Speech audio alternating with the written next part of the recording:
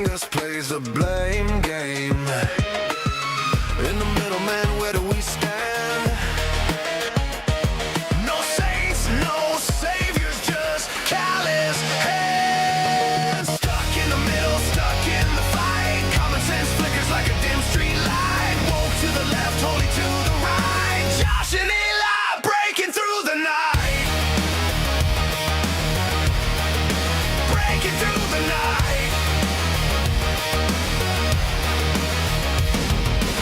Shades of gray, they call it a sin. Two sides shouting who's gonna win. Echo chambers building their walls. But we're here screaming through it all. Stuck in the middle, stuck in the fight. Common sense flickers like a dim street light. Woke to the left, holy to the right. Josh and Eli breaking through the night. Breaking through the night.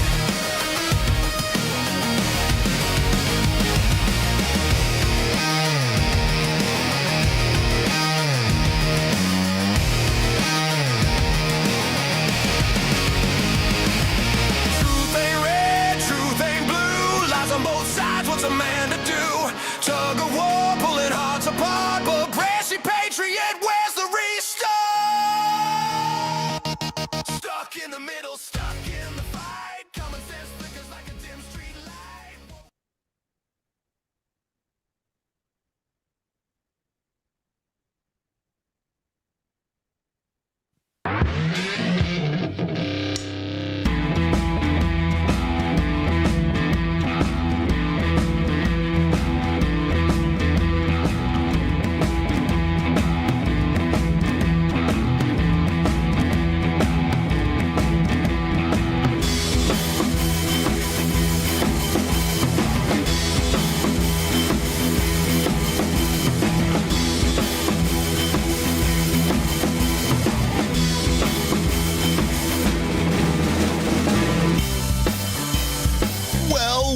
Well. Howdy-ho, neighborino there, Joshua. How in the hell are you? And who's that fine-looking gentleman in the cowboy hat sitting next to you? Is that token white guy racist? Well, who's this? I don't know. I guess we're long overdue to have a nice appearance from the one, the only Brock Carreau. Good friend of the show. How in the hell are you? I am fantastic. How are you guys? Eli, Not to be confused with token race. I got it wrong. Ladies and gentlemen, please accept my humblest of non-apologies. let's try to give the high five over Brock's head. Let's see if we can do it. You ready? God. Here we go. Okay, yep. There we go. Up there. Bam. Thank you for ducking, Brock. Power I of appreciate that. Grayskull. Yeah, I got you. Appreciate that. How in the hell are I? Can't wait. We got a wild one here tonight. We got Brock hanging out with us. We're gonna go over some bummer news, but obviously, what's on everyone's mind, what everyone's watching, is the whole Charlie Kirk, Tyler Robinson court case thing going on. So, a bunch of new things came to light on there, about a lot of confirmations, if you will. So we'll get to that. We got some Alex Jones versus Sneako. We got I don't know. I am so excited. I hate to say that I'm more excited about the first bummer news story than anything, but I am. Brock hasn't been around for a good bummer news segment yet. I don't think so. I don't think I've been around for any of them. No, it's Bummer news is the most uncomfortable segment for me personally. We'll see. Because it's a 50-50 for me. I want to let those of you joining us currently. What's up, Garrett and Dan DeMan? Welcome. Dan DeMan. I know you're here. This individual is an old-time, long-time IRL OG friend of us and of the show. We used to have him on here many, many times. Some of you OGs might recognize him. But yes, this is the one and only, the prodigal Brock. Yes, and we are very happy to have him back with us. I feel like I scared Dan DeMan away because he called in one time and kind of like guest co-hosted for like an hour. We were there for a long, and now I haven't heard from him since. You know, feel kind of let down. You know, to be honest, that's not the first time that's happened. It's not. You're right. You're right. Touche, sir. Touche. Won't be the last either. He's around until Fiesta calls. Well, we do have.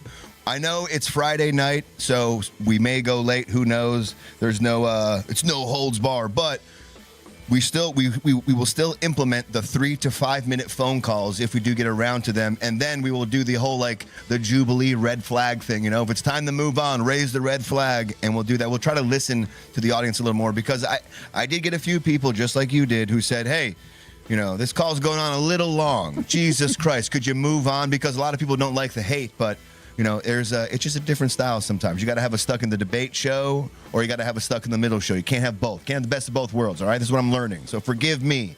My apologies. I'd say growing pains, but we've been at this for a minute. But Yeah, growing pains was out years ago. I'm still going to cling on to it with dear life. We are always going to be on brand with welcoming everybody, no matter what they have to say, regardless of agreeing or disagreeing. But at some point, if it's somebody who calls in every week and we have the same damn debate with nobody giving an inch, then, you know, what's the... I don't That would mind be a solid 3.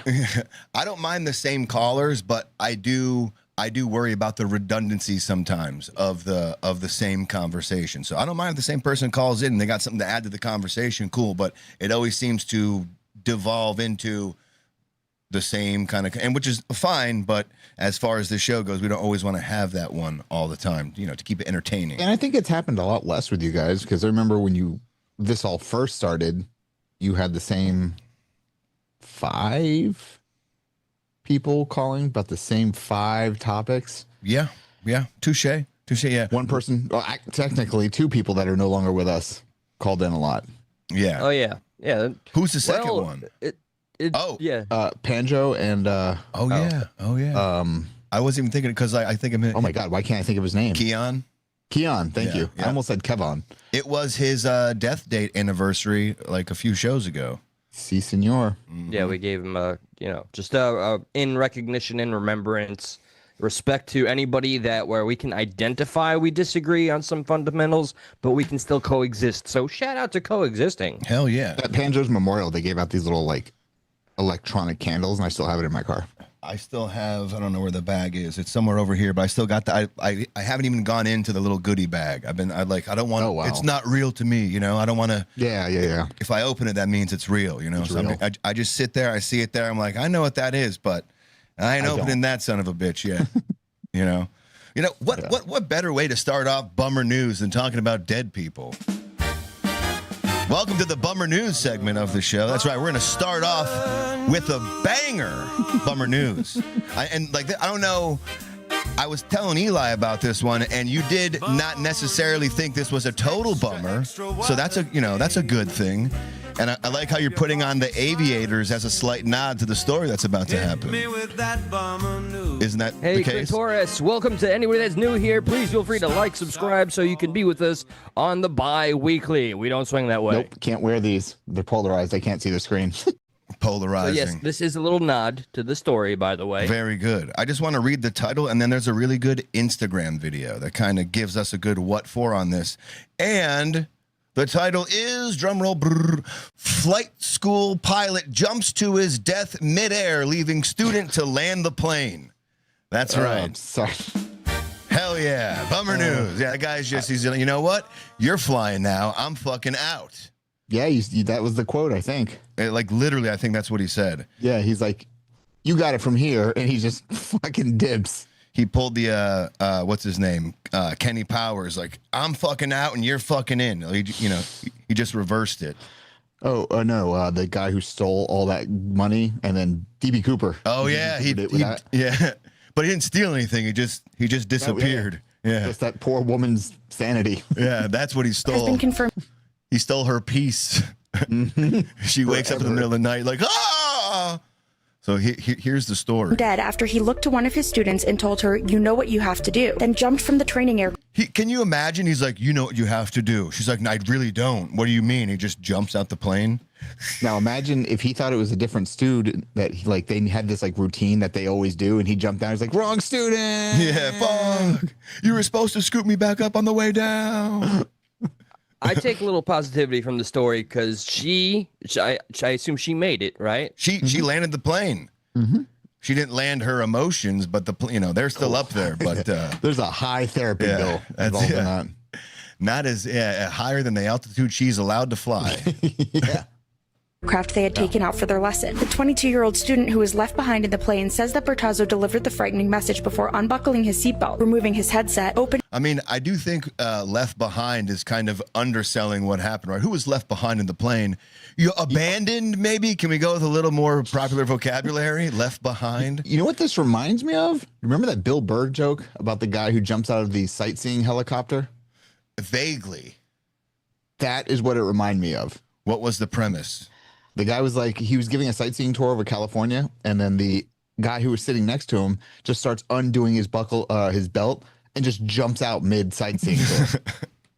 That was a And sight the guy, to see. like, he's like, I could just imagine the dude like sitting there in the helicopter seat. He's like, hey, if you look to your right side, you'll see, hey, put your seatbelt back on. Yeah. Hey, no. Given if I lived in California, I would undo the buckle and I might just hit the flight stick straight into the water at Yeah. that point. I think we'd be doing ourselves a favor. What's up there, voices? Hey, opening Lou. the aircraft door and intentionally jumping out. The student immediately alerted officials at the Flying Parrot Flight School in Cordoba that the instructor had jumped, and emergency protocols were relayed to the remaining pilot as she safely landed the plane. She was very shaken, but with complete professionalism, she piloted the plane to the airfield and landed perfectly. The flight school director said about the student to local news. Bertazzo's body was located in a field approximately 15 minutes after the jump. Hey, where should we search for the guy? I don't know, over there somewhere? Like, it's a big, he could have really ended up anywhere. But, dude, 15 minutes? Approximately where did he exit the aircraft? About when did he scare the ever-living shit out of you? Yeah. What time did you soil yourself at? What time did that happen? Oh, my God. Could you imagine that shit? Like, where do we got to search? Just, 5 square miles. There. Yeah. Over there somewhere. Just like the crazy chalkboard with all the lines everywhere. Just look for the buzzards. Yeah, exactly. find it. Yeah. That's a good indication. With the search flight reporting the incident to first responders, he was pronounced dead at the scene. An investigation into his death is ongoing. Authorities have seized the aircraft to determine the circumstances leading to the jump, according Seize the air. It's not the aircraft's fault. The airplane did it. Son of a bitch. I would have gotten away, too, if it wasn't for you meddling flight instructors. You fucking... Hey, real quick to Anon username here. I don't know if that's a flex. California has like the 5th largest GDP in the world, also with the most wealth disparity. Thank you, Dandy Man. Also, if you one of the do not highest see with your own deficits. eyes what's happening in California, I don't know what to sell you. One of the highest deficits in the world, too. Yeah, there's your flex. Hope you feel deflated. Yep. Horrible. Well, welcome to the chat, nonetheless. fentanyl problem. Yeah. Yeah, massively. And Skid Row has turned into Skid City. Skid Town, Skid State, Yeah. Skid District. Blue states. Every time I wanted to say skedaddle, Yeah. It's natural. it's a skedaddle. That's what you do when you get there. You skedaddle. I'm not staying here. Oh, I'm out. okay. Yeah. Hold on. This is for the anonymous guy. I gotta put this on. I had my one hat. Let me put on my other hat. And by the way, Anonymous, yes, welcome by all means, all opinions, no matter if shit. there's a conflict of them. Uh-oh. We appreciate engagement. What do you got there? Is that a self-driving hat? Is that one of them self-driving The hats? self-driving hat, my friend. Son of a bitch. Mm-hmm. I'm jealous of that. I got other hats I can go make people mad with too. I'm sure that flight instructor lady wish she would have had one of them self-driving hats at one point. I think you froze. I can hear you. Oh, God hell damn it. yeah, that's a good freeze. Hell yes, brother. Okay, oh, you're hey, you're good, back. I fixed it. to the local attorney general. The instructor had reportedly suffered from mental health issues and had recently checked into You think? What? Shocker. Breaking news. Dude who jumps out of a plane has mental health issues. And also too, like, is there not like someone who goes, you know what? Maybe he shouldn't be flying for a little bit. But they're like, yeah, he said he was not feeling good, but he, the one visit we did was fine. That we spent about 5 minutes discussing, the Super Bowl. Anonymous is one of those absolute retards. Got it. Okay. Anonymous might like when we get into the DSA talk. Yeah. Okay. Yeah, stick around. Ooh, all right. Okay, so that's it for that one. I got one more. Bummer news. I love this song. That's what we do. That's what we do. Yep. This one might be a bummer for the wrong reasons. And it's all in the title. I don't even know if we have to go past the title much. We just gotta approach the title. Here's the title. Suspected unaliver drops dead of heart attack while dumping the body of the woman he unalived. Wait, we did this one. Well, that's a bummer in and of itself then, right? It's a double bummer. We already did this one. I thought we didn't do this one. I thought this one that you ixnayed on the we totally old Ummer Bay. We did all the bummers okay. that night. Well, you know what? We don't got to do them then. We're good. Here's the abridged version. Hit the theme song again. The unaliver guy, he takes out his victim, goes to bury her, and then has a heart attack before even getting to do the burial, which I thought would have been romantic if he would have fell on top of her and then they discovered no. He was probably digging, like he's digging for a second, and like at one point he's like, I can't. What is that? He's like, no, I'm like maybe there's my it's my pecs kind of cramping up. I'm fine. He keeps going a little bit. He's like, I'm feeling a little woozy, but he never understood that he was actually having a heart attack. Poor guy. Yep, I remember this bit. Yeah, do you? I don't. But you know what? That too is also a bummer. All right, bummer news. We're good. We're done with bummer news. On to, do we feel? Well, I guess we're gonna get into the real news. No cool bit for the real news, unfortunately. Just hey, that's all we could call real news bummer news too. To be honest with you. Real news. We can make another theme song. It's okay. Yeah. We can do it literally on the fly. Hang on, guys. Give me about 30 minutes. Welcome, Martin's daddy. Hey, David. And I don't want to give you too much love there, Anon, but, nonetheless, welcome. The whole dude supports Nazis thing. Are you going with the Elon Elon's a Musk's, Nazi, the thing where he used, oh, my God, look what I'm doing with my arm. Brock, and that hat's working. His entire identity based on that. That's all I needed to do is to make him mad. That's crazy. Eli, is he getting upset because Brock put on the Tesla hat? Is that how he's getting? Like, how's he getting to the Elon thing so fast? We're talking about bummer news. I don't know. Oh, he said wherever Elon works is the biggest wealth disparity. Oh, okay. Yes, and then Brock put on the hat, and then I was like, there's a lot of wealth in. So you have a Nazi supporter on your show. Got it. Like, I like that our show has layers to it. Like, there's a show going on. Yeah. Oh shit. You should do it with the cowboy hat on. No, those worlds don't mix. Yeah, no, they're not allowed to. They're not allowed to. Do we care about Nigel Farage re-signing or resigning, whatever it is? I think he got a new contract or something like that. He's not re-signing. All right, my jokes are done for the night. You want to do the DSA plan? You want to do the DSA thing? I thought that was interesting. Brock brought that to our attention. Which part? I guess the DSA just released a new plan. Oh no! They didn't release a new plan. It was leaked. Oh, leaked. So this was a gentleman who was allegedly he's in the DSA, kind of like checking it out from the inside out. I'm assuming he's an investigative reporter, but he hasn't said who he is. So they want to eliminate the position of the president. Presenting people. Oh, you can find the news. Cool. Yeah, fine. Got the news. Check it out. Of America on the Hill. They want to eliminate the U.S. Senate. They want to replace the president and the U.S. Supreme Court with an executive and judiciary chosen by a subordinate to Congress. They want amnesty for all immigrants. And they want to defund the Department of War. Oh, my God. To a source. So what do they want? We're going to be like just a bunch of betas running around here in America? We can't defend ourselves? They basically want the Hunger Games. A panel that runs each section of the country and did no overall final word on things. And they get to interpret the laws, not the Supreme Court. Because the Supreme Court won't exist. The House of Representatives, they'll be gone. Senate, they'll be gone. The picture you shared has a little more information. They want to fund the U.S. military.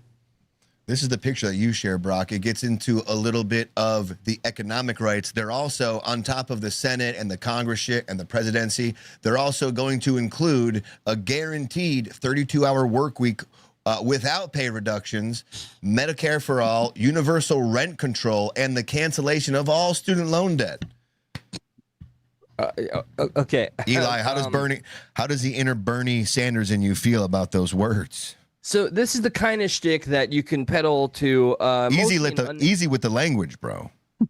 I know. Look, I'm very heavy-handed when it comes to this extensive vernacular. All right, hold on. Every time I use a big word, I get one of these babies straight from Damn, BB. really? Yeah, all the time. No, I need that website.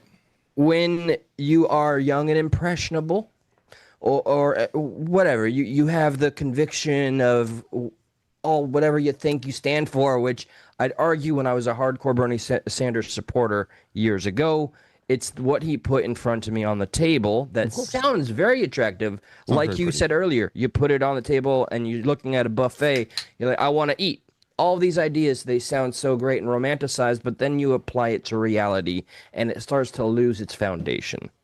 So Hey, you took at my present, analogy. it looks it is a ridiculous promise to make, and the fact that they are seriously making this promise as if they can deliver it, I believe it to be completely disingenuous. They're just trying to sell something. But the thing is, though, compared to what the Democrats have right now, all they have right now, the Democrats, is Trump bad, Orange Man bad. All they have are things that are just like they're not. It's not like optimistic. They have nothing to look forward to. They're just voting against. Where now you have the DSA come in and they're giving you all these like this could happen and we could do this, and they're not necessarily focusing on the negative on Trump, but they're looking at all the positives, what could happen. Eli's got a smirk on him. What's going on? Welcome, David. Yeah. I respect your conviction. I hope you come by the show because we're here for the engagement, the discourse. If you feel very strongly about what you're not spamming, but you're regurgitating the same point in different words, feel free when we put up that number, be the first to call. All right. Yes, we know Trump civilly accused of SA, this and that. No criminal charges have come to light. Well, ask him specifically. Do you want to call in real quick? Because we do end up moving on sometimes, and I feel like in the moment maybe we should grab somebody if they're this. There, I'll just follow my lead. My name is Progressive Patriot. I know it sounds icky. Outspoken. Just drop a 1 in the chat like I did, you see, and we will open up the phone lines if you agree to call. David, he was charged. Call in. You know what my favorite thing about everybody like being so obsessed with Trump, and like he's nowhere near my favorite president ever, but like it's the fact that they're not concentrating on who's coming up behind him. This is whereas all the Republicans are doing are paying attention to who's coming up in the Democrats. So I think is that good or bad? Newsom, AOC, and Kamala again. Yeah, all these people horrify me. I do have a little bit of fear in me because I don't know. I haven't heard a firm structure of where the conservative base is going to go and who they're going to rely on. Vance or Marco Rubio. Okay, yeah, actually, you're right. I think those would be the two obvious ones, but I cannot deny that I don't think that the MAGA base is as strong as it was because of some of the most obvious things. That aside, though, I don't know. I just know this much, and I was a Democrat for a long time. None of what I see the Democrats doing and what they're representing, like moving the goalpost in terms of what a Democrat is, to me, they're all radicals. Yeah. I don't want them in power. That much I know. Would you say? I will only. Yep. Sorry. No, I was going to say. Would you say that the major two issues that kind of tore up the right, the MAGA party, would be the Epstein and the Charlie Kirk situation? I feel like those are the big two. The only two. The Epstein files, and then crazily enough, the odd unification that we're all witnessing, this great turning. Some would love if I use the term the great noticing, where you have people like Nick Fuentes, who is now kind of almost oddly changing his stance. Dan Balzerian, Megyn Kelly, Candace Owens, the Hodge twins, they're all supporting this little flip within the progressive base, then it gets deeper. I don't want to go into this, but Hodge twins, I refuse to acknowledge that Dan Bilzerian is a real human being. that he's he's a disgusting animal to me. He's the Hassan Piker of the other side. Agreed, 100%.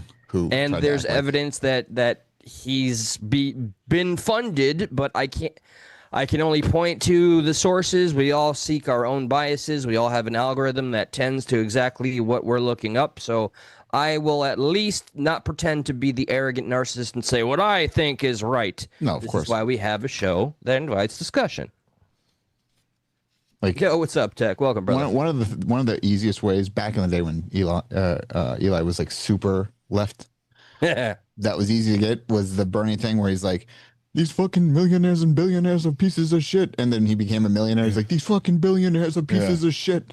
It's like, yeah, Now you're part of the group. Now we can say billionaires and trillionaires. These billionaires and trillionaires. Billionaires and trillionaires. Yeah. Yeah, it's one of our greatest hits. One of my favorite news articles, and it happens probably 2 or 3 times a week, are the articles that are like, Elon's no longer a trillionaire. Yay. And then like 10, 20 minutes later, he's a trillionaire again. Boom. Boom. 20 minutes later, he's no longer a trillionaire. Yay. Don't get me wrong. As a conservative, I understand like focusing on the people of massive wealth while we're down here doing the best we can, arguably fighting for scraps. I get to me, one of our biggest issues does remain a class warfare thing. I don't like how everything is polarized, how no, it's my race against yours, my religion against yours. Of course. But the chips are falling where they are. And as I tell people, most people don't understand real wealth versus hypothetical wealth.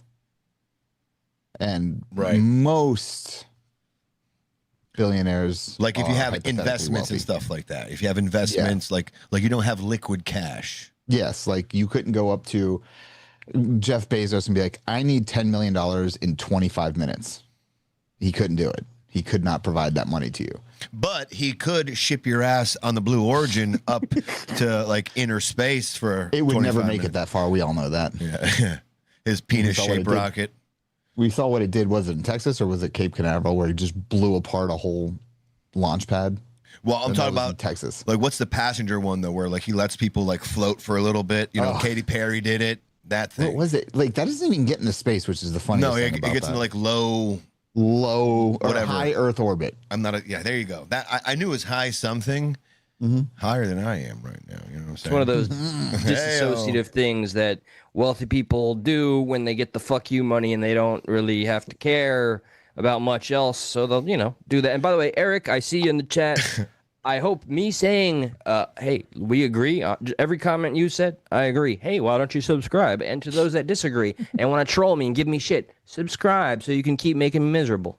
I love that moment when William Shatner rode the Blue Origin and came back down and touch Earth, and he got out with Jeff Bezos. And Shatner's kind of looking at the camera, and he's just about to get into this big, long discussion of how you're up there, you're so tiny, and down here, you're a lot bigger. And he's getting really deep, and he's like talking to Jeff Bezos, and you can see Bezos like he's looking at him, and then he kind of looks over at the champagne bottle, looking at Shatner. He's like, hey, well, hang on. It just leaves William Shatner mid-deep conversation of this guy who's been doing like space program his entire life. He's actually kind of got to low orbit space. He's having this like deep introspective moment in his life, and Bezos like, yeah, whatever, man, champagne, and just like fucking drenches everyone like with champagne. And like to me, that's a good visualization of like somebody who's that rich. Like Shatner's rich, right? You know, he's done a lot of good things, but Bezos is I'm going to pour champagne on William Shatner rich after I just took him to space rich. It's a whole different kind of rich. Yeah, Bezos is like, I can buy this country rich. One of my favorite things in the world that I remember, like last, I think 2 years ago at this point, whenever I think it was Gavin Newsom, correct me if I'm wrong, when he was like, all it would take is $6.4 billion and we can solve world hunger. And Elon was like, I'll give that to you right now. You just got to tell me where every penny goes. Well, I mean, I can't really do that. I can't do that. I mean, we got to donate like half of it to USAID, you know? Are we talking hypothetical? Or are we talking? I wish something like you just articulated, we were there, actually had more recognition. Because that was a perfect real-time example of those that theorize and romanticize, if only I had this, and this would be solved. Okay, so just show me how it works. Prime example. That's not how. That's not true. Was it they spent $30 billion on solving hunger and homelessness? Now there's more homeless people than there's ever been in California. Did you invest in homelessness, or were you trying to fight homeless? I don't understand what you do with the money. Shit, oh shit! So bad. Yeah, I thought you wanted more homeless people. That's my bad. Like, well, then how do you have to pay money to make more homeless people? Oh, don't worry about it. Don't worry about it. We'll figure it out. Well, yeah. We'll get it. I feel like that would be free to make homeless people, but I don't know. That's just me. But, okay. All right. What is also this was just as you guys know, it was the first time I ever went to Texas. How was that? How did that go? It was in Austin. So the way a lot of the news makes is that by the mothership? It is. Yeah, I went to the mothership. Rogan, my old pal. Yep.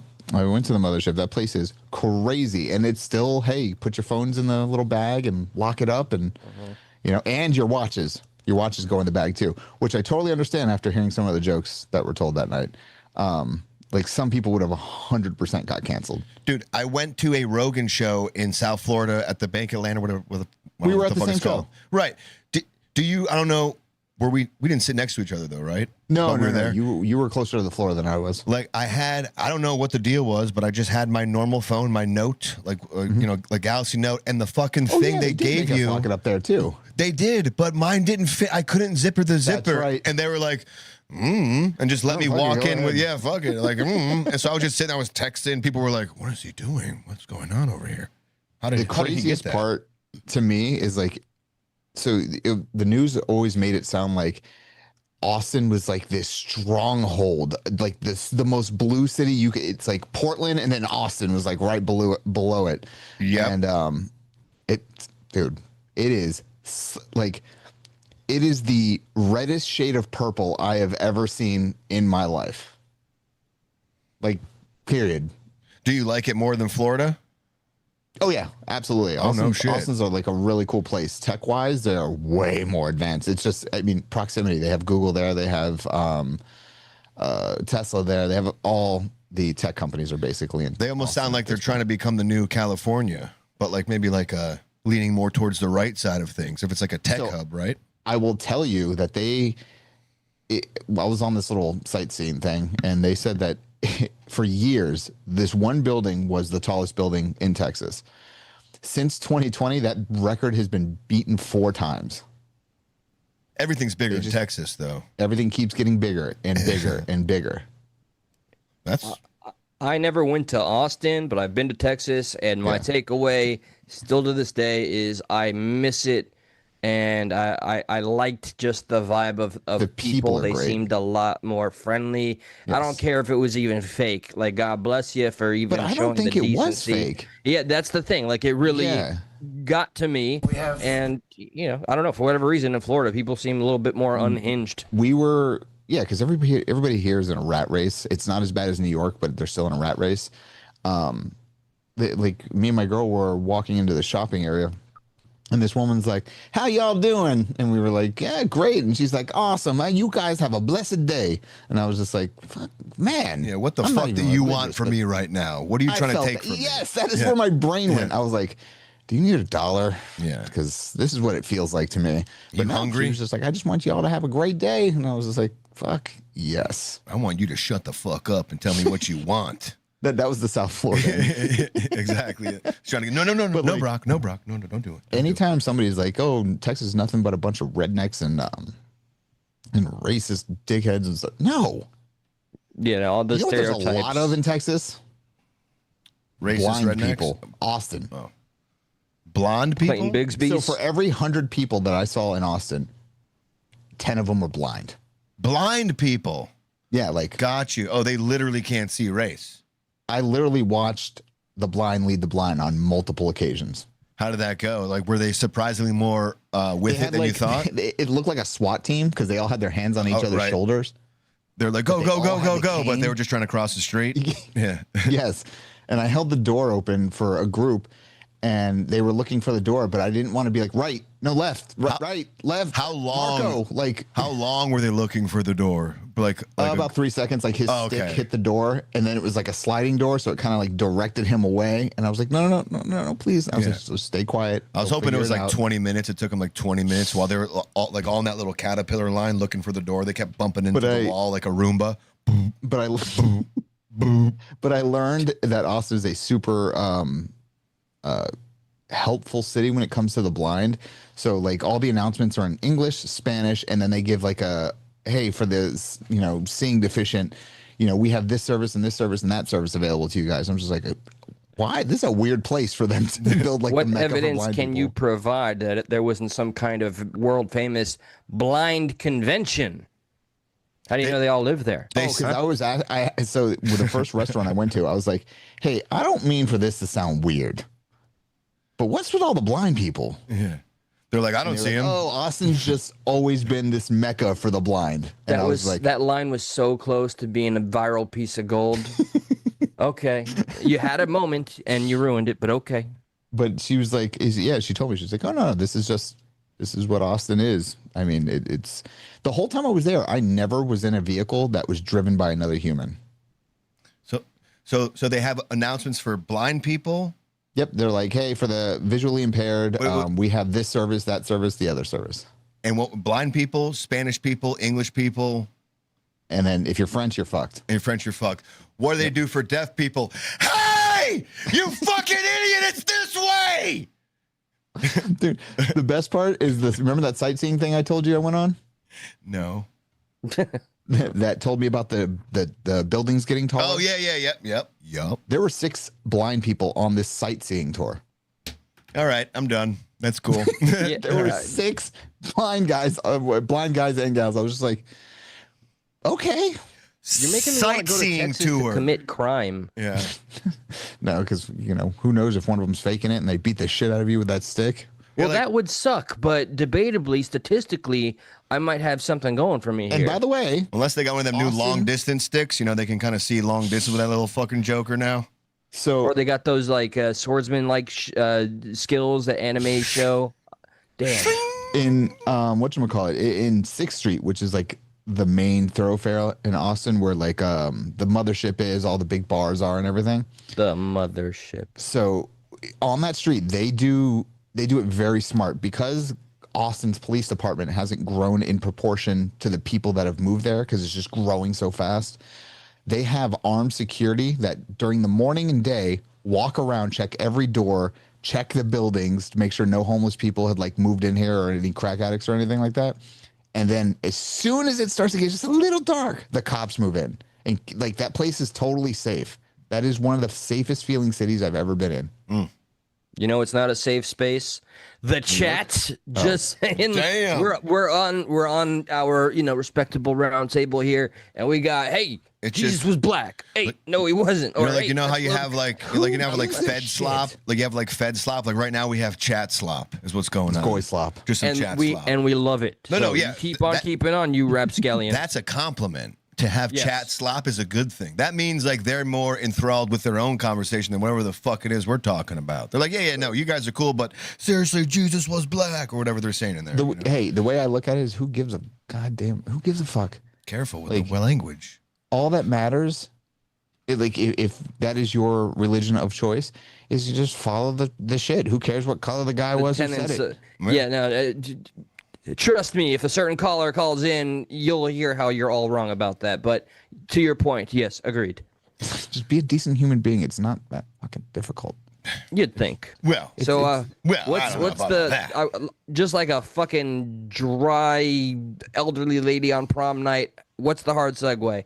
The hard segue, well, we will get to this. It's a hard segue to a funny topic real quick before we get to the Charlie Kirk nonsense and extravaganza. But a new bit, we've always focused on, remember this one? Remember checking in on Biden? Checking in on Biden, checking in on Biden. Is he Because, Biden's been out of the game for a little bit, but every now and again he still does a gaffe, and we'd like to check in on Biden.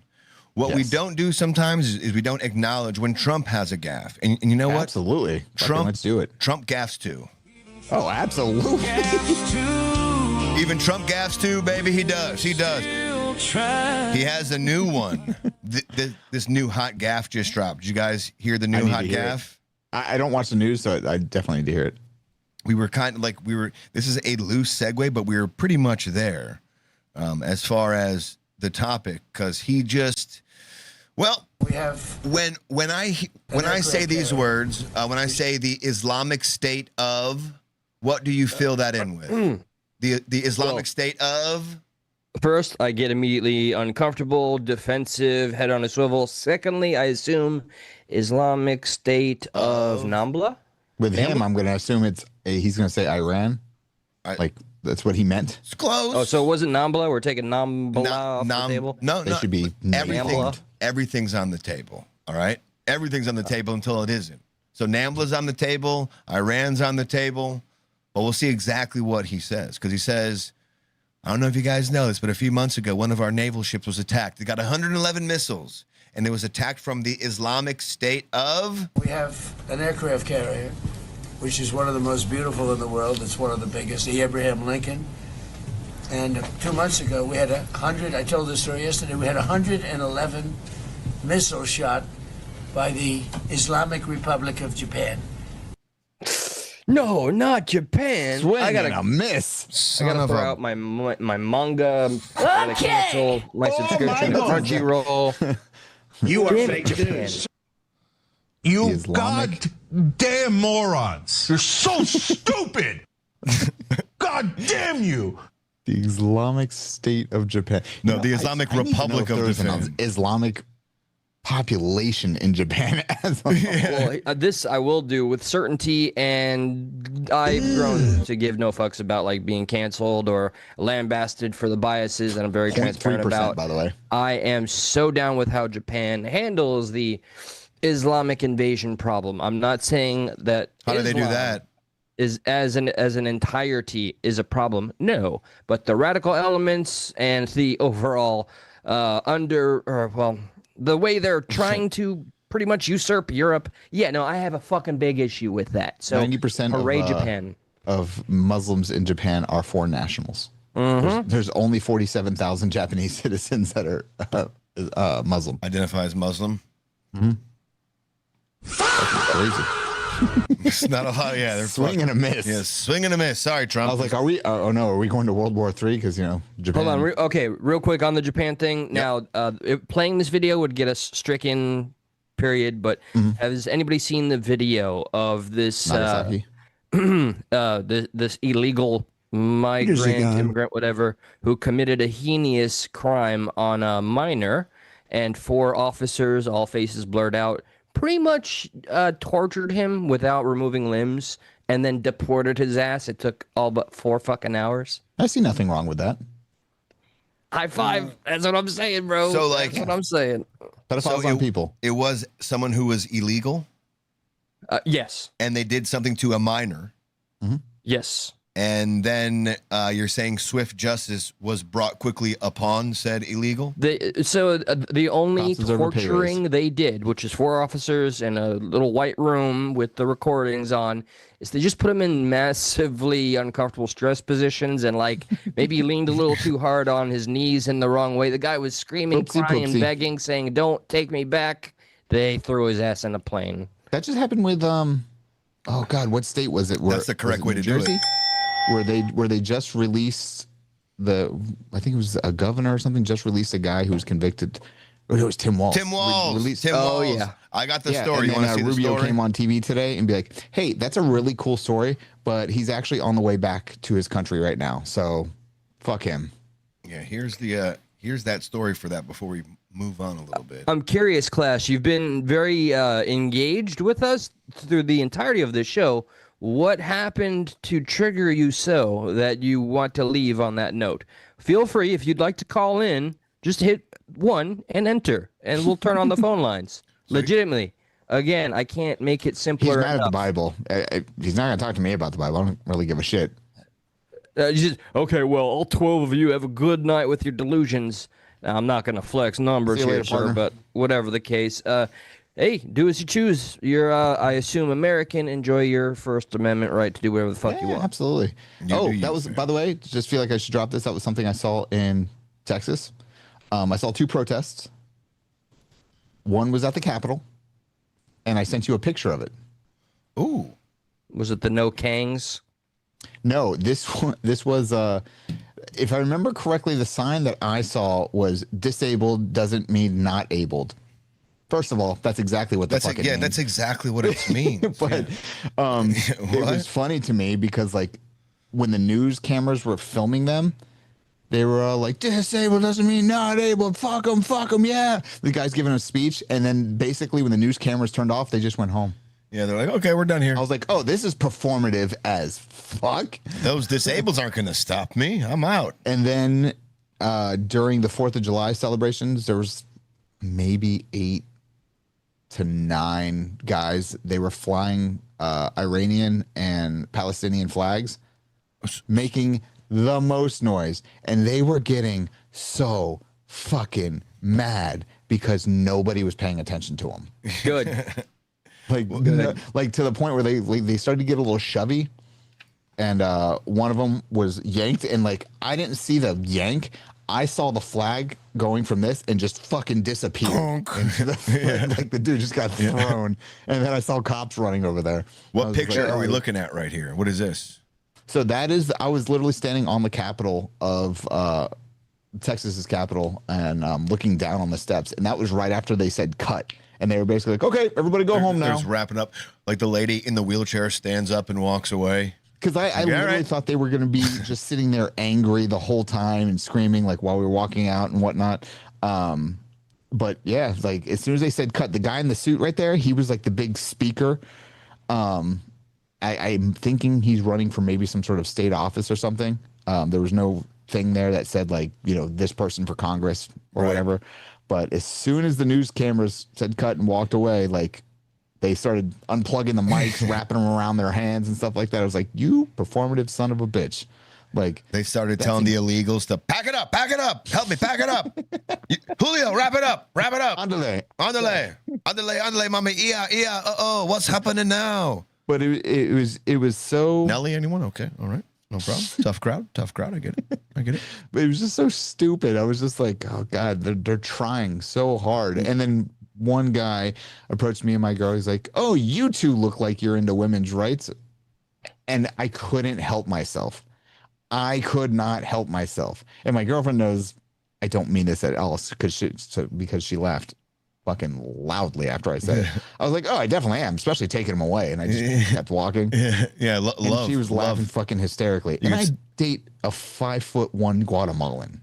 Like, there is no like. I'm in this woman. I don't know if it's right or not. My fucking girl is Guatemalan. Essentially, my stepdaughter's Guatemalan. Like, that's what's up. Go fuck yourself.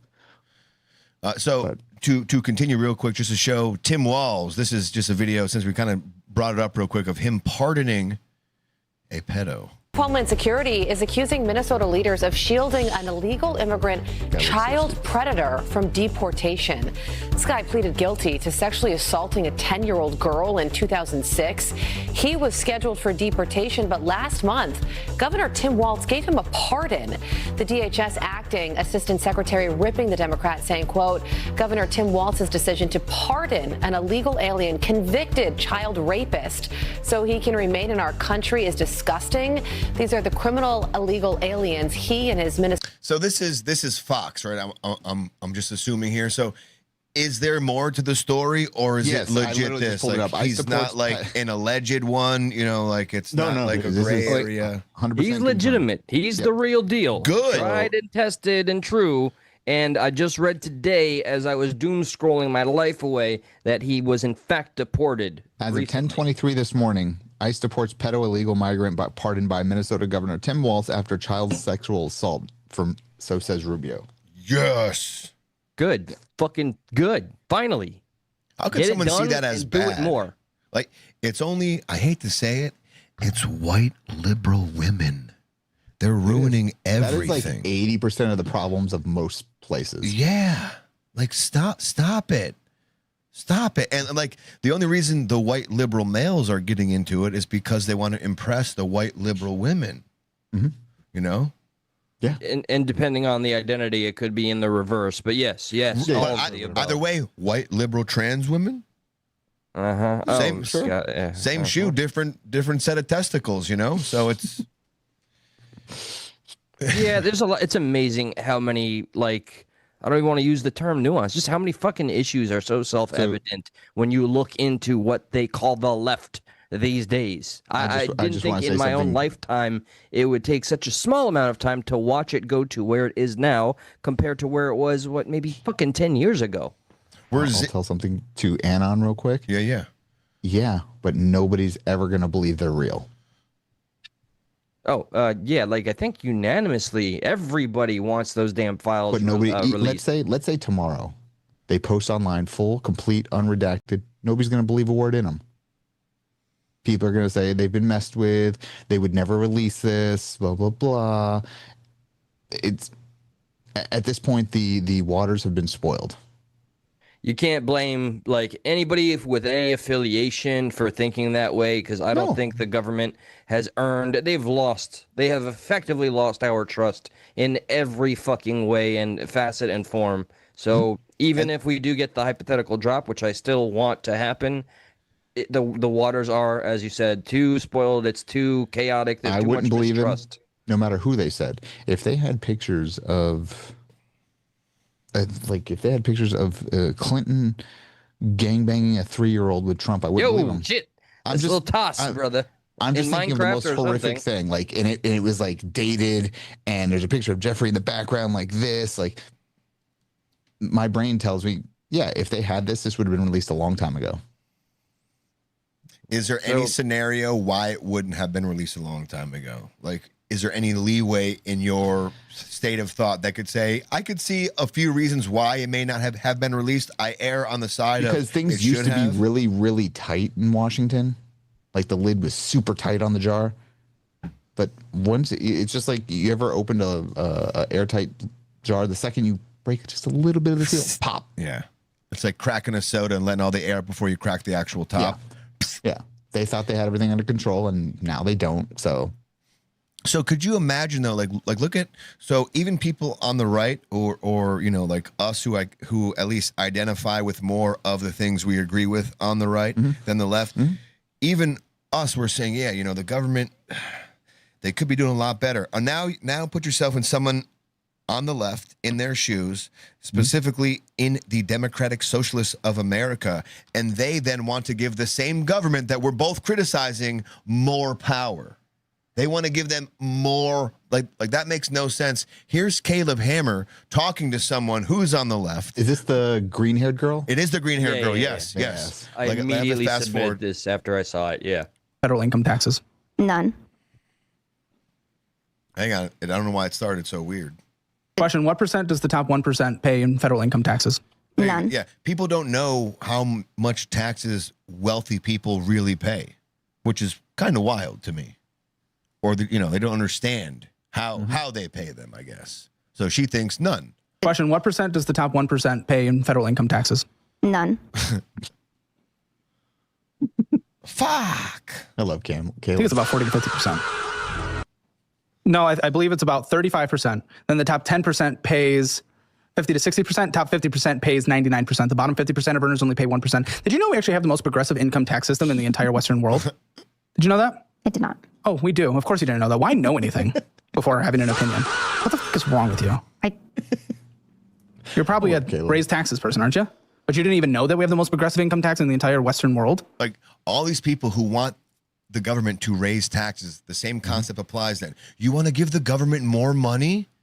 Like, they're already fumbling with our money right now. You want to give them more, you dumb idiot? Everybody tends to bring up the old tax bracket where it was like 98% tax rate. The thing they don't like to admit is that 99% of those people didn't pay a dime.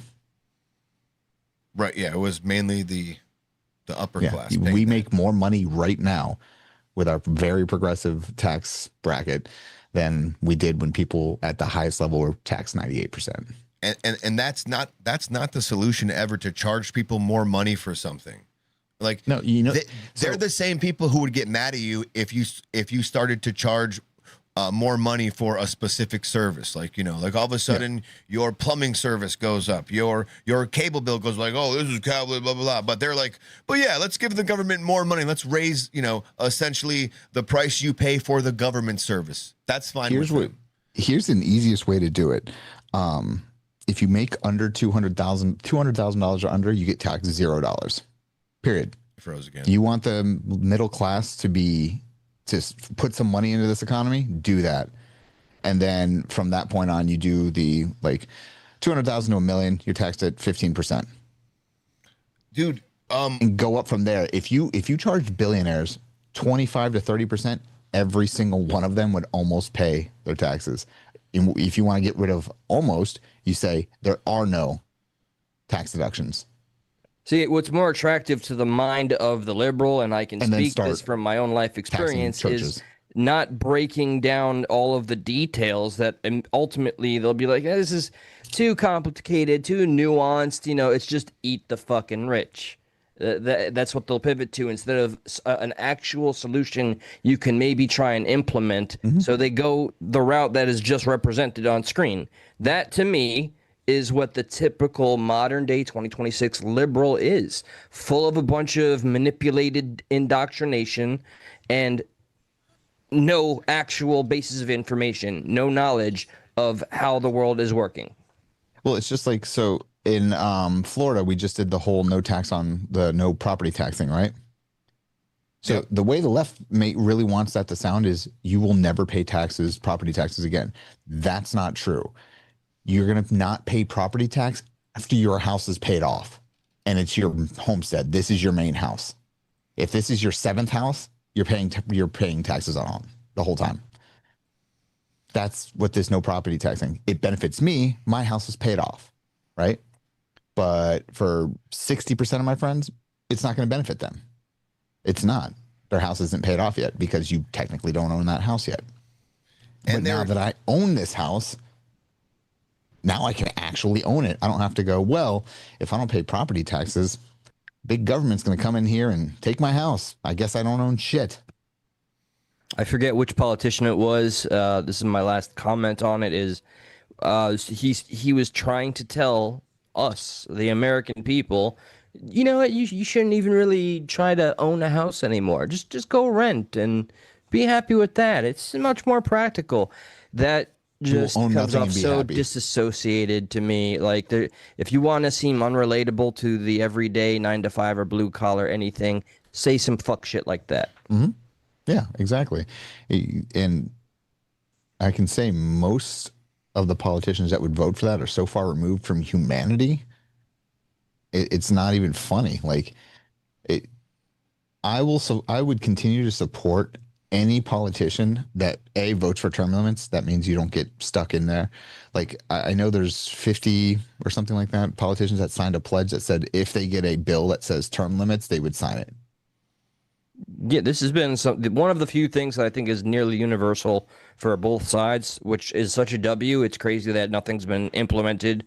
But yeah, term limits, I think, are popular with the left and the right. Yeah, the numbers aren't in there yet. That's the problem. Brandon Herrera, that's one of his biggest things. He says anything that comes across my desk that if he wins this general election that says term limits, he wants two terms for representatives, 3 terms for Senate, and then you're done. You can never go any further than that. I know that capital gains thing they're trying to pass is pretty gnarly in a good way, but also too, what do you think about Jimmy Carr's solution here as far as what he thinks and how people should be taxed? It's interesting. I want to hear it. And it's a comedian too, you know, it's not even a fucking politician, but it kind of makes sense. Didn't tax anyone in their 20s.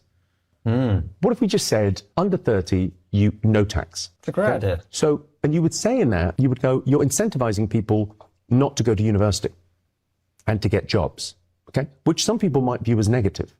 But university is a luxury item. And luxury items don't work if everyone has them. And 50% of people going to university doesn't strike me as equitable.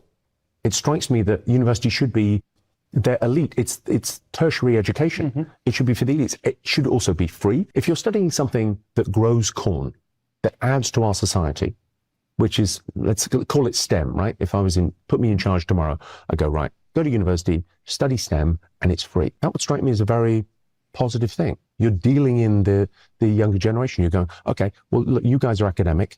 You guys are going to go and do something else, but you're going to earn money and you're going to keep that money. Keep all of it till you're 30. I think maybe tax between 30 and 60.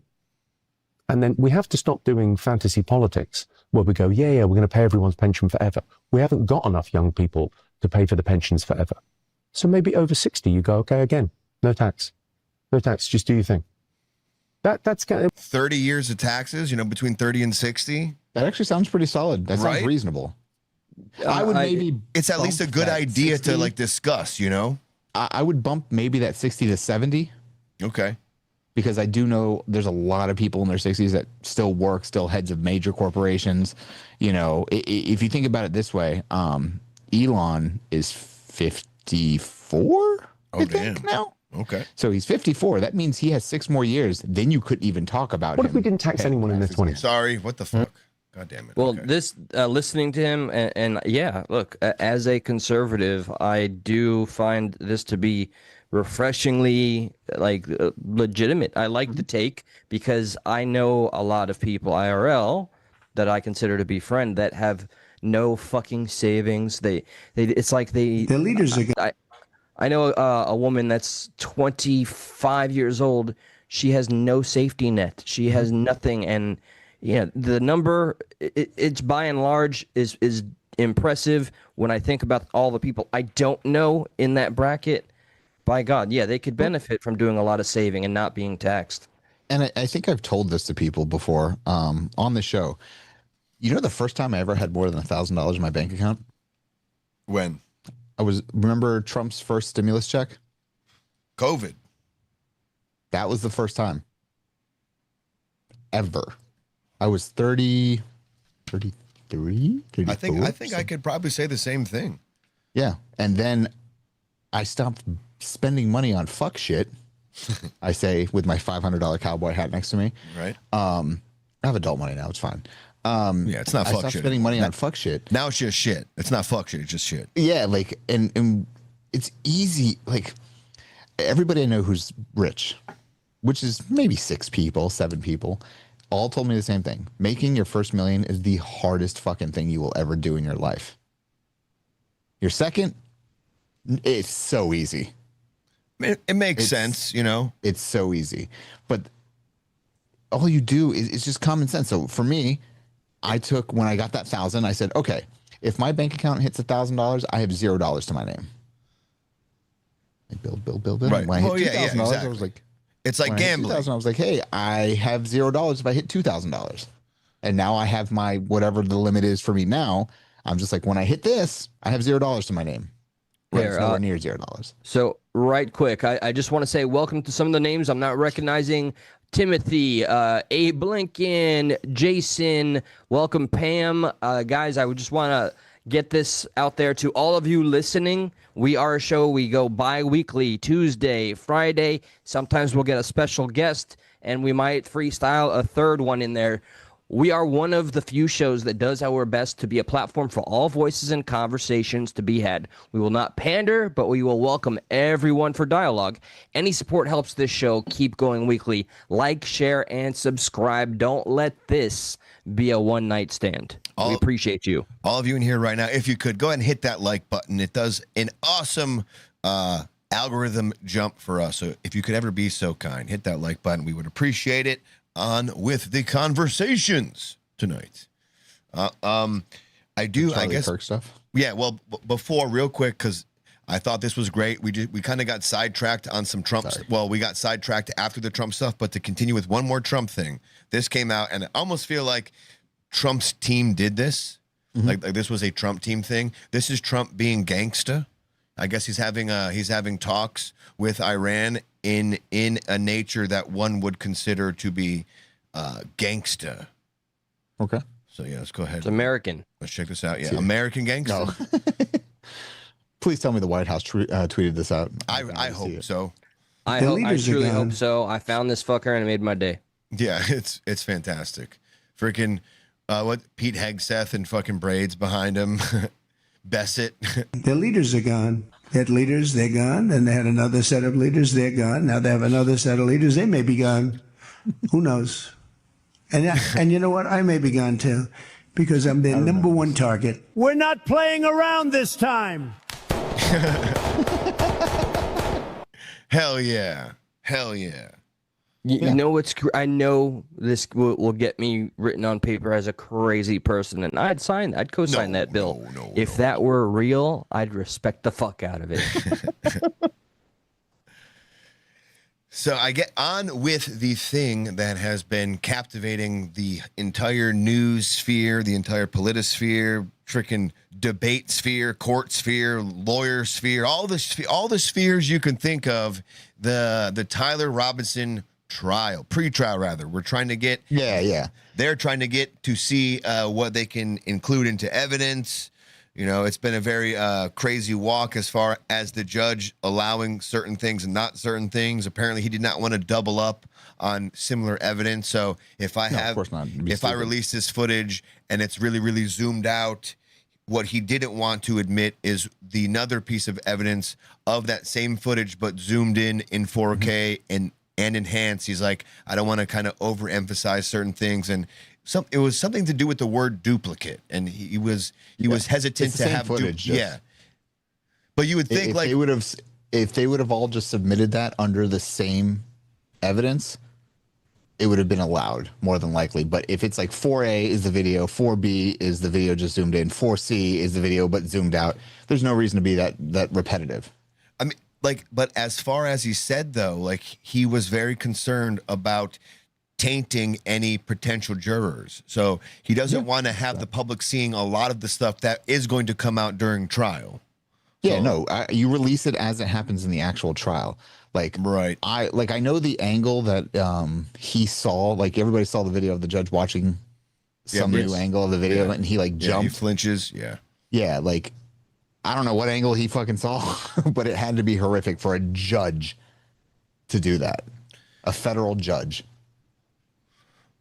Yeah, we played it here, and I watched Charlie Kirk's demise in real time on this channel, and I had a similar. Well, no. I'm talking recoil. about because he saw an angle that nobody saw. Yeah, That's a hardened was judge staged. having a. I think that was the angle behind him, because the second it happened, his people took it down because they knew the cops were going to need it.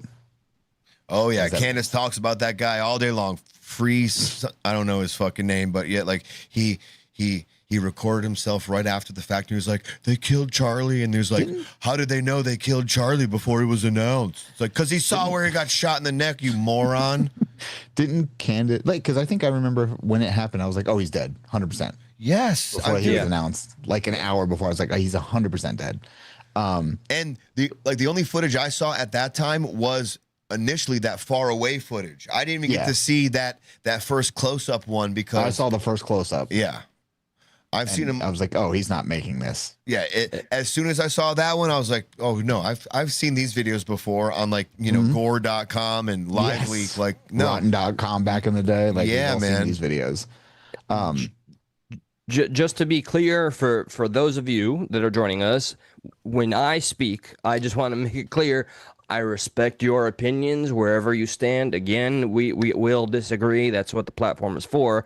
But when it comes to Candy Corn Owens and some of her followers, who I think treat her almost like an icon to a level of a demigod, I have a lot of trouble having conversations with people on that side. So much so, one of my childhood friends just will not talk to me again because I don't like Candace Owens. So just bear that in mind, and we're open to conversation. Because she was one of the people that pushed that like microphone bomb. Yep. She was one of many. I was just like, oh, fucking Christ. Like, she took it hook, line, and sinker, loved it, loved the narrative, and has made quite a popular business format with it. I was pleased to hear she dropped to show in popularity a podcast. Still a big deal. Still hand over foot. It's just like Ben Shapiro. Ben Shapiro's dropped off the face of the earth, but he's still popular. She's at fucking 4 now. I got to take a quick piss. Eli, real quick. I'm gonna say squeege. Yeah. Hey. What? Question. What? No, like go ahead and do it. But do you want? We're kind of talking about Candace. Do you want to get into some of the debunks on Candace first, or do you just want to get into the pre-trial? You guys tell me. I'm good with either way. Because one leads to the other, I think. Either way. Right. Okay, no problem. So I'll be here like another 15, 20 minutes, and then hurt. Work in the morning. So I have it all kind of laid out in different categories, like the Lance Twigs interview, the messages, the notes, the bullets, the Tyler Robinson shooting that was played for the courtroom, but not us. But I kind of have some miscellaneous too. And this first one I thought was interesting. This was the defense lawyer trying to take away Mr. Englehart's statement about what is in the Bible.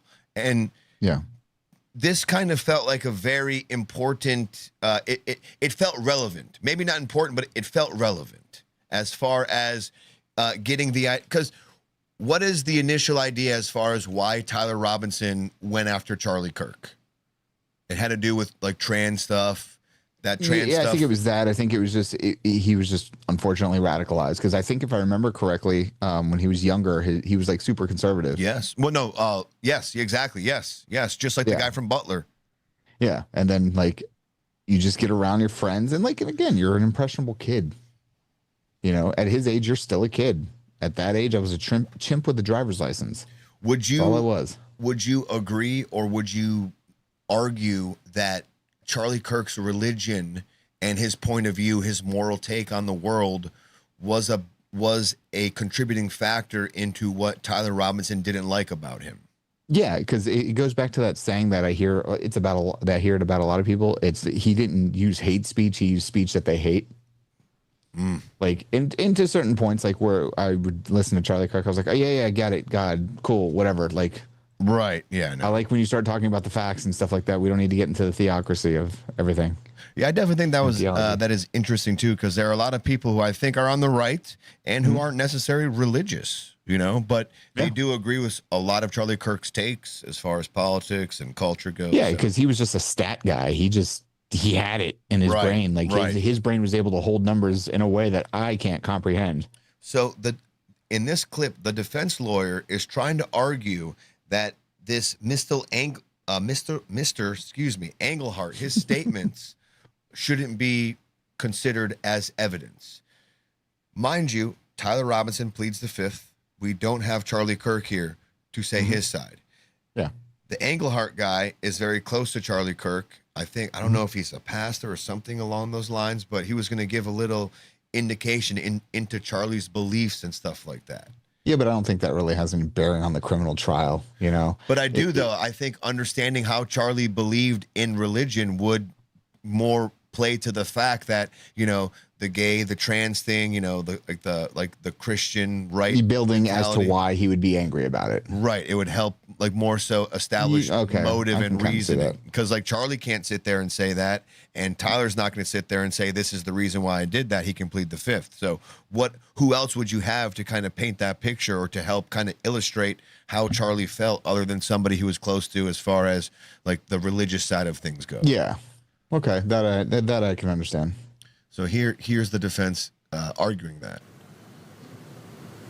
Why TPUSA exists, what its founding beliefs are, what its leaders' beliefs are, what Mr. Englehart believes Christianity is or is not relevant. And that's why we think it should not be received into evidence. There's a second level here, which is Mr. Englehart's statements about what is in the Bible. This guy's the slowest talker too, by the way. Chapter 9. And so I would just ask this court the hypothetical question.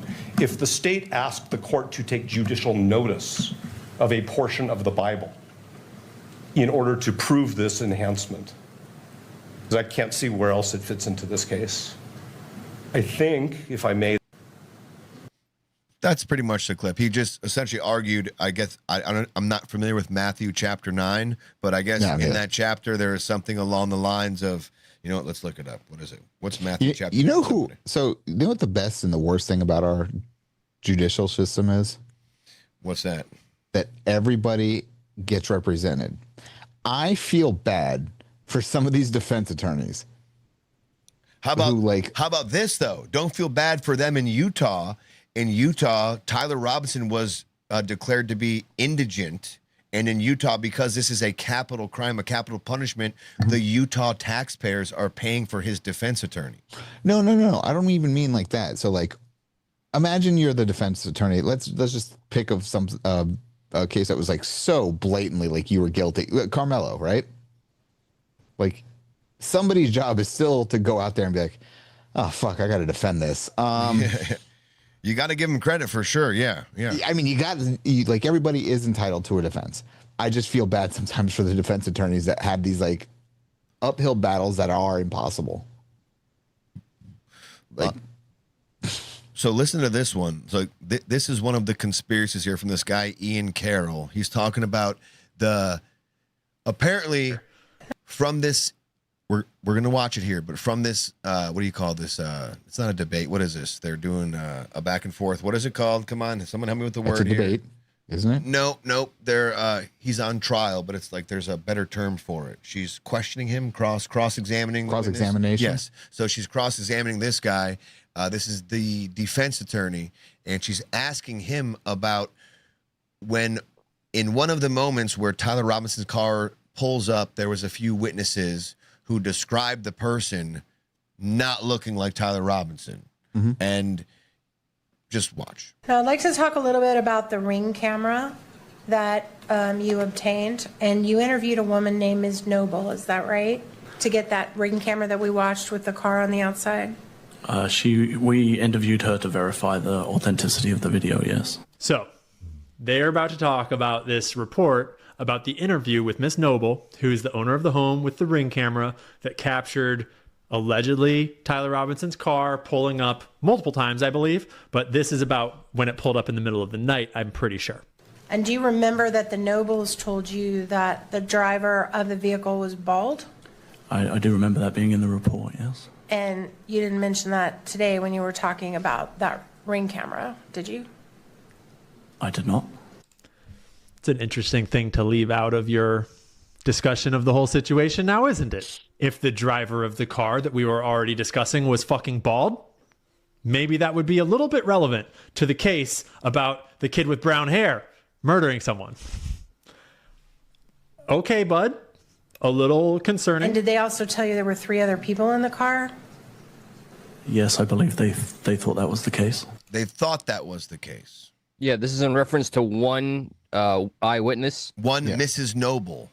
So this is eyewitness testimony, which, look, I know everybody that wants to grab onto this with their dear life, like Ian fucking Carroll here, but overwhelmingly, eyewitness testimony is usually off for a number of reasons. But be that as it may, for a pretrial case, I think it could be utilized. I think even hearsay could be utilized as far as to prove probable cause. Remember, this is no, of course. Yeah. But what Eli's saying is eyewitness accounts are some of the most unreliable. Agreed. Yeah. That is what I'm saying. Literally, in police academy, one of the things they do is you'll just be sitting, doing your classwork, and then 2 guys run in with blanks and just start shooting in the air and tell everybody to get down. They walk out of the room, and now the guy at the front of the room says, "All right, write down their description." You'll hear everything from bald to red hair to spiky hair to blonde hair to green hair, red pants, blue pants, and 90% of them are wrong.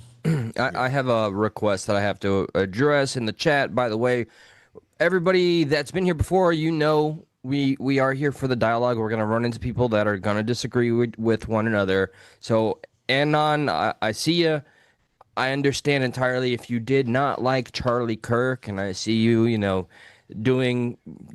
utilizing free speech to disrespect his name and how you feel about him. But I hope you're able to suspend the bias and what issues you had with his argument. And remember, this is about a father, a son who lost his life, and that's what really we're talking about. So regardless, I see you were timed out. Let's try to avoid that and just keep moving forward. He was publicly executed.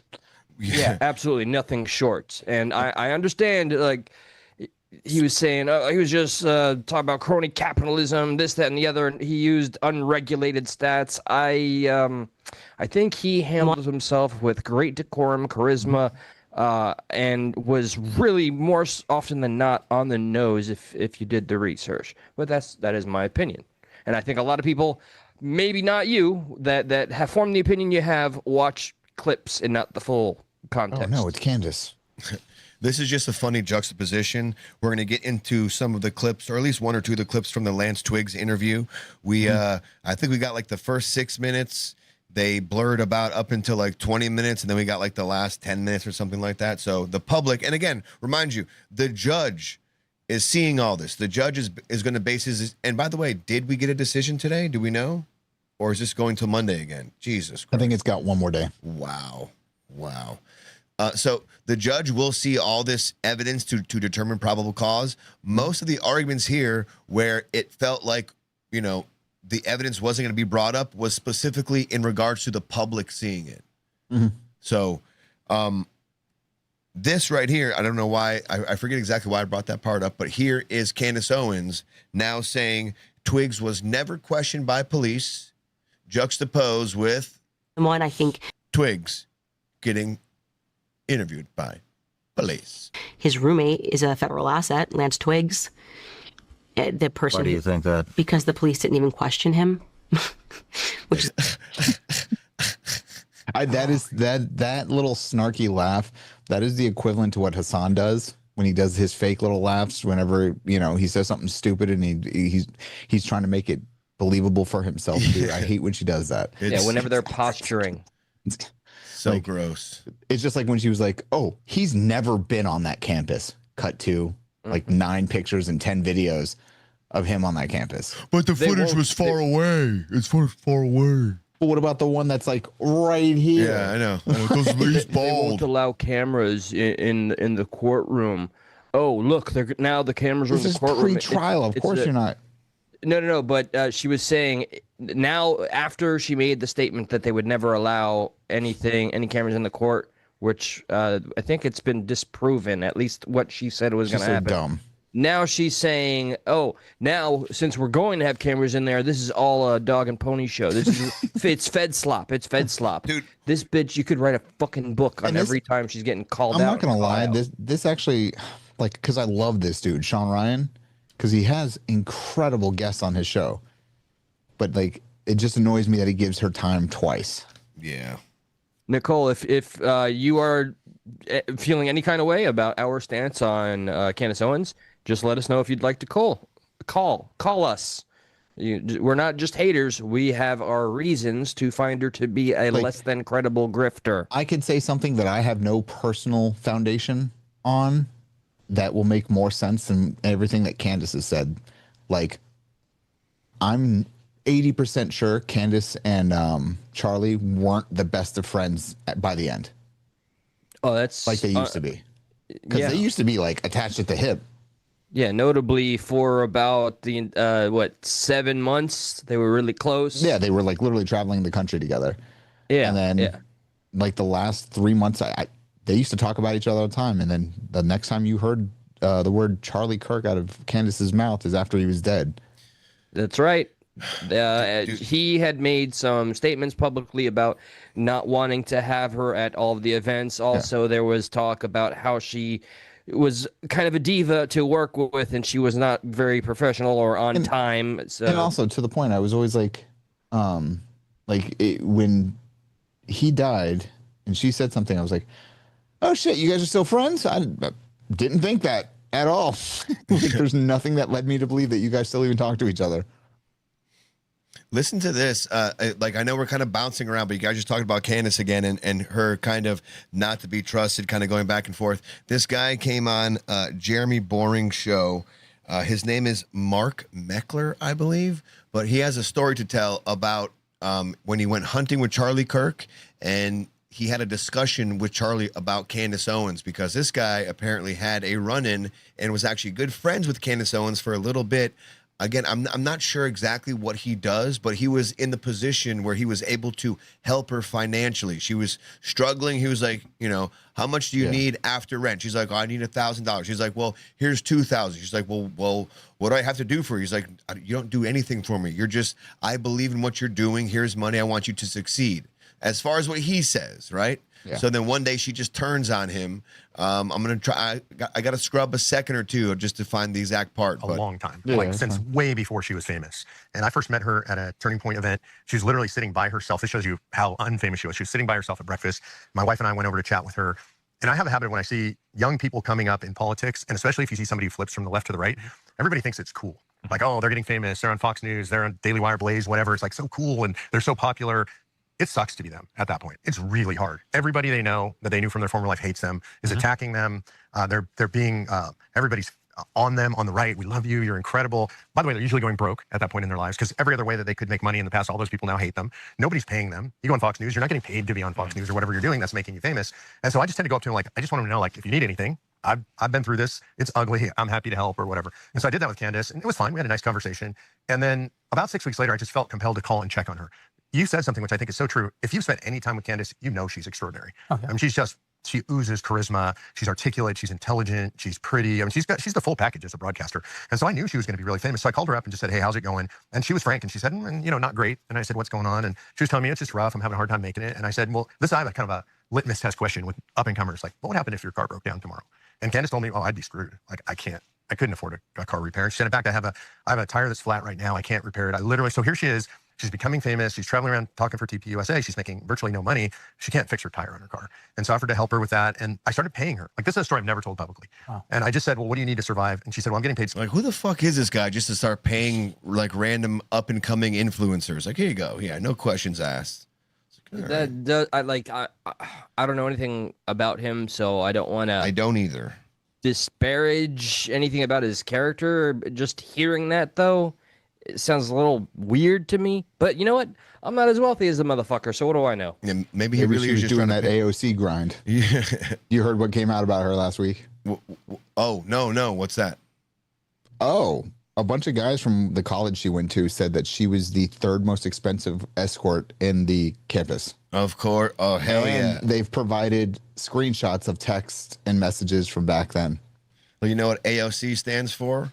But to always her credit, on cock. That's what that to her credit, they did say the money was well spent. Okay. Well, I'm glad she's worth it. That's pretty cool. Yep. Good for her. Publicly. And I just said, well, what do you need to survive? And she said, well, I'm getting paid $1,600 a month. My rent is more than that. I'm watching my YouTube for monetization. How much do you need? She said, I need about $1,000 a month to survive. And I said, okay, well, I'll pay you $2,000. And she said, well, for what? And I said, just do what you're doing. Because she was extraordinary. And I just, we could afford it out of our nonprofit. I put her on the budget. I started paying her. And she at some point said, oh, do you want me to endorse convention of states? I said, I mean, if you want to, but that's not why I'm not doing this. For that reason, I'm doing it because you're a talent. You're important. I think you're going to be famous and do really great things. I just want to help. So I paid her. I don't remember exactly whether it was a month or two. It was relatively short. And one day I got a text from her that was like the most vicious text I've ever received from anybody in my entire life. I mean, just cut me to the bone. Said something like, I don't think who you are, who you say you are. I don't think you're genuine. Don't ever talk to me again. And I literally, the look on your face is the look on my face. Like out of nowhere, just like what? At zero, like out of nowhere. 0 to 100, yeah. Hadn't had a conversation. And I basically said, what the F are you talking about? And she said, was I not clear? I don't ever want to talk to you again. Lose my number. And I said, you're batshit crazy. Like, I don't even know what this is. And that's the last time I ever talked to Candace, right? But it was my first evidence that she's psycho. And the follow-on to the story is many years later, I knew Charlie socially more than politically. We used to hunt together. And so we'd go pheasant hunting and fishing together. And so I was on a pheasant hunt with him. This is when Candace was having her explosion with Kanye. Remember, she said Kanye designed the logo for Blexit, and he said no. So this is all blowing up.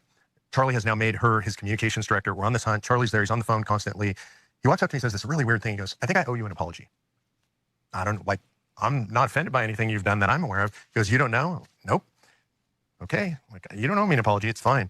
And I asked him a little bit later, I'm like, I don't know what that was all about, but I do have one question. I got this super weird text from Candace. Like, it was just the meanest text I've ever gotten in my life. I was just trying to help her. And he pointed at his phone and he goes, some people never change.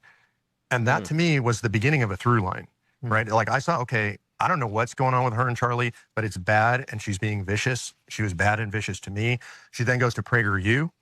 And I kind of tried to warn the PragerU folks, like, can't tell you exactly what's going to happen, but it's probably not going to be good. She leaves PragerU. I get told by folks at PragerU, pretty ugly. She ends up at Daily Wire. I'm like, oh my God, my friends at DW. This is so bad. Obviously, it goes poorly. There is a through. So there's a theme there with her just kind of flipping on people. So that, while anecdotal as it is, it does paint a clear picture of what I believe I see. I believe that her witch hunt on Erica Kirk is out of spite, out of jealousy. Keep her relevant. Yeah. It absolutely effectually does that while making her money simultaneously, building her whatever kill the bees empire. This just downright motherfucking evil. I had another point I was gonna make, but Biden out. But and like it came out, she's in a pretty loveless marriage. She did a little Freudian slip in one of her lives about how her and her husband aren't talking. She is all about maintaining an image. And those of her supporters, you're just slobbering all over that fucking knob of an image of hers. And anytime you get something that's the antithesis of what you believe, you implode. I think she's just worried because her fame was inevitably tied to Charlie. Yeah, I don't think you can effectively pull them apart. She only really blew up on the scene after she kind of linked up with Charlie Kirk. Yeah. And you know what the funny thing is? She had a golden opportunity to like make nice. And who knows, maybe have joined TPUSA as a strong voice and not be crazy. And she would have probably been in a better position. I just feel like I know people like her, like not just female, not just male, but like people who just like all of a sudden they turn on you and like they have like a mental illness where they're just like, you know what? No, I don't try. And they're just like, I've seen that. It's like bipolar. It's something even a little more extreme than that. But I've You seen and I that. know the same person. Yeah, I think we do. I think we do indeed. Think we do indeed. Brock, I don't want to like. How much time you got left, my man? I gave myself till 11:15, so I'm about to head out. You about to head out? You want to? All right. Well, I like there is another clip. I don't know if you just want to. You know, I don't. Just go with another clip. Yeah. So we will continue on with the Tyler Robinson pretrial. This is one of, I guess, you know, as far as the Lance Bangs interviews go. What do you think is Lance Twigs? Lance Bangs. Oh my God, that's the fucking film guy from Jackass. Lance Bangs. That's the camera guy. Lance Twigs. As far as that interview goes, do you have an opinion on what you think the most damning thing was that he said? Because in the clip that I have, I do think that this is the biggest thing that he said regarding this. You know, aside from the text, aside from the notes. Let's hear it. I want to hear it because I haven't heard a lot of it. Pull it up. So this is when he's saying that Tyler Robinson was crying and he was voicing regrets to him when he got home the following day. And regrets. He was pacing back and forth.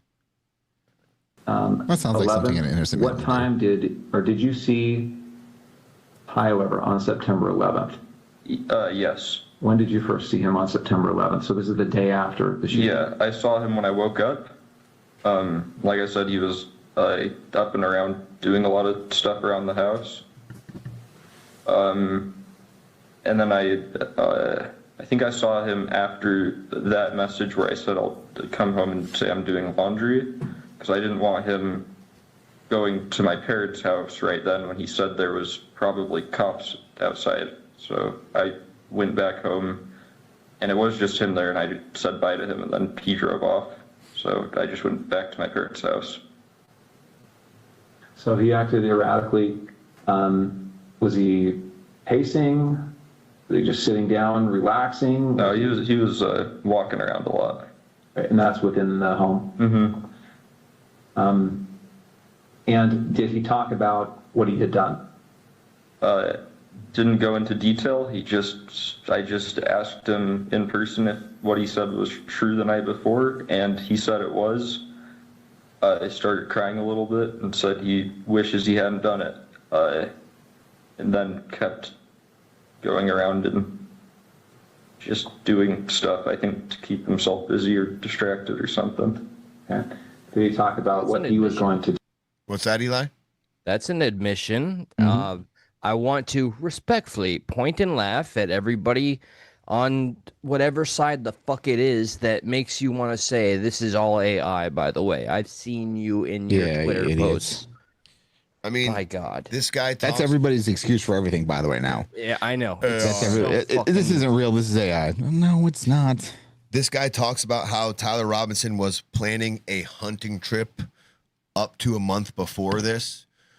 And it is interesting that it was only 2 weeks before the September 10th Turning Point event that Turning Point decided to do an event there. So there is something to say here that when he first started maybe going crazy and engraving bullets, he wasn't necessarily focused on a single person. He was waiting for an opportunity to arise. And then once he got word that Charlie Kirk was going to be somewhere in his vicinity, he's all right, this is the person. He probably thought it was divine intervention. Right. Yeah, something like that. Exactly. So there's something like that could be going on here. Let's finish this. Do next. Just a note to the showrunner there. I got a storm that's in here, okay? So just bear that in mind. I don't know what that means. In case something happens. in case I lose power. You're just gonna cut your computer off. And, oh, the power. No, motherfucker. If I John, lose power, it's because there's a storm. Now I feel like you're guilty. I was just making a joke. You're like, look, I would never do that. Hits power button. That's where his hand is right now. Yeah. He's just he's just holding it, and all he has to do is let it go, and then it goes off. You know, like he's like that black guy from Terminator 2. Oh, Dyson. Miles Tyson. With the power button. Okay. Okay. Last little tidbit of info. So all the black screen right here is what's going on. This is all the edited out parts. Like they edited out like a good 15, 20 minutes of this video. That's crazy. And then eventually said that he would talk to his parents or turn himself over. Okay. And when you left, was that how you left, understanding that he was going to turn himself in or go to his parents' house? Yeah, and I didn't really want to be at our apartment while any of that was happening. He never turned himself in. Cut to footage of him turning himself in. That one of these days, I'm gonna try to keep a list of everything she said that's backfired. Boy, there's not enough paperwork for that. Sincerely, I know, but I feel like I could make a hell of a video on YouTube about it. It was like that video of Hassan like 2 weeks before Russia attacked Ukraine. He's like, "You're a fucking moron if you think Russia's going to attack Ukraine. It's never going to happen. It will never fucking happen." Dude, Hassan's demise it has to be inevitable. Mm-hmm. Everything he has said, I think it's slowly every day catching up. Mm-hmm. I mean, yes, sir. Twigs goes on to say he talks about the Dremel tool that Tyler used to engrave the bullets. We will pull up a picture of the bullet. In this picture, it does prove, at least in my opinion, that these were soft point bullets, especially the last image. It's very obvious this was a soft point bullet, which explains a lot of what happened to Charlie as far as like the shirt kind of exploding a little bit and it not going through. No, it was a pager from the 90s. Pager blow up and some messages, but I do have to take a fucking leak, and I don't know if this is a good time to let Brock sneak out of here. Yeah, I'll sneak on out of here. Heard that. Brock, dude, thank you so much. Like, are you still doing the broadcast? Like, what's going on in your neck of the woods? I've had no time. I've had no time to do anything but think.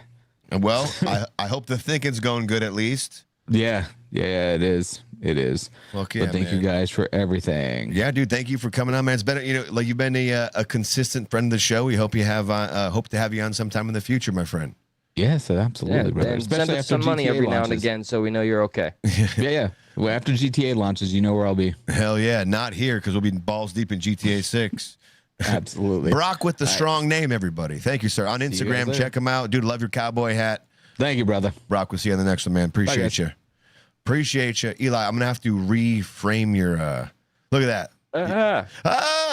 I got to reframe you real quick. This is the downside of the way we do it.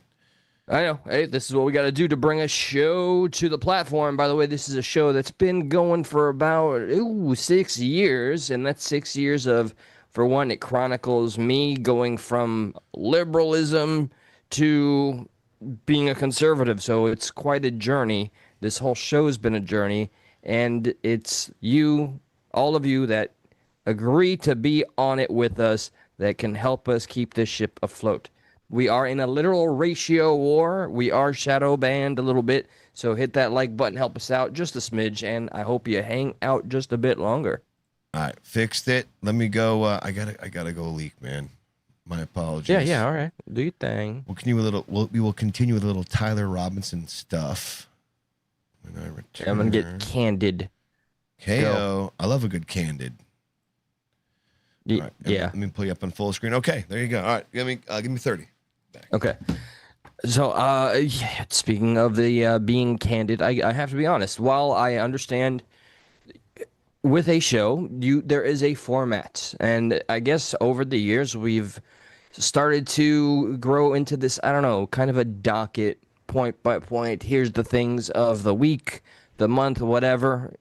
And I have to admit, like I even told Josh behind the scenes, I can't lie to you, man. I've got a little bit of the fatigue when it comes to covering that bitch Candace Owens, or even the Tyler Robinson case, it is certainly taking up a lot of people's attention, right? And so I guess that equals, well, if I have a show and we want people to find it engaging, we have to be talking about what the talk of the town is. But there is some form of burnout that is happening. It's in my veins. I love having a show. I'm honored that there are people, those of you that have been rocking with us for a long time, that even give me the time of day. Like, God bless sincerely, and thank you for expressing opinions agreed with or not. But there's a mix of my distrust of the government, how bad I feel things are when it comes to our economy, not knowing what the future holds, based on, regardless of what affiliations you have, and just all of the constant noise of what the media or your social media doom scrolling is telling you. This is what's important. I feel very often, by design, all of these things that are super hyperbolic and embellished, like, oh my God, the whole world has to be focused on this, is just, there's something about it that makes tinfoil grow over the dome of my brain and think we're getting distracted on how to live our lives, how to reflect inward, how to be community members, loving our neighbors. So just take it from me as somebody that's going through it personally, because sometimes I will not lie. There, every now and again, I'll feel like it's kind of a punch in the clock, and I got to talk about these things because it's everywhere you look. That's what's being talked about. But I hope we can all kind of have a universal forest for the trees moment and not fall for the divisiveness that is always going to benefit those that are truly demonic, evil, and in power. And that is why we will maintain a show where everybody's voice is invited. And I do believe the phone lines are on if anybody feels... They're not. You want me to turn them on? Oh, I saw the number flashing upward earlier. It's, remember the purple numbers. Don't be like all those callers who think the number's always on. When the purple numbers go on, that's when you know the phones are on. You want me to turn them on? I guess, yeah, you can, sure. Nobody currently seems to want to... It don't matter. It don't call in. Yeah. All right, hang on one second. Daddy man, I can take it. I am very, very comfortable in my own skin these days. It took taking some thumps, before hitting the live button and agreeing to overshare and get attacked. I love when it's a chat of attacks. Bring it. All right, let me pull up Google Voice. We should have a OG emoji. Do you what is your time frame looking like tonight, sir?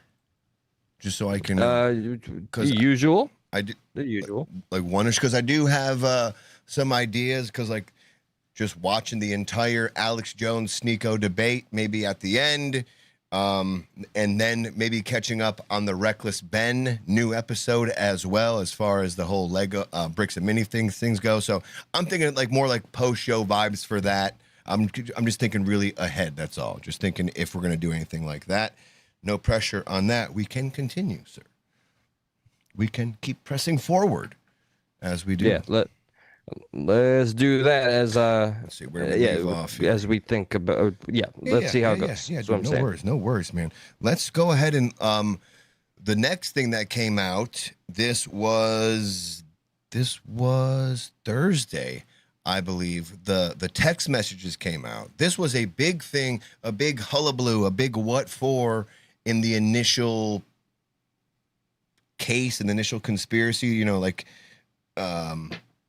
as far as when the police started to release some evidence to the public to say we got our guy, they started to go over some of the text messages, and they seemed really like crafted. Thank you, my love. A lot of people were like, did you guys like just kind of summarize what you saw? Did you copy it verbatim? It left a lot of unanswered questions as far as what is it that you actually have here? Is this the actual text messages? Is just like a summary? I don't want to keep repeating myself, but there was like there was too much room to kind of have one way or the other, to have this answer or to have this answer. There was too much open-endedness. people were casting doubt that it was authentic and that this is all a part of the grand conspiracy and the Fed slop. I guess a question I still have to this fucking day, and I'm frustrated that I still have it, is this massive cover up. I get it. I know the things we all fucking know. The last things that Charlie Kirk started to get critical on, but it was by no means the entirety of his identity. He was very succinct when he spoke. You know where he stood, and if you look at the body of work he left behind, God bless him, he is absolutely just a proud Christian that also wanted to see the betterment of this country. So yes, I get perplexed when I see people that, for one, that outright just want to give pure hate slop, and two, go down these rabbit holes a la fucking Candace Owens and everybody else pandering to that shit and that demographic. Like, make it all make sense. The onus is on you to connect those fucking dots and then deliver it in a way that it's fucking believable. And I've tried. It's impossible for me, but I can't say I am the arbiter of what a rational human being is. That would be an insult to you. But think of all the things that you would have to fucking organize. The Egyptian planes, the maroon shirts, oh my God, the dreams, the bees, and the fucking... It's crazy talk to me. And the goalpost moving. Please, if you're one of the candy sloppers, with all due respect, I say, call in and fucking get it. Make me understand your point of view. Before we had the number up, I'm just going to say the area code. About literally 20 minutes ago, we had an area code of 631 tried to call in. We didn't have the number up. We didn't have Google Voice up. So if you're still out there and you want to call back in, it is up again. Do not be fooled by the first time you called. Shit was down. Now shit is good. All right. So does it say how long ago it was, perchance? I just say, 20 minutes ago. About 20 minutes ago. Okay. Then I do not know who that was. Interesting. Yeah, about 20 minutes ago. If you guys haven't yet, please give us a like. That would go a long way. Yeah, do all the things and share the show. Tell your peoples that agree or disagree. Jump on in. Look at these fools. Look at these crackers going at it, talking this shit. My favorite white supremacists, suspected white supremacists. So here is, you know what? I'll do this. I will zoom in. So then we can all see a little better. We can all like they did at the court pre-trial and saw the footage of Tyler pulling the trigger. Yeah, zooming in. So for whatever reason, unfortunately, so we don't even have that footage zoomed out. We don't I don't think we have that footage unless it is there in that really, really zoomed out footage, and we just can't make it out because we do see him running across the roof. We see everything leading up and then thereafter. But as far as trying to make out if we get him pulling the trigger in that, far out footage, man, I don't think that's there. So it is interesting that we don't even have one bit of evidence or footage that the public has seen of that happening. But I do think that is more erring on the side of not tainting the jury pool. So then when it does go to trial, people have already seen that footage and already assume guilt. Because, obviously that's not what's supposed to happen. If that happens, he could get a mistrial. So, they're trying to walk a very fine line to make sure that the public gets just as much as they need to kind of satisfy some things, but then not to over-release things that are essentially duplicates of what we already have, to overemphasize guilt or to overemphasize, his position and things, to avoid that whole mistrial thing. We do not want that. I'll tell you that much. No, I get it. We want to get it right the first time, especially since the defense is being funded by the fucking taxpayers. Right. The only thing that just doesn't make entire sense to me is that it's the perception is already out there. So if they see an image that they're inevitably going to see of him pulling the trigger, which objectively happened.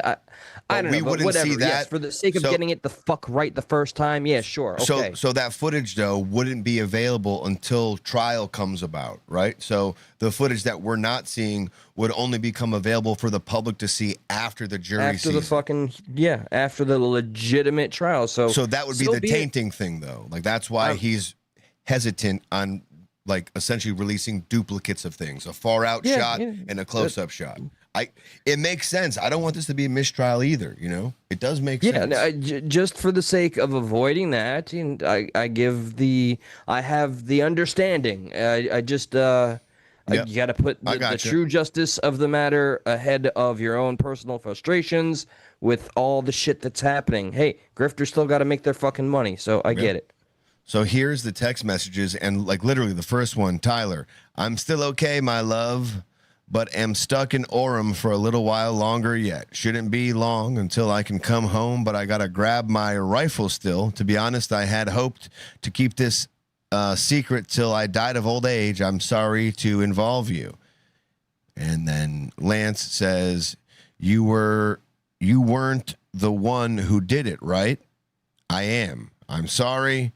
I thought they caught the person. No, they grabbed some crazy old dude, then interrogated someone in similar clothing. I had planned to grab my rifle from the drop point shortly after, but most of that side of town got locked down. It's quiet, almost enough to get out, but there's one vehicle still lingering. That's the first part of the text messages. See, the way they converse reminds me of like a furry fucking LARPing kind of whatever their shit is. Like, I remember it was popular to jump on the bandwagon of saying, look at what the feds are showing us, and they want us to believe this is how teenagers talk. Well, furries and people into that kind of shit, they talk in these kind of elongated, over embellished, romanticized tones to each other. That's it. That's all. He also, to kind of backtrack to the rifle part real quick, because we're just kind of talking about what Lance said. Tyler, in talking about how the rifle works for shooting and in long distance, Tyler Robinson replied to this all saying, well, I guess Grandpa's rifle works pretty good then, huh? Okay. Yeah, so that corroborates. Well, not even corroborates, but just shows you the coldness of him. Like that's a joke you're gonna make after you've done that. Well, I guess Grandpa's rifle works okay. Like, there's nothing to question about Grandpa's rifle. It does its job. Something along those lines. That's an even more critically important point, because everybody bear that in mind. If he tries to plea for some sort of grace, and bearing in mind that so he confessed and he expressed remorse, so says Lance Twigs. Remember this kind of gallows humor. This is what he had. This is what we're dealing with. These are the radicals out there. To be fair, though, I don't even think him expressing remorse and saying, I wish I hadn't done it, I don't think that helps his case. I think that hurts his case. I don't think, Well, if he's pleading not guilty, sure. Well, yeah. Like, I guess he expresses remorse, but it also is an indication of guilt. I did do it, and I'm remorseful that I did. It's like, okay, well, it's crazy to be remorseful when you went to the extent you went to. You've planned it for a month. You've engraved bullets in this. So, like, I don't know. Like, there's a lot of evidence that really says you're not remorseful, or there's a lot of evidence that says, like, maybe you're only remorseful now because shit got real, and that's a convenient thing to say to not get you the max sentence. Yeah, the reality face slap can make the toughest of us remorseful or weep. For sure. So yeah, within the realm of possibility, but I want him to get the ultimate sentence. I don't know. Is the death penalty on the table, by the way? Yes, like there something happened in this initial portion of the pretrial, or right before the pretrial, where the defense tried to get the death penalty off the case, and the judge said, nope, the death penalty is still on the case. So it's which is one of the reasons why the state is paying for his defense attorney, which is one of the reasons why the judge is being extra cautious. He doesn't want people to be able to come back and say he ruled improperly. He didn't let people speak long enough. He was too impartial with what he was releasing to the public. He is an overcautious judge, and I believe like I heard the term like cold judge. Like he's not one to give his opinion. He listens. He lets you talk. And then he just gives his opinion on like the law and what's applicable. He doesn't really go on these like long diatribes and kind of makes my takeaways from the few clips I've seen of him is that he is very to the letter of the law, which I appreciate. What this shows, he wants to get it right, and I'm all for that. And I've exposed my own bias. I don't believe this is a patsy we're dealing with. I don't believe there's a grand conspiracy, and I hope Tyler Robinson gets his life cut short in the most painful way possible. What do we believe? I'll tell you what I can believe is that Tyler Robinson maybe had help planning it. Yeah, sure. I believe that like there could be other people involved, but I think patsy is the improper word. You know, like, that's why I throw out there. I don't believe he is a fall guy. Not you. No. I'm saying not you. I'm not saying that this is your. I'm not saying you're calling. I'm like I do. Candace Owens, fucking Ian Carroll. Like a lot of them are calling him a patsy. And it's like I think you're onto something, but I don't think he's the patsy. I think he was kind of helped into doing it. But the idea that he's a patsy means like there are other people involved. So I think you're onto the idea that there are other people involved, but I don't think he's a patsy. I think he pulled the trigger. For sure he did. Very curious to see what this Discord group he was in that allegedly helped radicalize him within a span of 6 to 8 months. I'd like to see everything that they talked about. And it's not just like they subpoena Discord. They got the messages from Discord themselves. So like what's crazy, Eli, is we've been talking about this, like, I want to say since September 11th, and I'm being a little hyperbolic here, since the day after Charlie Kirk died, there's been these questions like, well, why don't we have all this? And why don't we have all of that? It's like, because it's going to fucking trial. You don't give everything away until you've got the probable cause. Now, now that we go to trial, now we're going to release a little more of the evidence that we have. You don't just give everything away before any of that starts. It made no logical sense to me that people were jumping to that scenario, that conclusion. Well, that's not how the court system works. It just felt like those people were being ignorant of how court works. Willfully ignorant or truly ignorant and opportunistic because they know there's a slow drip of information that's necessary, so they're gonna milk it for all it's worth. Do you know one I've heard constantly from this person too is like, well, the defense has been asking for the evidence, but the prosecution just won't give it to them. That's blatantly not true. That's literally blatantly not true. All right, I don't want to ask too much of it because I know what it's like to deal with people that side on the candy corner area. There is no answer. Did you ask her to provide any evidence? There is no answer. Well, it's exactly no. Of course I did, and I said, when did that happen? And to be fair, I was under the assumption that, well, of course the defense won't get the evidence until trial happens, but no, I was even incorrect. They already have this evidence because they know what they're going to argue in pretrial. So they already know what the prosecution is going to be raising as far as what they want to be introduced for evidence, and furthermore, what they want to be seen by the public and not just by the judge, not just by the courtroom. They have all that. So this other side saying, well, they've been asking, but they haven't got it. That's how do you even argue that? That's not true. And they won't sit there and listen or watch the actual evidence that's there, available, accessible. There's almost no excuse for this chosen ignorance, which is more about, it has nothing to do with justice, the case, the loss of life, and everything to do with their own fucking stubbornness and bias and or supporting the person and or influencer. I'm going to be very careful with my words, but we've been saying this since before anything current has happened. So I would be improper to think otherwise, or I would be not myself to say the same thing just because current situations have changed. But I think the majority of Candace Owens listeners are true crime mommy sleuths who are on heavy amounts of SSRIs, and it's like entertainment for them.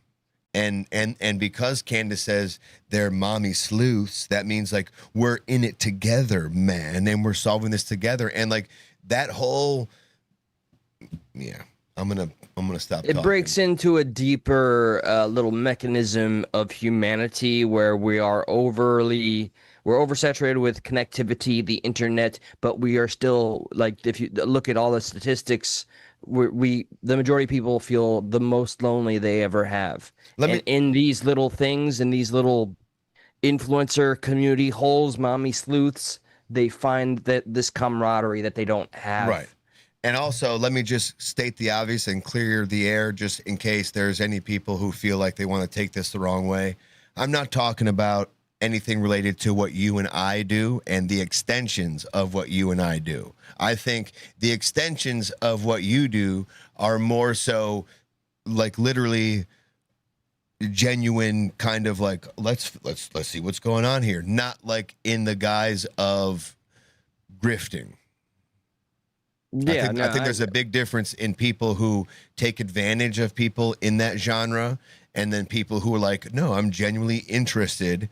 These things seem like interesting topics, and I want to explore them. So just want to point that out before any butt-hurtness happens. That's all. I just want to make sure that's clarified before the butts start hurting. This might be a little bit of an insensitive way to put it, but there's the Joan of Arcs, which I'll refer to the mommy sleuths that believe that they are a part of something for a greater good, and then there are the gossip girls, right? That just want to be in their sewing circles. There's levels to everything. Yes, correct. And okay, and I just wanted to clarify that I was not speaking on the level, right? Associating parties are on. Correct. Okay. Understood. Just making sure we're all on the same page. Mm-hmm. Hate to see butts Sure. Yeah. For the sake of coexistence. Well, that's long gone. I don't care about that. I just want to like copy. It's not even about coexistence. It's just about making sure that things are understood. That's all. Like there's no. Okay.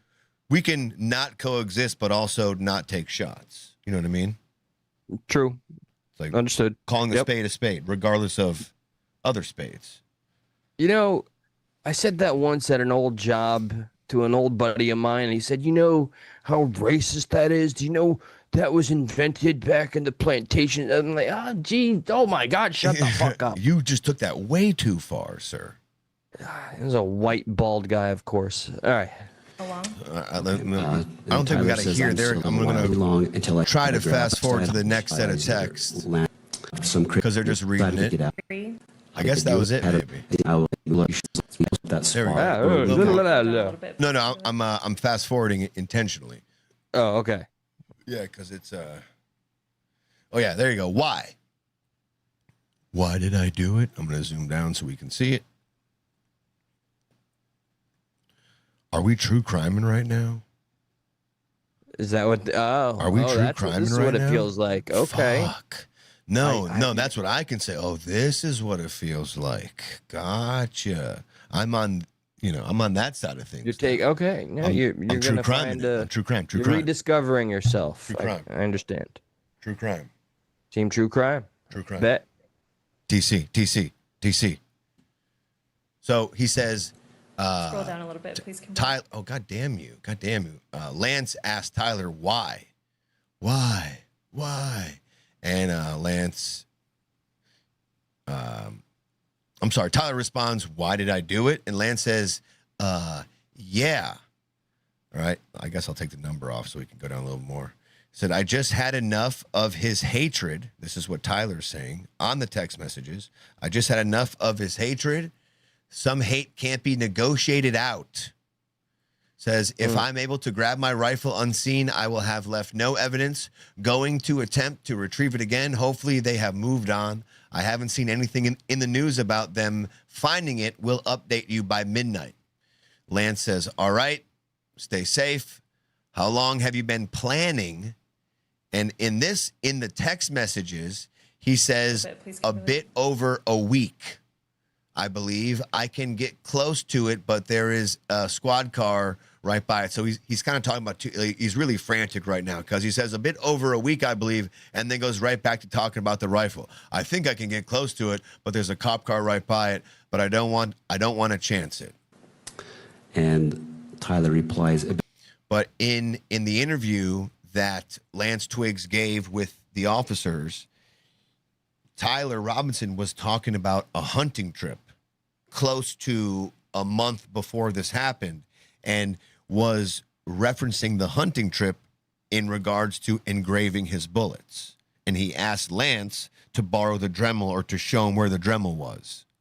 So, like, okay, this was going on for a little bit, as far as Lance Twigs says. And another weird thing, in the text messages and in the notes, Tyler Robinson refers to Lance as Luna. Because remember, Lance is, allegedly mid-transition, but Buddy shows up in a suit and tie and is going by Lance right now.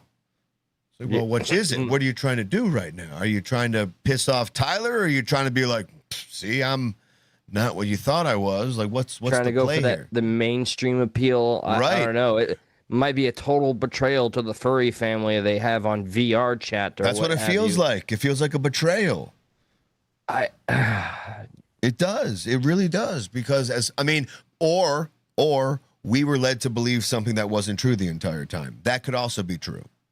Oh, you just reminded me. One of the very popular conspiracies to move the grift and goalpost for the fucking candy corners and every other grifter like Jesse on Fire, who just did a ridiculous video while he's skateboarding or something, and he's talking about how ridiculous this fucking trial is, talking about how these screenshots are AI. Why are they showing us pictures of the screenshots? They don't have the motherfucker. They have the data. What do you want them to fucking do? There's no pleasing anybody on but you see how it keeps moving, though. Like, remember, these weren't even text messages, and now that they're there, well, now they're AI. Like, they're like this is what's always going to happen. They're always going to find a way to move the goalpost. They're never going to admit it. And if it does come out that he's guilty or whatever, they're going to be like, well, this only happened because of the questions we were raising. You see, they only got to this point because of all the doubts we had. That's why the prosecution did what they did and defense did what they did. It's like, oh, God. Like, you never gotcha. You're always right. It's worse than my dad. He's always right. Gotcha. No problem. Yeah, man, I got to tell you, as a charming fella as he is, as much as I look at him, I'm like, I want to party with this guy. I can tell he's a son of a bitch to argue with. He's always right. Always right. Yeah, no. Especially when you get him you really get him. And then he just gets mad. Like, he mads his way out of it. I got you. You're locked in. He's like, I hate that shit, man. He just like mads his. He gets out of it. He just hulks out. That's in a little bit of all of us to an extent, but it might be a little bit more dominant with him. Old school OG, either Phil or Brandy. I don't know which. Oh shit, we got a Bullard. A Bouillard. Yeah, both. They're both in the chat. What's up, guys? We're both accounting. What's going on? How we doing? It is great to see you guys. Yes, we're still at this. I had no appropriate word for it. We're still at it. I feel like they said it like this. You guys are still at that? Like disappointed? Like, you guys are still doing that? Oh my God. Have you given up? Well, if you guys want to call in, there's a number. So the text keeps going, and Tyler again says, I'm so sorry for roping you into all this. You shouldn't have to worry about it. Lance says, does anyone else know? Tyler says, not to my knowledge. It's going to be real fucking annoying if I can't get this thing till like 3, then have to drive back and still have to go into work. Says, you're sure they aren't waiting to see if anyone comes to collect the gun? I've gotten close enough that they would have jumped me if they were waiting. If they were waiting, they would probably be more concerned with pulling Prince off of it. About halfway down, I'll I mean, that's like, this guy, what else what? I heard somebody tell me this. Oh, shit. All right. Please don't forget that. I've heard somebody tell me this. 3 to 5 minutes. Call from. Brandy. I'm so sorry for roping you. Brandy. Brandy, how you doing? Yo, Hey, what's how up, are guys? Good to hear from you. Of course. It's been a while, huh? Everything good? A minute. Yeah, I get on, watch you guys for a little bit. I really don't go on and comment much or talk much anymore. It's just usually me. It's okay. It's no problem. I mean, but also, too, if you don't talk much anymore, kind of odd to call in, huh? You know, you're going to do some talking here right now? What do you got for us, Brandy? Good to hear from you. Well, I figured I would just call him bullshit for a second. And It's good to hear your voice. Yeah. Is that Phil in the background? Yeah. Yeah. What up, Phil? What's up, bud? We had both of them on the show back in the day, back in the, Oh my God, what a early night Stuck that days. I think since day one. Yes. Yeah, but when we went on, Good OGs. You guys have, without putting any detail, boy, do you guys have quite a story. You should write a book and then get the rights to a movie about y'all's relationship. Just saying. Rather not. Well, as an audience member of the Bullard Show, I'm your number one fan, and I do miss the hell out of both of you, by the way. Just asking real quick, any thoughts on the trial? Tyler Robinson, Candace Owens, any of it? Yeah, where do you stand? Are you a conspiracy person or? I just find the fucking the stuff with Candace Owens to be absolutely like disgusting, honestly. And the fact that they put so much bullshit out there, like trying to like mislead everybody, even after all the fucking stuff was coming out, it's just disgusting. So you believe that Tyler did it? Oh, 100%. Like I'm sure you guys watch the videos of him also. Like it's kind of hard to see the videos of him walking around, see the videos of him fucking taking off, like coupled with the now that they're showing the text messages and like there's text messages. No other way to say it. There's text messages. There's him on campus. It's his parents' rifle, his grandfather's rifle. His parents turned him in. There's everything else besides video footage right now of him pulling the trigger. And apparently we will have that soon. But I've heard people literally argue this. Well, I won't believe it until I see him actually pull the trigger. It's like, motherfucker. What other? All the evidence is already there. No, but here's the thing. but no. He said, like, but not even that. Like, name me. Remember the guy that stood up in the crowd? Yeah. Name me another murder that has been caught on. Like, as far as murders get convicted in the United States of America, how many murders have been caught on camera that we've convicted? You don't need a video evidence to do that. That's the craziest fucking thing I've ever heard.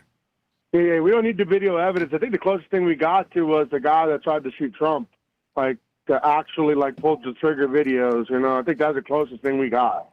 Everything else is, you know, obviously the evidence speaks for itself. You know, if you walk in and you see cracked eggs on the ground and you smell rotten eggs, but you didn't see someone throw the fucking eggs, motherfucker, somebody threw the fucking eggs. You know what I mean? My apologies for my language. We actually authentically have that evidence of him pulling the trigger. It just hasn't been released to the public. And with that being reported, the candy sloppers are like, no, you're just taking their word for it, or it's an outright lie. We're going to actually be able to see him, Tyler Robinson, in 4K in a zoomed up video, pull the fucking literal trigger. I can't wait to see how they move the goalpost then. Oh, they will. Oh, they will. What I still don't understand is like the quality of the cameras on the campus was just shit. So how are we getting it in 4K when literally the cameras that they had was just garbage? Fair, but they're going to enhance it a little bit, like, you know, a little bit of AI enhance. Like there are techniques that won't. Then they're going to say that, you know, the AI makes up the difference, this, that, and all the others. But those same people are the same ones that are, you know, sliding through shorts, believing everything that they hear. So yeah, they're already going to say this footage is AI no matter what. So it's just like all it's going to confirm is to the people who kind of really believe this is the case. The people who think this is a conspiracy, they're going to see that footage and it's not going to make a fucking difference to them. Oh, don't forget, no. Josh. And again, we don't need any more like convincing. I'm pretty sure most of us have watched all the videos, and especially right as it happened, like I still get upset when his shirt moved a certain way, like it was in his shirt, like what they do in the movies. Fucking people are retarded. Well, I could say the hard R on the air, right? Yeah. Like, the retarded's fine. People are pretty fucking retarded. Yeah, you're good. When it actually, we have. As we can be out here throwing them, I hope we can. Hell yeah, dude. For the actually, right after this call. Oh, we got someone calling in. All right, bet. Hey, Phil, let me let you go. We've hit our 5-minute mark. Call back in if you feel like doing it. We got somebody else calling in on the other line, sir. Good to hear from you, Phil. Good to hear from you, Brandy. Good to hear from you guys, too. Great OGs. Later. Appreciate you. Call from. To accept, press 1. To send a voicemail, press 2. Say tit. Who is this? Who is this? Hello. Welcome. You have the floor. You're live on Stuck in the Middle. Going to hang up now. You just made me hang up on somebody else, you son of a bitch. 5, 4, it's gone. 3, you're gay. Yeah, it's gone. All right. Well, I wanted to remind you, we do have exclusive, never before seen in the history of the world footage of what the people are going to look like and react after they get to see the footage of Robinson pulling that trigger. Oh yeah. You mean this one right here? Because that's another. So there is. We're kind of jumping all around, but yeah, there is going to be. I guess like the last thing on the docket tonight was that 4K footage, that up close footage of Tyler Robinson shooting. Jesus.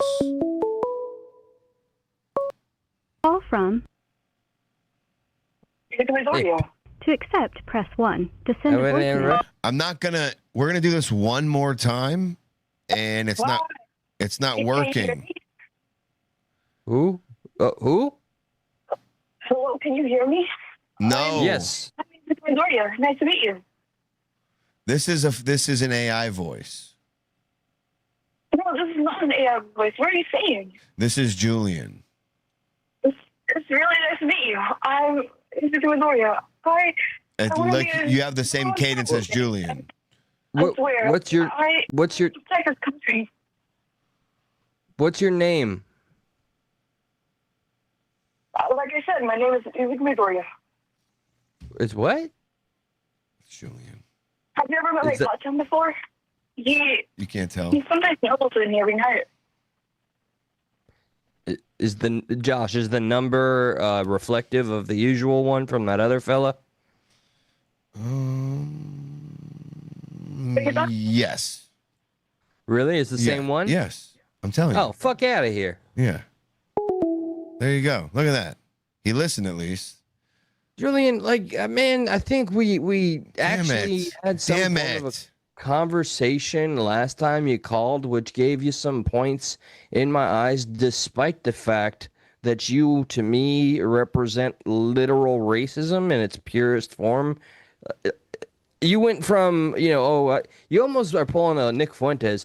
I hate the Jews, but I hate blacks even more. Like that's your stance. And now you're trolling us, bro. Like, just come on, bro. What the fuck? Find your battle and revel in your hate and just fucking die a little bit in Minecraft. I'm gonna clip that. I'm gonna clip that when you're like, I hate Jews, but I hate blacks even more. Like, all right. Yeah, please. Yeah, make it viral. Put on it's gonna be on the soundboard. Just at inopportune times, I'll play the part when you say I hate blacks even more. Like, All right, fair enough. Yeah. I'll buy on that sword. Okay, appreciate it. So after the retard right heard that they have the footage in 4K up close of Tyler Robinson pulling the trigger, this is live on the ground footage of their reaction.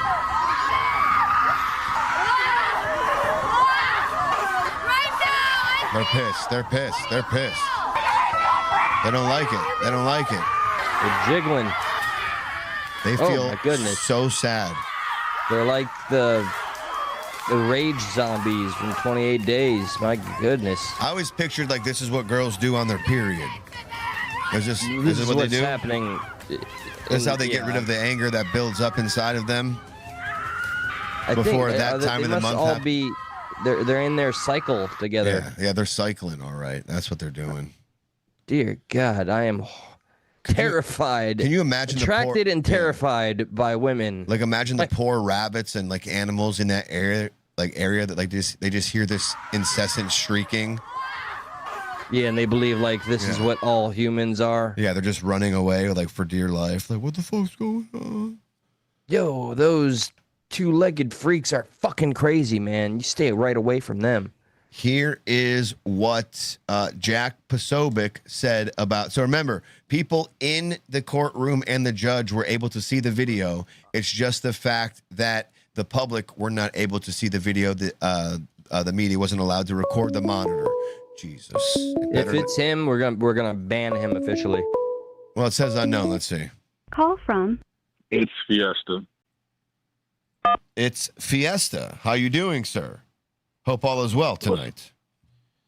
What's good, fellas? How you guys doing? How you holding up? Hey, man, we're doing the damn thing. It's Friday. Friday feels like a good thing. Even when you work Saturday, Friday still like feels like a good vibe. So, you know, Friday lifts the spirits. I hope it does for you as well. Surviving and trying to be thriving, man. Doing the grinding. Mm-hmm. How you doing? Man, I'm hanging. Glad to hear. Yeah, fellas. So I'm listening to you guys. You guys believe the official story, huh? That's what I'm hearing from you guys. As far as the Charlie Kirk thing goes? Yeah. That would be correct thus far. Yeah, I mean, I leave a little room in the fact, like, so I'll tell you this. I do believe that Tyler Robinson pulled a trigger. I do believe that was him on the roof. But I do believe, or I do give room that there was like a few people that maybe helped them plan it, as far as like the Discord chat goes, as far as a few other things go. But yeah, as far as that part goes, I do believe, and there's really nothing else that lends good evidence or credibility that really convinces me otherwise. Did he confess, or was that from his friend?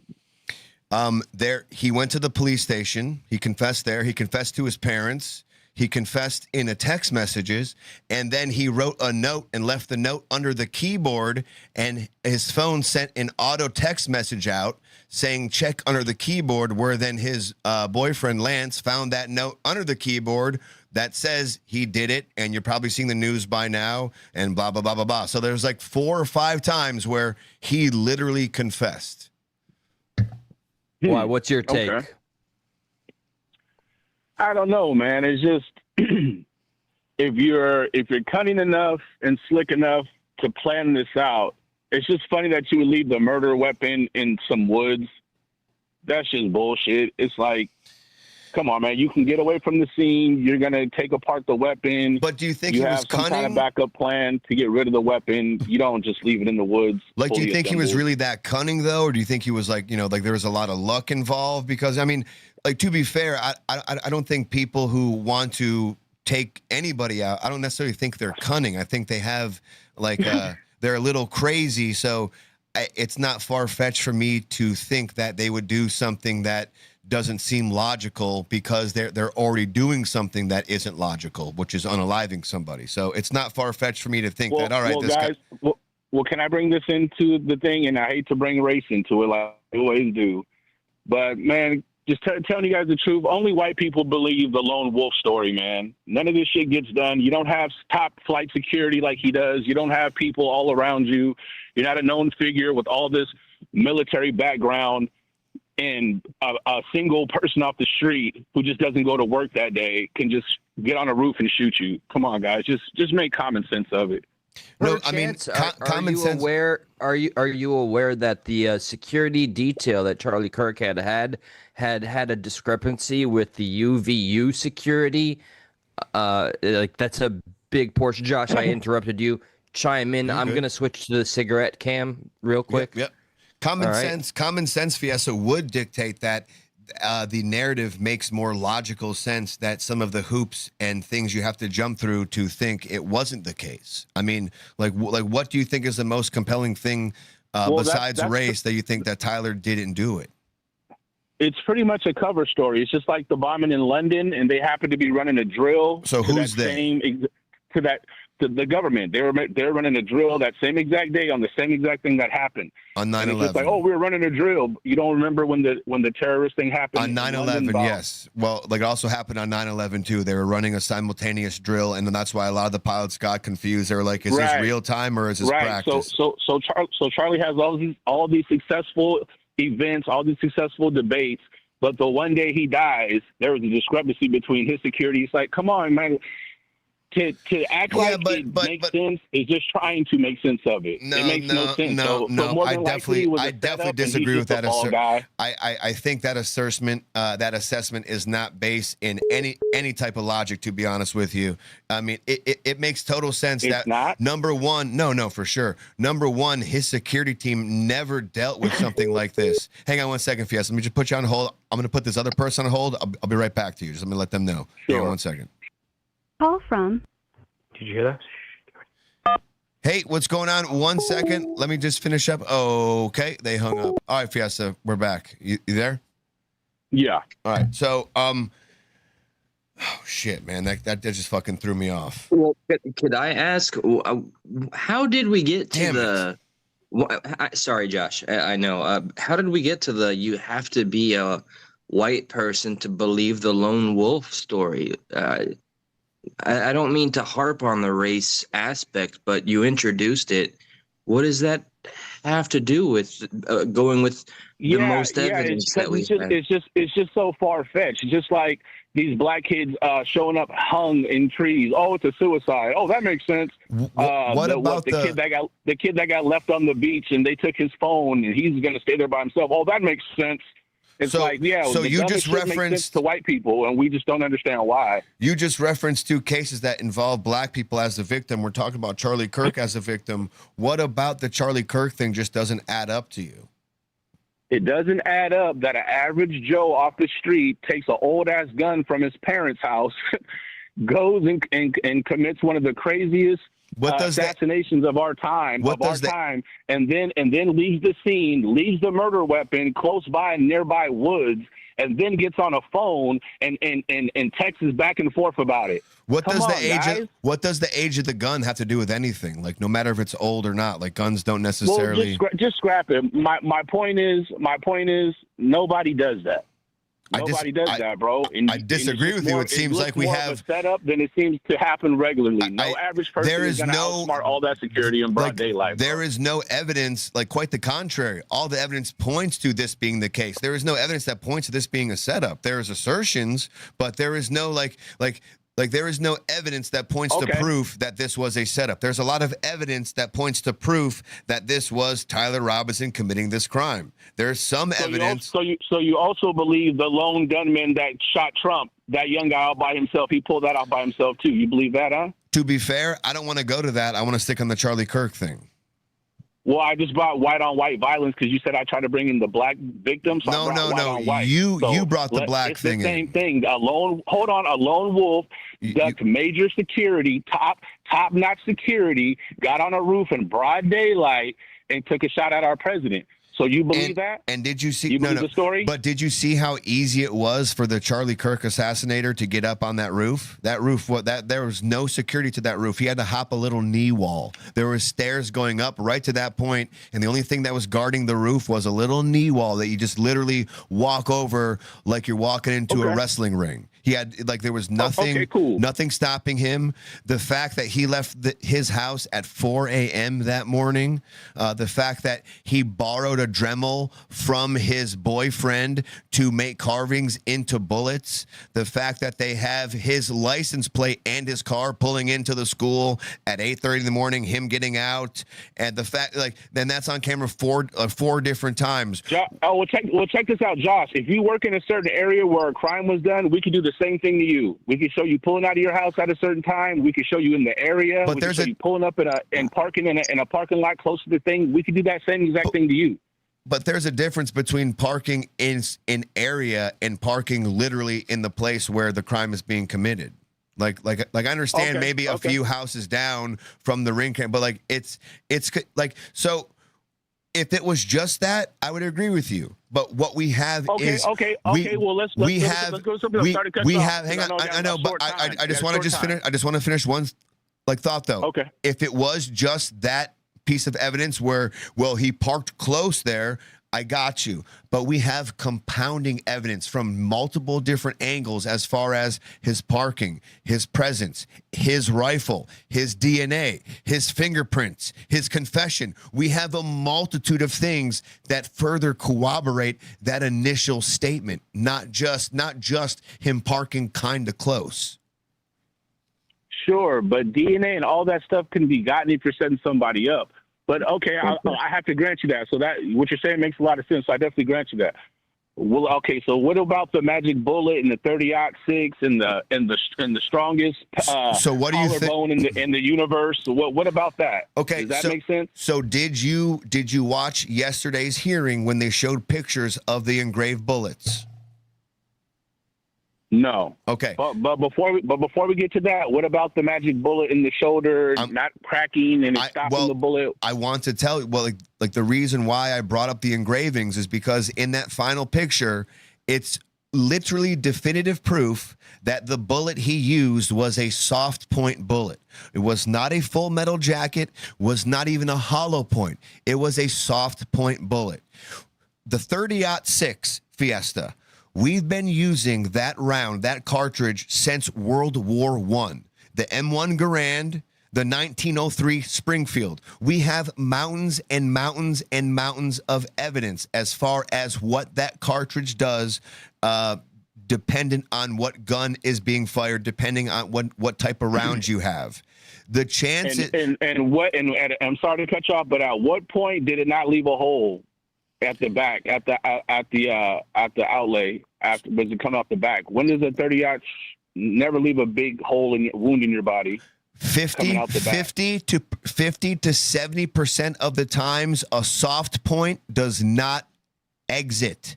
If he fired a hollow point, that's what you're saying. This was not a this was not a full metal jacket round, not even a hollow point round. This was a soft point. They'd literally essentially explode on impact. And which would explain why his shirt kind of vibrated, why his chain got blown off. If this was a full metal jacket, that shit would have zipped right through him. So did they find the bullet? They found fragments of the bullet, yes, and they confirmed it was a 30-06 bullet, but they cannot. It was inconclusive because of the fragmentation. They could not. They could not corroborate the rifling and verify that this bullet came from this rifle. What they could corroborate was the type of round it was, but because of its fragmentation, they could not corroborate the rifling of said bullet, which would, it's like, like fingerprints of the bullet, so to speak. So inconclusive does not mean it wasn't a 30-06. It just means they can't necessarily say this bullet definitively came from this rifle. But looking at every other round he had unfired, that shit was a soft tip bullet, a soft point tip bullet. Look at that. Look into the ballistics data that we have, and even in a full metal jacket, as far as a Springfield round goes, the M1 Garand, even in an unarmed person, that would about 20% of the times that bullet wouldn't penetrate. And this is all dependent on where you're shooting and how far away you are shooting. But the second you move to a soft tip round, you're talking about 50 to 70% of the time it will not go through. Like ballistic data verified. I'll end on this. What I'll say is, it's easy to call people conspiracy theorists. It's easy to just dismiss people. But when you know that a country just killed a bunch of people with cell phones, then you don't have to turn your nose up when somebody says it could have been a mic bomb or whatever else. But they have the capability to do that. He was on the outs with those people towards the end. I don't know. That's the miscommunication, exactly though. On, but just because some good information at a point. But that's the miscommunication, though, Fiesta. Just because we don't agree with it doesn't mean we're turning our nose up to it. And by the way, the term conspiracy, in this case, people could have conspired to take Charlie Kirk out. Like, it's still a conspiracy theory. It just doesn't necessarily mean it's the one people think it is. So we're not turning our nose up to that, but we're just going off the available quote evidence that we have right now, and using, and not to sound condescending, I'm not trying to do that, but just using kind of logic a little bit, and just progressing with that, with what evidence we have, and just going off that. We're saying, oh well, this doesn't seem plausible. That does.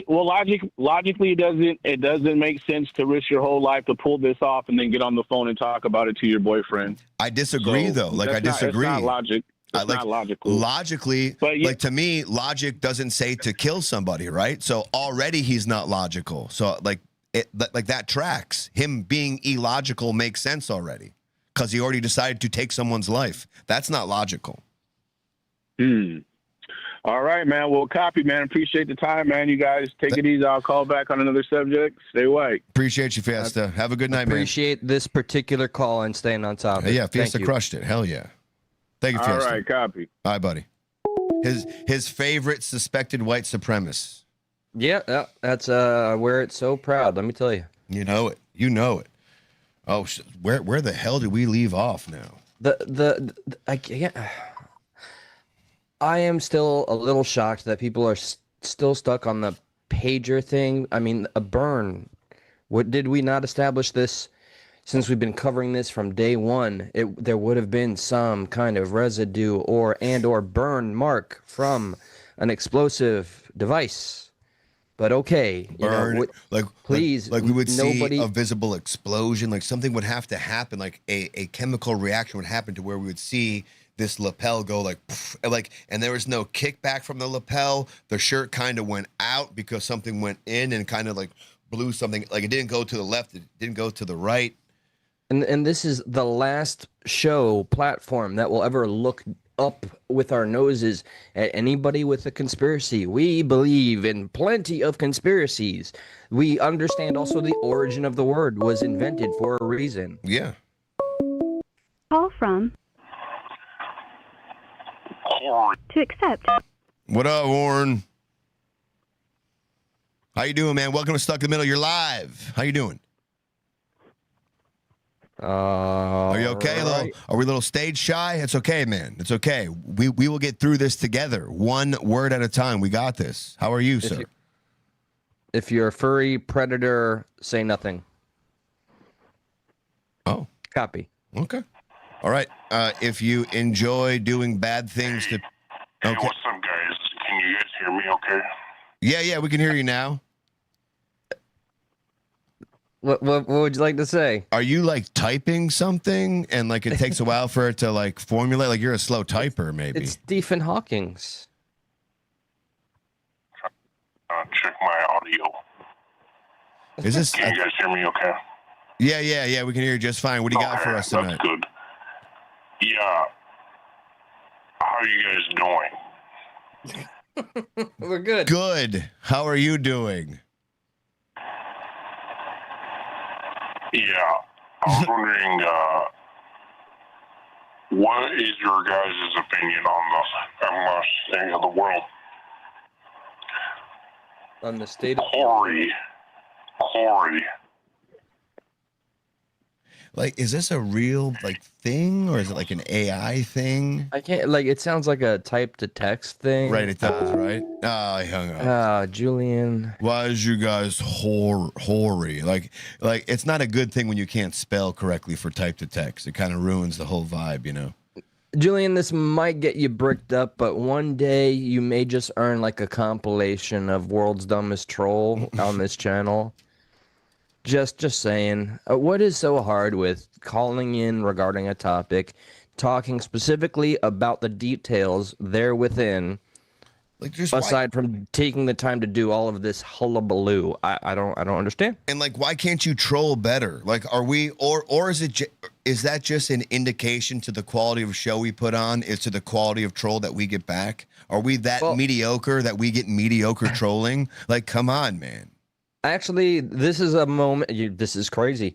This is a moment where I appreciate a person like Fiesta who has the conviction, the energy, and the effort to actually, contribute as opposed to the Julians of the world. So, yeah, no, by no means, I won't call this mediocre, but we'll work on getting better trolls. I will try to trigger more people and hurt more feelings. You have my word. I know a lot of people who will call us mediocre gladly. Let's so here's Jack Posobiec talking about the video that we have not seen yet. This is the video that showed up close of the okay. It's a new number. Let's see what we got. Call from Anonymous caller. To accept, press. Anonymous Craig the Hunter caller. How are you, sir? It's me. Hey, don't say it's me. Oh shit. Yo, my bad. My bad. Sorry. My wife doesn't want me calling in causing shit. Yeah, no problem, dude. No problem. Fuck her, dude. Cause no Fuck shit her. won't be no shit, cuz. Yeah, dude. Fuck her, dude. Fuck that, dude. You do. Hey, listen to me. You cause all the shit. You cause all the shit you want to, motherfucker. It's all Eli's fault, Josh. I know. If I had a suit, none of this would have happened. I don't have a suit anymore. Like he can't do that shtick Doubly anymore. so, Josh. Yeah. Now we're in this together. Both of us have done. Ain't start no suit, won't be no suit. Hey, boom. Start no suit, won't be no suit. But look, I'm thinking I may be half black because I totally agree. From the waist up, maybe. Opinion. I think we can't trust the white man anymore, Josh. Craig. I don't think we can trust the white man anymore. I don't even know if that's true. I don't know. Wait. If that's the case, I can't trust what you're saying. But I'm half black. I just told you. Yeah, but I don't know. From the waist up or the waist down. Gosh, no. But really, I think we're being deceived. I feel like you're the one deceiving me. I can't trust the white man anymore. Gosh, where's Julian when you need him? Where's J-Paz? Is he around? Joe Pond, where you at, man? Oh yeah, I gotta. Joe you know Pond. what? I'll call him right now. Is he okay? Is Joe Pond okay? I haven't heard from him in a while. I have no idea. The last thing I heard, he was sucking 7 dicks to get to the 8th. Craig, I don't appreciate you calling in hating on people in general, to be honest with you. I think you're better than that. I'm not hating on I love everybody here. Okay. So you know what? I appreciate right that. I appreciate that. Hey, love you guys. Craig, you're the man. Love the show. Yo, hey, if you ever want us to come on your Sunday show, let us know, man. I'm not going to bug anybody. Do a Sunday show. I gave up. I quit. I quit YouTube. I walked away. No, you didn't. No, I totally walked away, and it's the best thing I ever did, dude. I'm like living in the real world. It's awesome, but I will be back probably later. I hope so. But I think you're a fun YouTuber. You're a fun YouTuber. I like your sense of humor. I don't know. I know. You don't have to know. I know. I believe we're all being deceived. I know, but that's what's funny about it, right? You know? Oh, gosh. Okay. They all thought I was crazy with Bigfoot. Now all this shit, you know? All right. Great. I hear you. Hey, love you guys. Continue to rock on. Thank you, Craig. Eli, we love you. I'm sorry I'm so mean to you, but Josh rules. I feel like hurt my feelings in your life, sir. It's okay. All right, Craig. Thank you, Craig. All right, love y'all. Bye. Later, Craig. Hey, we got JP on the line. Who is this? Hold on, we have a troll caller named. Well, they're calling themselves. Oh God! Corey. God damn it! Julian, goodbye. Julian, you're banned. Like, I don't know how. I'm gonna find you and ban you. Hey, Joe Pond, tell the audience hello and that you're alive. Are you alive, Joe Pond? Yeah, I'm alive. That sounds like. Is that Joe Pond? That sounds like you're forcing him to say that. Yeah, blink twice if I'm forcing you to say that. All right, I heard 2 blinks. Okay. Okay, just making sure, JP. Just making sure. We were concerned about you. Real quick, while I have you on speaker, do you believe Tyler Robinson is guilty or that there's some other massive conspiracy? Robinson. That's the guy that most Charlie likely Kirk. shot Charlie Kirk. I know he's your hero, but... He just hangs up. Let's see. Did I wake you from your beauty sleep? Yeah, go back to sleep, Joe Pond. You're no fun right now. I don't like serious Joe Pond. I don't like sleepy Joe Pond. Like sleepy Joe Biden, but sleepy Joe Pond. Not a fan. Yeah, get on the show, Joe Pond. We'll be waiting for your call. Yeah, wake up, huh? I miss you. It's 12:30, bro. Wake the fuck up, okay? Yeah, sincerely. Jesus fucking Christ. See you on the Slacker, show, bud. dude. What the fuck, man? Fucking Marty. Trying to do a show here and people are sleeping because it's a little late. And come on, man. What the fuck? outrageous. Look at the economy. Get with the times. You can't afford to sleep anymore. I am pissed. Are you pissed? I'm pissed. I am rightfully pissed. Fuck. Righteously. Let's get more pissed and watch Jack Posobiec explain the video he saw about the unaliving of his best friend. Fuck. All right, Posobiec. All right. I hear people call him Posobiec. It's Posobiec. Jack Posobiec. Okay, you're telling me it's Posobiec? Look at me. Do you think I'm asking you? I'm fucking telling you it's Posobiec. Okay. Well, now I want to call him Posobiec. I don't appreciate that. Well, I feel like now we're gonna butt head. Yeah. All right. We'll go Posobiec. You know, just be careful because it'll happen if you Posobiec you know. It'll happen. Never go full Posobiec. All right. You know what? You wish you could and do it. Guys, I'm not gonna mince words. All right, I'm gonna be blunt because it deserves it. I need to smoke a blunt now, bro. Smoking really got me through those phone calls. Forging, his name sounds like a medication that would have terrible side effects. I agree. Get yourself some Posobiec, where you will feel emotional about your friend's passing. Posobiec. It's okay. You could be wrong. It's acceptable to be wrong. Yeah. You just have that effect with the Bernstein Bears. I feel like you got it all wrong with the butterfly effect. I feel like the owner of Bricks and Minifigs when he says, "I see what you're doing." I don't know why you'd say something so rude. I see what you're doing. Yeah, and I don't appreciate what you're insinuating I'm doing. I need to pop some Posobiec. I see what you're doing. I think I just did on camera, actually. Mince words. All right, I'm going to be blunt because it deserves James Blunt, and I'm just going to say what it was. He goes and runs away. What? That's what I was expecting. You just gave it away. Yeah. Spoiler alert. Sorry. Like, no respect. I know. Gosh, this co-host. My bad. You see him shooting Charlie. You see him executing. But like camera, like pose, vogue, clink, clink, clink, clink, clink, clink. He's shooting Charlie. You know, like a camera's. That's what he was referring to, right? Because I couldn't take that as any It was a other way. photo shoot. There is zero way to interpret that. It is a Vogue. He's like, be conservative. Show me racism. Show me racism. Show me what's the DEI? What is DEI? What is DEI? Think DEI. Get angry. Get angry. I don't like DEI. Yeah. Debate me, motherfucker. Yeah, DEI. Rah. But you have to be of the college age or okay. Yeah. Black pilots. That was his you hate black pilots. Yeah. Oh my God! Don't get me started on that. Yeah, he hates. How them. dare you? Yeah. Very frail line we're on here. But like, isn't that one of the biggest things that people would kind of attack Charlie Kirk for? Is that you targeted the college age kids so you could be the superior debator? Yeah, motherfucker. His response. Well, aren't you guys the future? You know, in your voters. He's like, aren't you over 18? You're not children. You're freezing and you're freezing and you're freezing. I feel like you just turned your computer off. Stream's good on my side. He's making up things on his side. Let's see what happens here. He looks serious, doesn't he? Listen to me.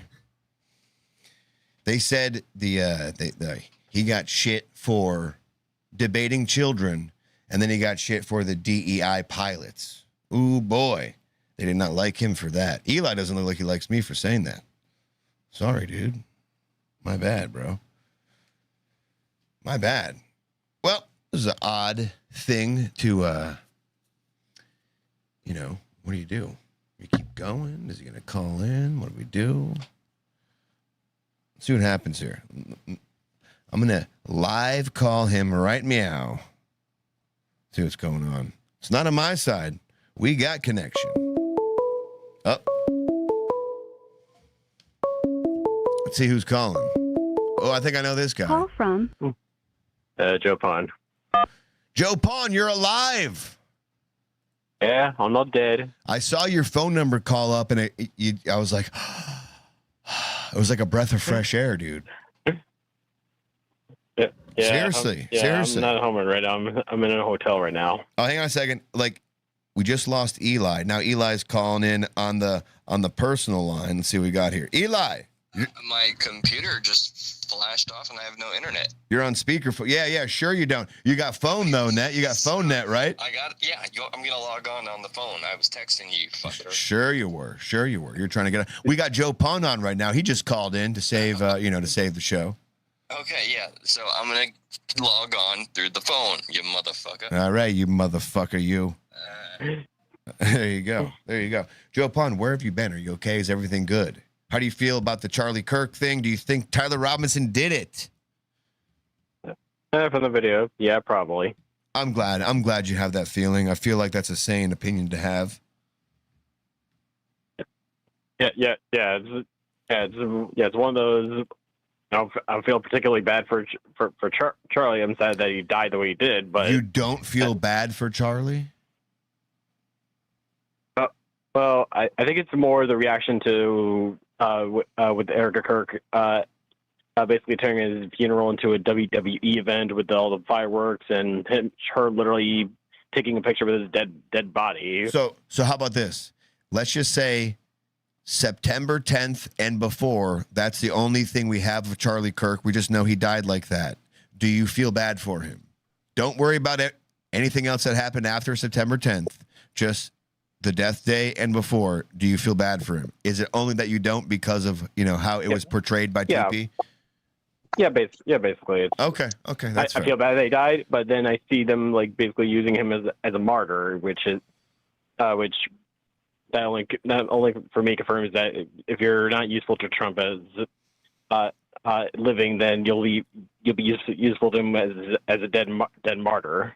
He was definitely a martyr for that company, though. So I mean, I think that company TP USA is allowed to portray him like that because he's essentially the guy who made that company and was keeping it going, especially with his debates to children, college children. Yeah, no, he literally finds himself by default in that category. It's not like he was trying to volunteer for it. He was the leader of a movement and a massive company. But, I think it would be foolish to assume that any movement and or company wouldn't kind of, I hate to say it, but I'm being very logistical here, utilize someone that became such a large and respected voice, maybe not to you, but to many others as such. But aside from that, why does that kind of rub you the wrong way, that's what he's kind of become? I mean, he wasn't a great debater. He debated college kids, but he was basically debating people from the street. When he actually got into an actual debate with people that knew their stuff, then he usually fell apart or tried to do, what about this? What about that? So conveniently, before my internet went out, that's the last point I made, is that his biggest, I don't want to call you a hater, I guess criticizers, was that he would target the college age demographic. And his response famously was, well, aren't you literally the future of our country? And are you...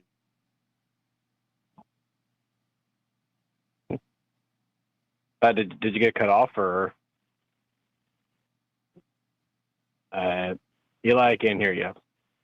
I also can't hear Josh. Well, Josh is somewhere. You didn't. Sorry, say again.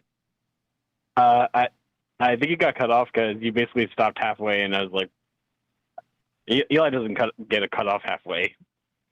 Yeah, well, something, I don't know, my internet seems to have come back now, but I was simply stating that, what his greatest criticizers would state he's targeting the younger people from college.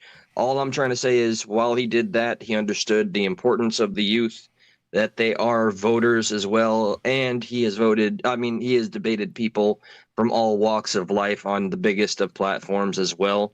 So I'm not saying you're entirely wrong, but I'm saying that you're also not entirely right. Fair enough. Yeah. I just mainly know him from the clips where about how I wouldn't fly with a black pilot because of DEI hiring, and I'm happy for children to die for the Second Amendment. Do you know the exact quote of the DEI pilot thing though? Yeah. Basically, he doesn't want someone underqualified. But the problem with that is that he's leaving out some details, like the fact that you have to go. The DEI program only said you have to reach out to these communities. You don't have to hire them. You just have to reach out to them. And then the other fact is that if they screw up, guess what? The person who taught them, their mentor, they also lose their license. So are you going to bring on 3 black pilots and then the underqualified black pilots, and then they all fail, and then you lose your license, or you're going to choose the 3 best ones? It doesn't matter if they're white, brown, or whatever. I think, but isn't that his point though? Yeah, he wanted merit-based hiring where the most skilled got the job. He wanted to eliminate this entire, because of your race, you're going to get easier questions and be therefore less skilled. Here's his exact quote. Hang on, Joe Palm, 1 second. Sorry. Here's the exact quote, just so we're all on the same page. Okay. He said, "I want to be as blunt as possible because now I'm connecting 2 dots. Wait a second. This CEO just said he's forcing that a white qualified guy is not going to get the job. So I see this guy. He might be a nice person. I say, boy, I hope he's not a Harvard-style affirmative action student that landed half of his flight simulator trials." So I get what you're saying, because I do think, like, why would a company hire somebody unqualified?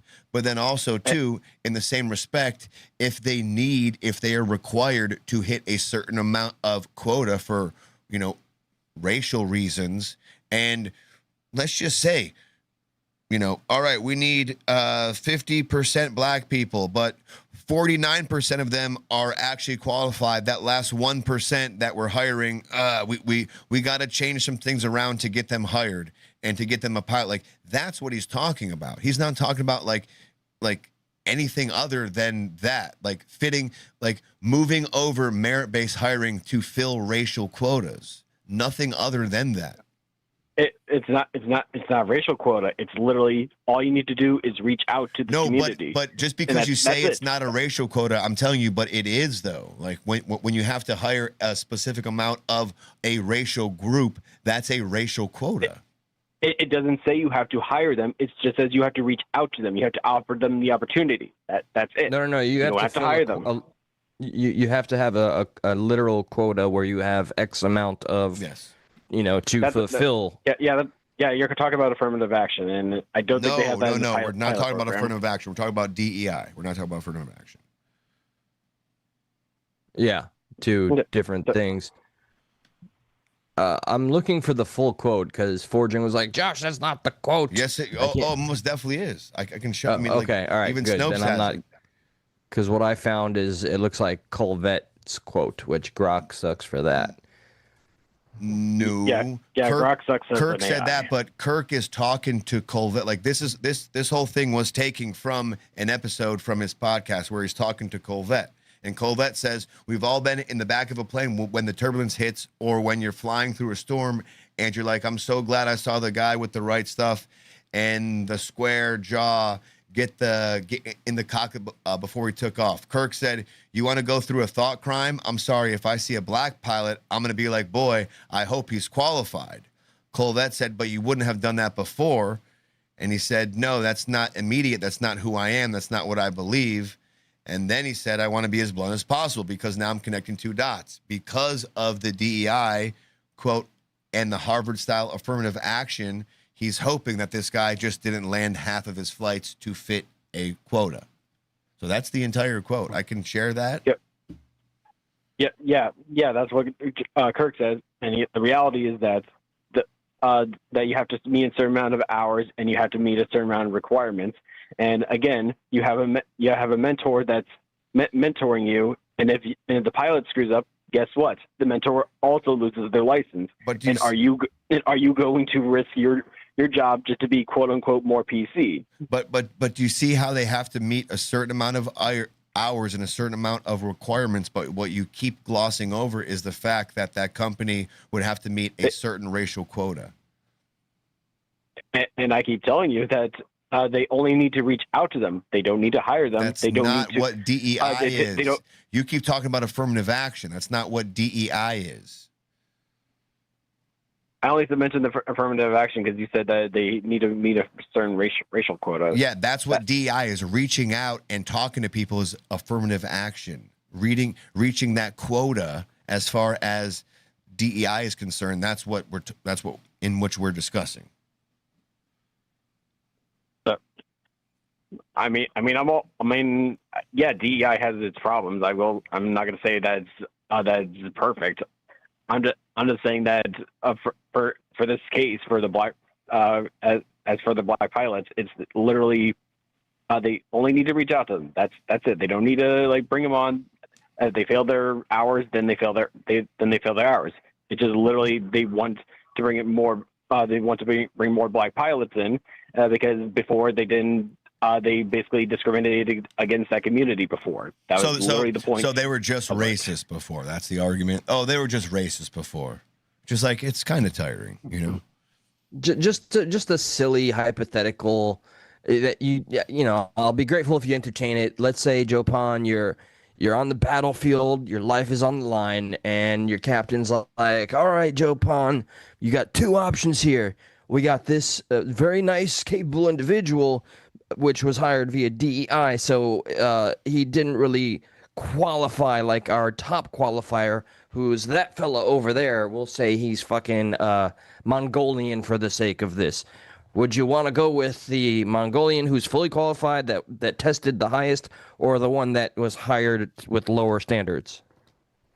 Because you want to die, you know, with more. It's the same thing they did recently in the military, and they lowered certain skills for certain people for them to pass. It's the same idea, and they're saying they're not saying we are lowering the goals for all these people. They're saying we had to lower certain ones to fit a certain quota to get these people, to get some of them, not all of them. But to hit this certain, you know, thing that is, quote, good and just in the moral, you know, in their weird cultural moral world that they have. It's not necessarily maybe written down, but you got to hire, you know, 50% of this people and 25% of that and 15% this and 5 that. Like that's what we're talking about. Okay. So let's start running a hypothetical. Yep. No DEI. Everything is based on skill. Everything is based on merit. Fantastic. I like this. Let's stick with it. This is great. Okay. Do you recall last year when Trump was suing Harvard last year, basically saying that they didn't? I guess they were doing either not having standards or doing something anti-Semitic or allowing anti-Semitism to run amok on campus or something. Vaguely, like what is that? What's the crux here? The crux is that they were basically going to drop all the lawsuits if Harvard basically made a DEI quota for conservative professors.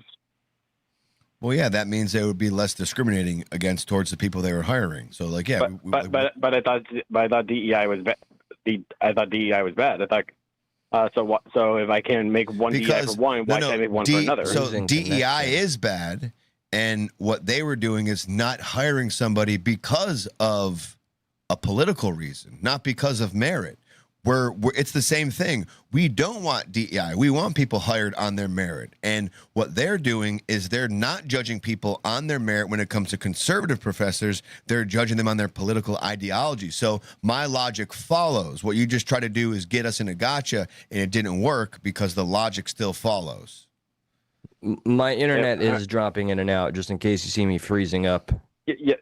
I kind of see you're stuck frozen, staring at me. No, he's good right now. Yeah, no, it came back. And now you're moving again. It happened 3 times thus far, but all right, no, sticking with it. So, I don't know. You're pro DEI, and I don't think you'll budge from that position. But could you? I say it has problems. I'm not saying it's perfect, but it's basically. Well, what's a problem it has then? What's a problem? Like if you say it has problems, what is one of the problems? Let's see. Like some unnecessary DI training, how to spot isms or something. I don't know. How to spot isms? Could you reword that? Basically, some mandatory training for some corporate jobs where you basically need to recognize your own privilege or something. Yeah. I can see not really seeing that as necessary, but also I see that it could be necessary just to kind of reveal it if you have a blind spot. If you're going to be looking one way, but not another way. Right, just like the people who don't hire conservative professors because of their blind spot as far as politics goes. I mean, I'm pretty sure Harvard hires conservative professors, but the fact that they literally wrote that to the amount of conservative professors. To the amount that they hire left-leaning and liberal professors. Well, they're going to Harvard. They're a professor. They're in college. They're usually going to lean left. But that's not an excuse, though. But yes, I understand that part of things. But that's just because you're going off momentum doesn't mean your momentum's correct. Yeah, it's a sad reality that the majority of some of our greatest institutions have kind of defaulted to the most primitive of leftist ideology that's getting further and further radicalized. But you could make the argument, Joe Pon, that I am biased and I am the opposite of what you stand for. But we can coexist, cohabitate at the very least. Yep. Yes, we can. That's the whole point of this. Joe Pon, thank you. Anything else you want to bow this up with? We do got to get moving on. Thank you for calling and showing us you're alive. Okay, well, I'll end on the thing that I remember you guys talking about the other night. How I think that's probably gonna be like 50% that it's kind of 50-50 that there's gonna be like a giant blue wave or something. Okay. I would have probably upped that to more 70-30, only because you basically, with the Republican Party and specifically MAGA, they pissed off everybody.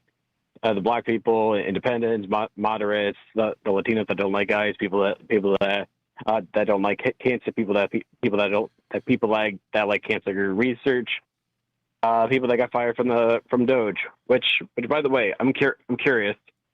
Have you gotten your $5,000 check yet? We had what did we have to fire? 300,000 employees and now you're going to get $5,000. Joe Pon, this is exhausting. That was never promised. Easy. I want to ask for a fun social I was promised a $5,000 Joe's check. I want my $5,000. Joe Pon, could I get you to indulge a social experiment for the sake of the show, which is where we live pretty close. Come over sometime. We'll make the arrangements, and I want to see the algorithm of your social media, and you look at the algorithm of mine. And I want to see how different they are. Okay. I do recognize that I do kind of follow more left-leaning sources, and I am trying to get. Well, by God, of course. I'm trying to expand out a little bit. That's good. But every time I expand out, I usually run into a MAGA guy that basically we need to deport all illegals, even the legal ones.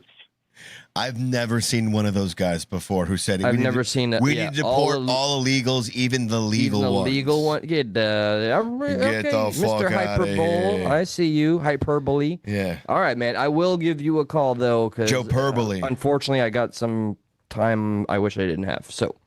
Joe Pon. Okay. Thank you, sir. I'll just end on that. With the blue wave coming, it's you have like Trump districts. Basically, they're minus 20 now.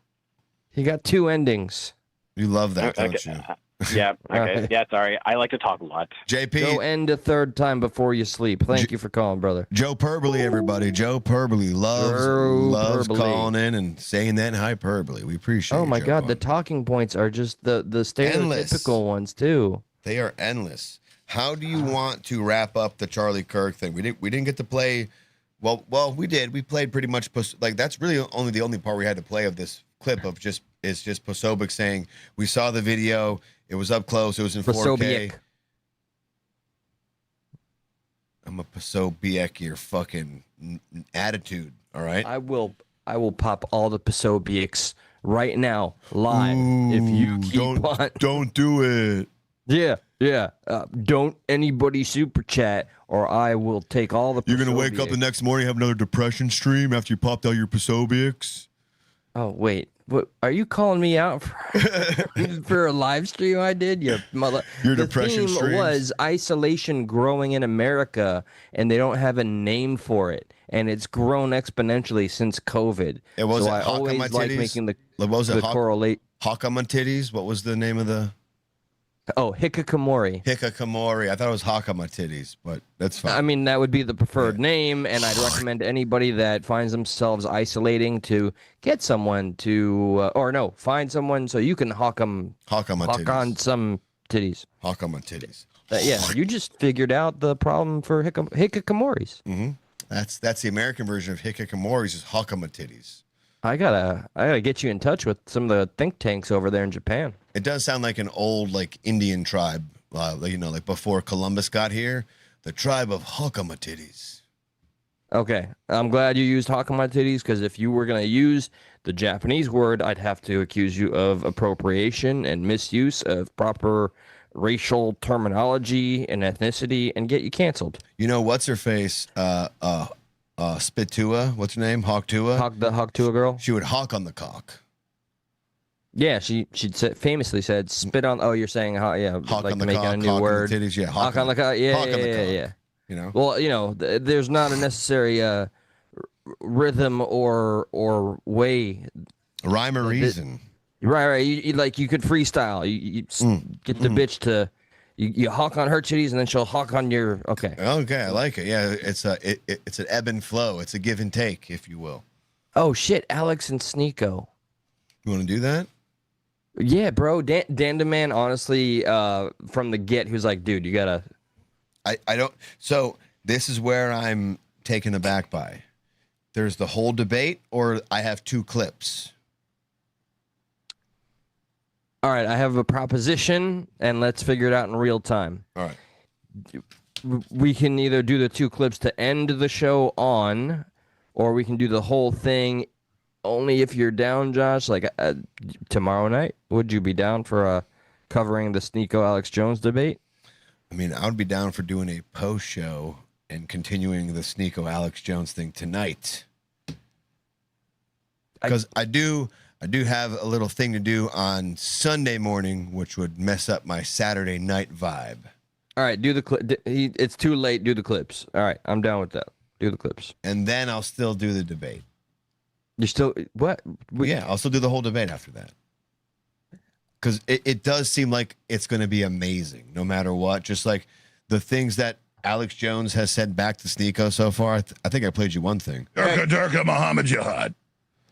Durga Muhammad Jihad. So you know what? Let's just watch this and see how you feel. Okay.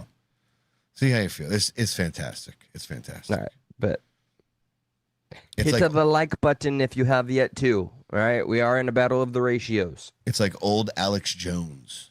So this is just him talking to Nick Fuentes real quick, and this is just him going in on Islam. But talking about Muhammad and what Muhammad would be if he was alive in 2026, and it's probably what you think he would say. Be a system, but most of the Muslim countries, Pakistan, Afghanistan, Egypt, you name it, is wildly homosexual or bisexual. Actually, the imams teach that you can have sex with men as long as you say you're sorry to Allah. You can always have sex with prepubescent boys. It's even in the Quran that if you're a shepherd and there's a boy and no women, you can have him. They have the dancing boys in Egypt, the dancing boys in dozens of their countries, and this is what they do. Famous for Turkish prisons raping any male that comes into them. Jesus. So and then you have the hadiths written at the time where. Literally, you have Muhammad wanting the power of 30 black men who rode him and filled him with their power. So, I mean, this guy would be a top, gay porn star. Muhammad would. Damn, I'm even trying to start a fight with him. Alex Jones just called Muhammad the top gay porn star of 2026. I mean, that's like crazier than what South Park did as like trying to, portray him as like an actual visible person. Like this is while right, and I think there's in their scripture specifics about daring to try to like illuminate whatever he looks like. Like that's the big blasphemy. And this is But also blasphemy. But it's very like on the nose, pretty accurate. So. Oh yeah, no, I'm not disagreeing with that part. I'm just saying. Yeah, like, no, I know you're not.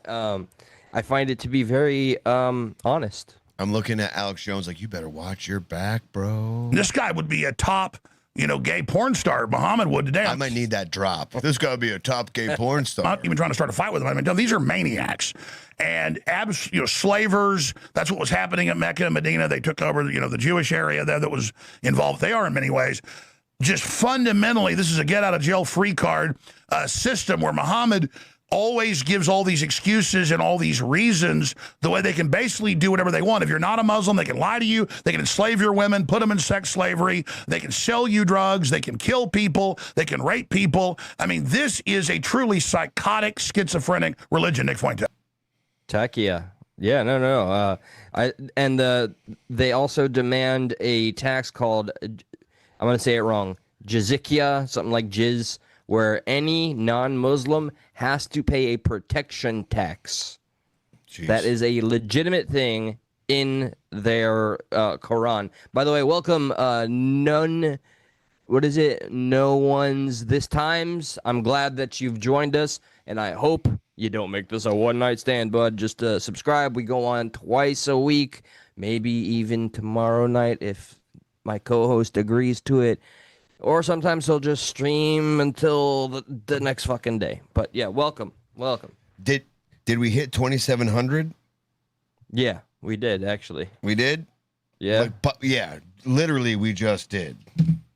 That's not okay. So this is Alex Jones versus Sneako. So you saw him going in on Islam. Now this is one of 3 compilation clips from this debate. Enjoy this one. This one. So yeah, this is the Durka Muhammad Jian. This is where he really pisses Sneako off. Watch this. I'm going to fulfill a request. I love Mishka. I love you. Mishka, the Discord where you been? Good to see you. Wait, I got to make sure it was Mishka or I need new glasses. It was either Mishka, who's not here at all, and I'm hallucinating, or Shamrock. But I'm gonna Shamrock, you draw. Yeah, Shamrock, you're a MVP. I'm gonna draw a picture of Muhammad and get a fatwa. Keep playing that clip. I can hear it. Okay. All right. The manifesto, they're Mexican white nationalist cat boys. So Durka Muhammad Jihad. Well, it's stuff like that. What do you want me to tell you? I'm your friend, like the Quran says, and then stab you in the back? The Quran doesn't say that. How about I become a Shiite with you and we take swords and cut our heads, and for 8 hours I just march you like. That's wrong. That's wrong. That's wrong. Or I could be a megachurch Christian with Kenneth Copeland drinking my blood. I could be with Eric or Kirk shooting fireworks off my ass and twerking. You want me to do that? Small minority to demonize 2 billion people. Ladies and gentlemen, the weasel from Connecticut, the mighty Mongol, the amazing, all-powerful, sneaky Allahu Akbar! Sneako! Allahu Akbar! There's like 2 crazy people just going at it. Like Alex Jones just rambling on is getting Sneako Sneako's reached his wit's end, and all he knows what to do at his wit's end is just Allahu Akbar himself out of a situation. Allahu Akbar! Allahu Akbar! I mean, to be fair, I think if I was talking to Alex Jones and Alex Jones started to do this, I too would Allahu Akbar myself out of this situation. I don't think I would have anything else to do, but Allahu Akbar! Allahu Akbar! Greatest crash out ever. And they're kind of both crashing out, right? Yeah, Alex Jones is a default crash out. He's trolling. Sneako's crash outs, to me, they're getting more and more regular and radical. Okay. Like there's a famous clip where recently during the soccer game in New York or wherever, he started saying, "Welcome to New Yorkistan. We have taken over. Islam will be in every household." Like he's getting to the point of unhinged, where he's not even hiding the fact that he wants Islam to destroy America and all European countries. I want to see that video. Like that was during the World Cup. He said what? World Cup. He said what? You didn't see that shit? No, Holy shit, no, man. no. He He said a bunch of. He said Muslims. Islamistan. What did he say? New Yorkistan. Okay, new. Something like that. So I'm gonna get a fatwa on me. Well, I'll finish searching and I'll begin my drawing. I want a fatwa. I want one too. I wish I could set a goal for a fatwa. I remember when I was a little boy, I was a pretty big fatwa, but I did lose weight, so I'm not as hefty as I was before. But you know, I'm still a fatwa at heart. Everybody could tell you you were one of them. Yeah, at heart, I'm still a fatwa. When I wrote to Santa, I had asked for a fatwa. And here I am, like 36 years later, and where's my fatwa, Santa? Sounds like the Islamic version of a Snickers. Like you're never yourself. Get yourself a fatwa. Yeah, eat. You're not yourself when you're angry. Eat the fatwa. Kind of sounds like that vibe. So here's I think you should market that. I will invest. Here's Sneako giving his Islamification of New Yorkistan.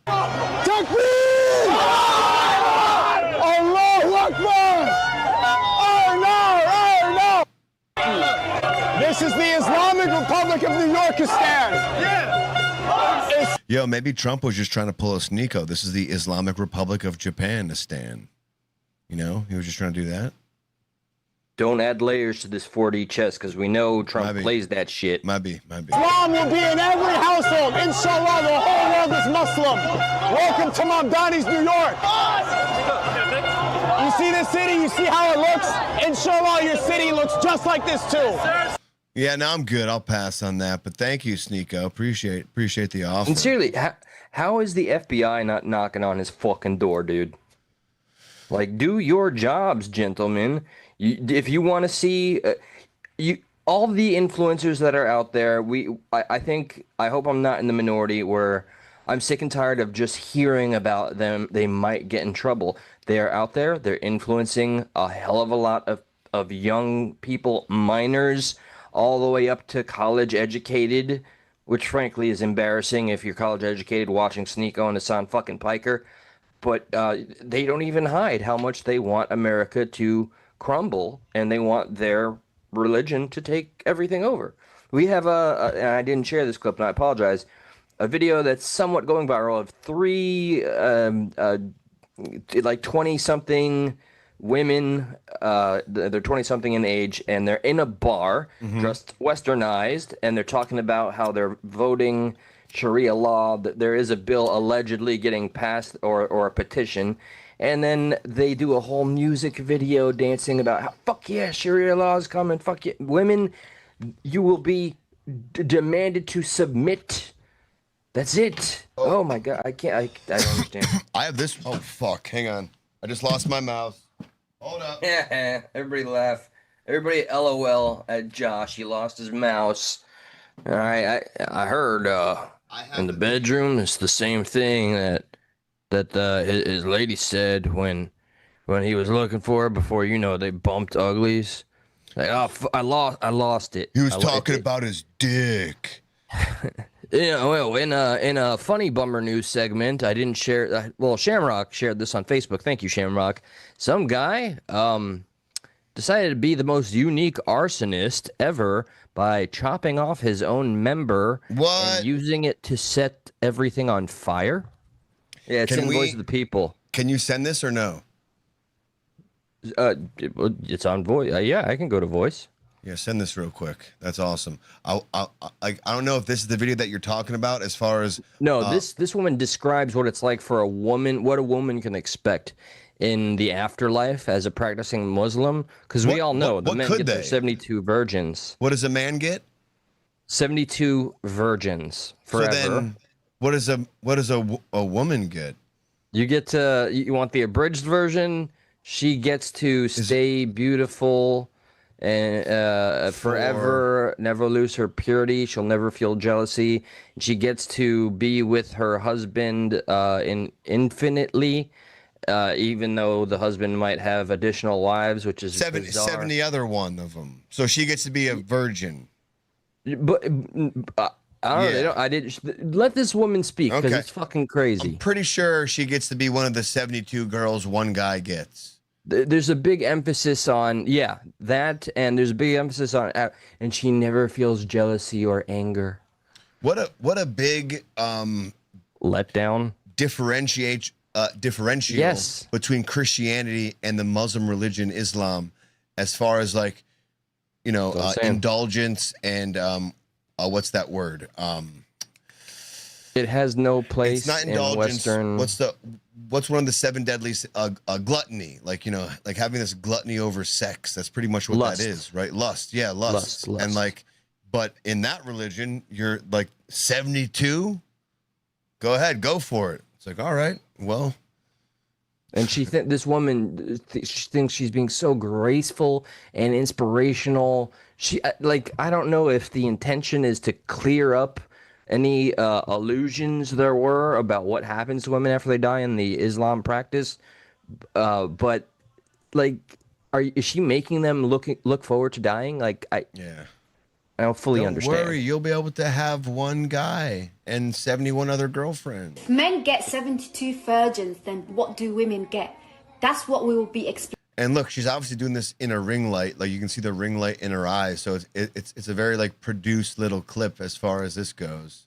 It's kind of weird. Women are supposed to wait. Oh, sorry. And also she's going to mention, and if you were a single woman and you died miserable, you get your soulmate appointed to you. What? Yeah. This religion sucks. Yeah, I know. Fuck. If men get 72 virgins, for women at least, women get. That's what we will be explaining in this video. Women in Jannah will be forever young, forever beautiful. They will never experience sadness, aging, or tiredness again. If a woman was married and happy in this world, Allah will reunite her with her husband. But both will be made more beautiful and perfect for each other. But if she was not married and was unhappy, Allah will marry her to a partner in paradise who will fulfill her heart. That's not that bad. She's just saying if you weren't happy, Allah's going to hook you up with someone who makes you happy. Yeah, like if you weren't happy, if you were single, you get to play like the Bachelorette and get the one that got away. For like whatever reason, I thought you were saying that because she wasn't happy, she gets to have somebody who makes her not happy for the rest of her time. And no. Okay, she gets her the equivalent of her soulmate appointed to her, which is like the same concept of like, it's okay, like just be miserable now, but don't worry, the afterlife will set you free, kind of thing. Yeah, like, that's one of my biggest gripes with religion is that whole mindset right now of like essentially don't worry about the now because the afterlife will be that much better. It's like, I don't know if I have that much, and if I want to gamble that much as far as avoiding what I can do now. And every day in service of, like, I understand if it's fulfilling to do something that's spiritually gratifying, but if you're doing it because you feel like you have to, I don't think you're supposed to get the reward points, so to speak, the karma points, or whatever the fuck you get when you're walking around in Red Redemption 2 and getting your honor. Right. Sadness, no jealousy, no pain. Allah decides to remove all sadness and pain and jealousy from the heart. She will live in a place of gold and diamonds, wear clothes made of silk and jewels. She will have servants to serve her. It's such the opposite of, you know, you're going to be around gold and very fancy clothes and diamonds and all these like lustful, sinful things, you know, like being rich, you know, like what does Jesus say about, you know, like the rich man? Like it's hard for a rich man to get in the like the kingdom of heaven as opposed to like a camel through a needle or some shit. A needle through the eye. Yeah. Here, like, can you, I don't know how good this is gonna. There you go. Let's see. Hang on. All right. I see the top part. Allah. All right. Oh shit, look at his face. He kind of looks like one of those characters from that like how do you say it? Oh, what is that? Let me see. That's him when he's angry, when he's going that after kind of looks Aisha. like an Real Monsters guy. That's when he's chasing Aisha. That's oh shit. What she saw when she was 3 Did you just draw that now? That's crazy. 6-year-old virgin. I love the teeth. No, the teeth are I want to lie, but no. The first one, yeah, obviously. The other one, no. I love the You're teeth. welcome. I have officially blasphemed, and well, y'all know what to do. Good job. Well, technically, you're not supposed to draw Muhammad, not Allah. Oh shit! Well, So- let me change the name. Yeah, let me change it.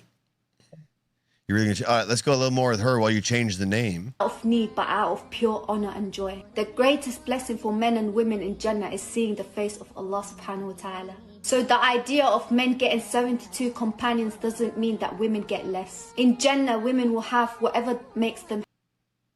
Ah, okay, Muhammad. I think you spelled it wrong. That's okay. He's got a really beardy face. Yeah, I had it. I mean, I don't have time for the detail. His face kind of looks like a really oddly shaved vagina, like some weird long hairs but some short hairs. You know, I'm gonna overshare and get myself attacked by a bunch of trolls and clip channels. But in middle school, because of a fucking what's her name? Nope.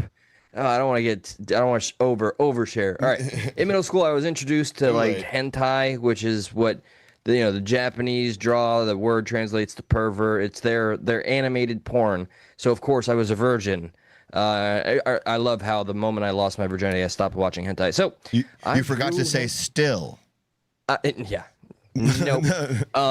So I drew a hentai comic book, so porn comics. I drew it and I kept them and I brought them to school and everybody loved looking at my fucking bizarre hentai. I did that, but I was a child, so leave me alone. Okay, that's okay. Yeah, it's okay. No harm, no foul. Draw a boob now. Yeah, go draw some boobs. Happy in a pure and honorable way, without sadness or injustice. Just remember, Jannah is not just a reward; it's Allah's perfect mercy poured upon His beloved believers. May Allah subhanahu wa ta'ala take us. Jannah. I don't know what Jannah is, but there you go. There's Jannah. All that to then get back to our original video real quick. Jannah. This right here. Alex Jones just ripping on Sneako. It gets so much better. I wasn't watching it, but hearing him. Can I see him do the? Yeah, you want to see Sneako freak out again? Yes. Right here. No, the amazing, all-powerful, sneaky Allahu Akbar! Sneako! Allahu Akbar! You don't even have a brain. So what makes you think you can deport me? You gotta have a brain to be so able to what get makes you knocked think out. you can deport me if Sean Strickland can't knock me down, huh? You can't stop me. I'm coming. I know. Then tell me. Coming. I'm coming. Durka Muhammad. Allahu Akbar! Takbir. He's going super Muslim saying. And inshallah, you become Abdul Alex Look Jones. at Alex Jones crossing his eyes. In God's name. Oh my God, they're both. Oh my God. I think Sneako, Allah cursed him. Sneako's pissed. Assalamu alaikum. Marry your cousin. This is like a rap battle. He said, "Marry your cousin." Assalamu alaikum. Oh yeah, they do that. Ready? Marry your cousin. Oh, It's bars, so much fun. bars. Really Durka Muhammad Jihad. It comes from your Jewish supreme leaders. It comes from Abraham, who you are the bad son. You are the bad Islami. Ooh. Bad. Abraham say, you are not the chosen. No good. I love how I know Sneako's chat. They are freaking the fuck out. Of course they are. Pandering fucking. By the way, no one this time, he outdid me. I typed my variation of boobs with text, and no one this time. He outdid me. He drew some titties himself. Bye guys. Hell yeah. For the next live, I'll set up a goal and I will try to tap into that young pervert that was in my brain all those years ago and try to draw some hentai and get us canceled. Hell yeah. Hakama titties. Sneaky, you are cursed to wear nightgown and marry cousin. Bye, Sneaky. I love you. Hey, I'll stop see you tomorrow. stop killing. His name is a sneaky Sneako snake. All right, we love you, Sneaky. See you tomorrow. Salam. He's like, stop saying How my the fucking fuck- name wrong. Hang on. There's one more. There's more. He was really pissing I was him gonna say, off. how do they end on like any form of a cordial manner after literally Sneako threatened his life? They both flipped out on each other and went like Super Saiyan 4, and then they're like, yeah, okay, hey, see you tomorrow, love you. You just said, Sneako, when I said it's Islamic law, that I'm wrong. It's bullshit. Okay, you want a war? You want a crusade? Now you're don't worry. You're going to get one, pal. God. We saw that one already. Is this what it takes to go viral? I'm talking about we love our Somalis. We love our Muslims too. Oh, they so good. Oh, they so sweet. I'm gonna stab your daughter at the mall. Woo! Gonna stab your son, your wife. And then the police chief is gonna say, we love our Somalis. We love our Muslims too. Oh, they so good. Oh, they so sweet. Okay, look, let it never be said that Alex Jones doesn't bring a little level of entertainment. And is that really how it ended, though? Like, okay, all right, hey, peace out. I didn't watch it. I'm not sure if that's how it ended. Let's say my name correct. Oh, yeah. So this is where he gets mad. Like, say my name correct. He's like, Sneako? Sneako. Listen. You call me sneaky. Let's say my name correct. Sneako? Snicklets? Snicklets? Snooper? Snooper? Snycotic? Assalamu alaikum. See, marry your cousin. I know these two people have every reason to legitimately hate each other, and I'm convinced, I don't know, here's my bias. I'm convinced Sneako would take him out in a fucking flash if it meant he'd get more subs or... I mean, like in a debate style, you're saying? You think you would take Alex Jones out in debate style or just like physically? No, like, because he did the whole motion... and remember, my bias, I do believe that Islam is the most radical practicing religion. It's also the youngest. But I can't help but wonder, knowing how the internet and characters go, if there's like a little bit of a understanding, like a little bit of a, we're going to play this out. For sure. I mean, I definitely think at the very least Sneako knew that. I think Alex went in the whole time, I'm just going to troll this fucking guy. And I think Sneako was prepared for that and was expected, They probably just said, we're going to go unhinged today, buddy. We're going to go viral. Assalamu alaikum, marry your cousin. We got to make a rendition of that. That's so good. No, I don't. Well, I want to, but I don't want to. Do you want to see really quick Nick Fuentes giving props to Alex Jones? He's like, this is the Alex Jones. Yeah, man. Of Christmas past, giving him. I hate to bring it up often, but no one, by the way, I hope you have we've hit a minor goal. We hit a little milestone tonight. Every little bit helps. Please subscribe, and we will come at you twice a week, Tuesday and Friday. We might slip a third night in there if we're able to, and we have guests. I recently spoke to somebody. If you already know who he is, his name is CanCon. He has his own very successful podcast. He's a journalist and a veteran, and we're making the arrangements to get him back on this very show. Mm-hmm.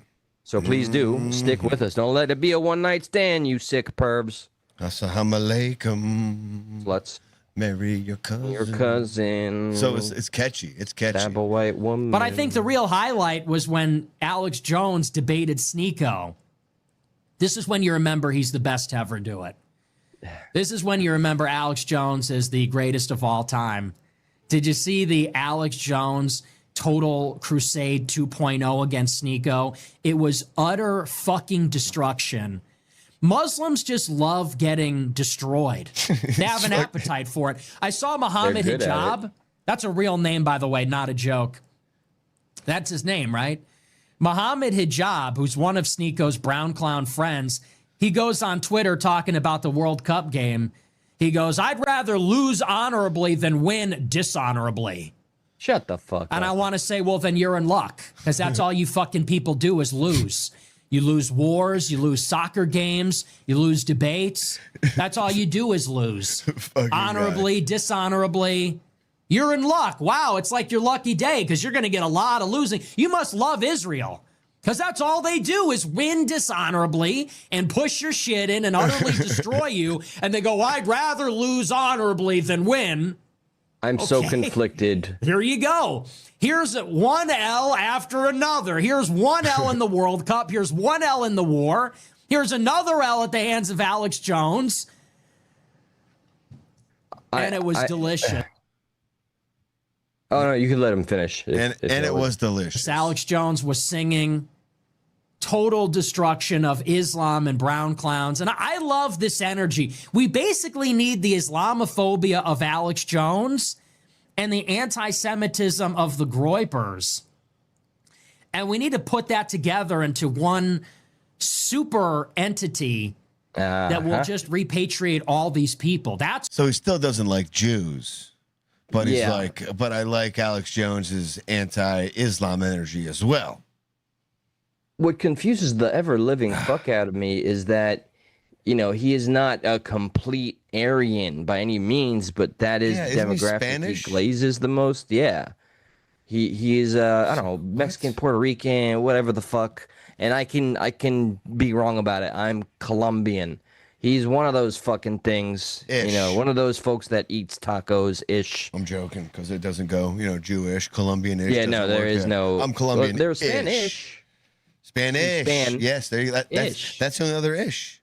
You saved the show. Yeah. I'm Esh. Bangladesh. I'm Esh. Bangladeshish. Bangladeshish. Just sounds like you have like a slur.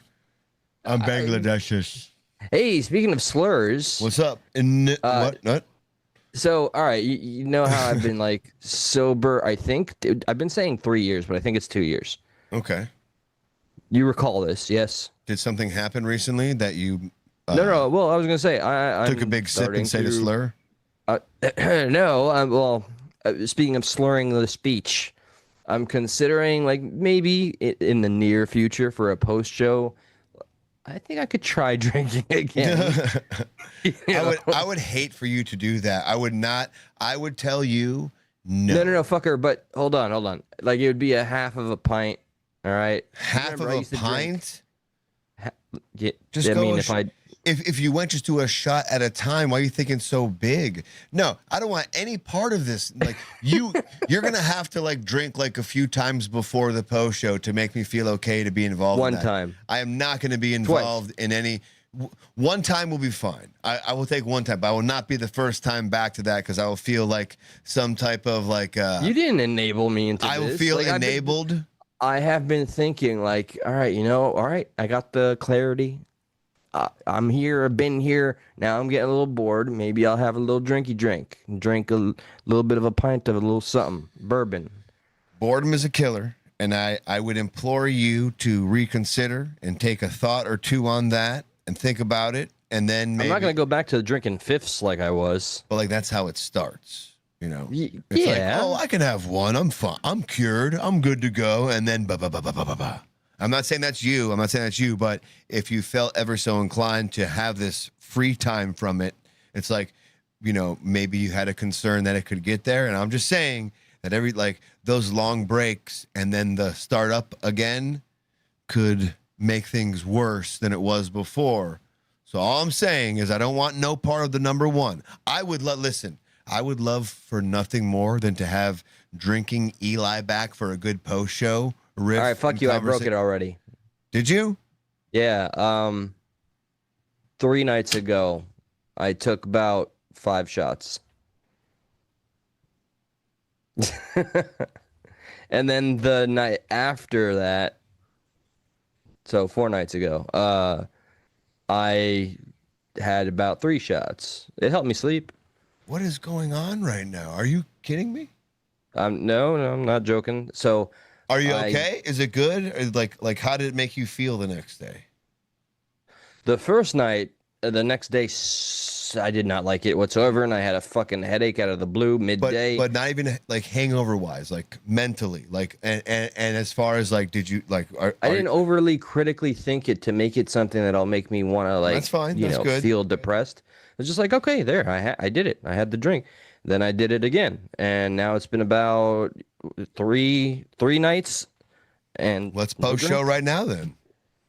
Well, I have no alcohol here, and I can't get it. It's past 1:20. The local liquor store closed at 1, so I got nothing. Well, I appreciate and I want to space idea. out my drinking. Like that 2 times in one week that's it for me. I appreciate the idea of like being like. It always seems to be a harder thing to practice like moderation than complete abstinence, right? So hold on. Shamrock was, she was like, "Don't do it, Eli," because I was lying. And then I was like, and then after I said it, I heard the last comment. Oh boy, thank you for your honesty, Eli, with a heart. So Well, yeah, it is appreciated. I'm glad you're honest about it. Look, I made amends with myself after doing this online YouTube shit for so long. It's exhausting, risky, and stupid to lie to anybody or just in general online, and then you're lying. So you're lying. You're setting yourself up. Period. So it's not for us to hold you to anything, but like because you know, I mean, like I don't think less of you for doing that, but it like it's almost like, all right, if this like it's like if you see a friend trying to, you know, go on a diet, you're like, all right, let me help you do what you got to do. And if I'm at the lowest weight I've been in a very long time, by the way, 218. I'm glad to hear that. But if you see them kind of falling off the diet, you kind of feel compelled to be like, no, don't do that. Kind of like stick with it. So like. When I hear you say I had a drink or I want to feel like it, like I feel compelled to tell you, no, don't do that, don't do that. I know that is honestly, I'm glad that was your reaction. There wasn't any like real 3D chess going on where I was testing you, but now that it happened, I'm like, all right, I'm glad he did that. But yeah, that's just to say, for my spacing though, I'd at least want to wait like a whole week before I drink again. Because I do not intend to go back to how it was. I can't. I won't. I refuse. Maybe next Friday we have a post show, like an old school post show.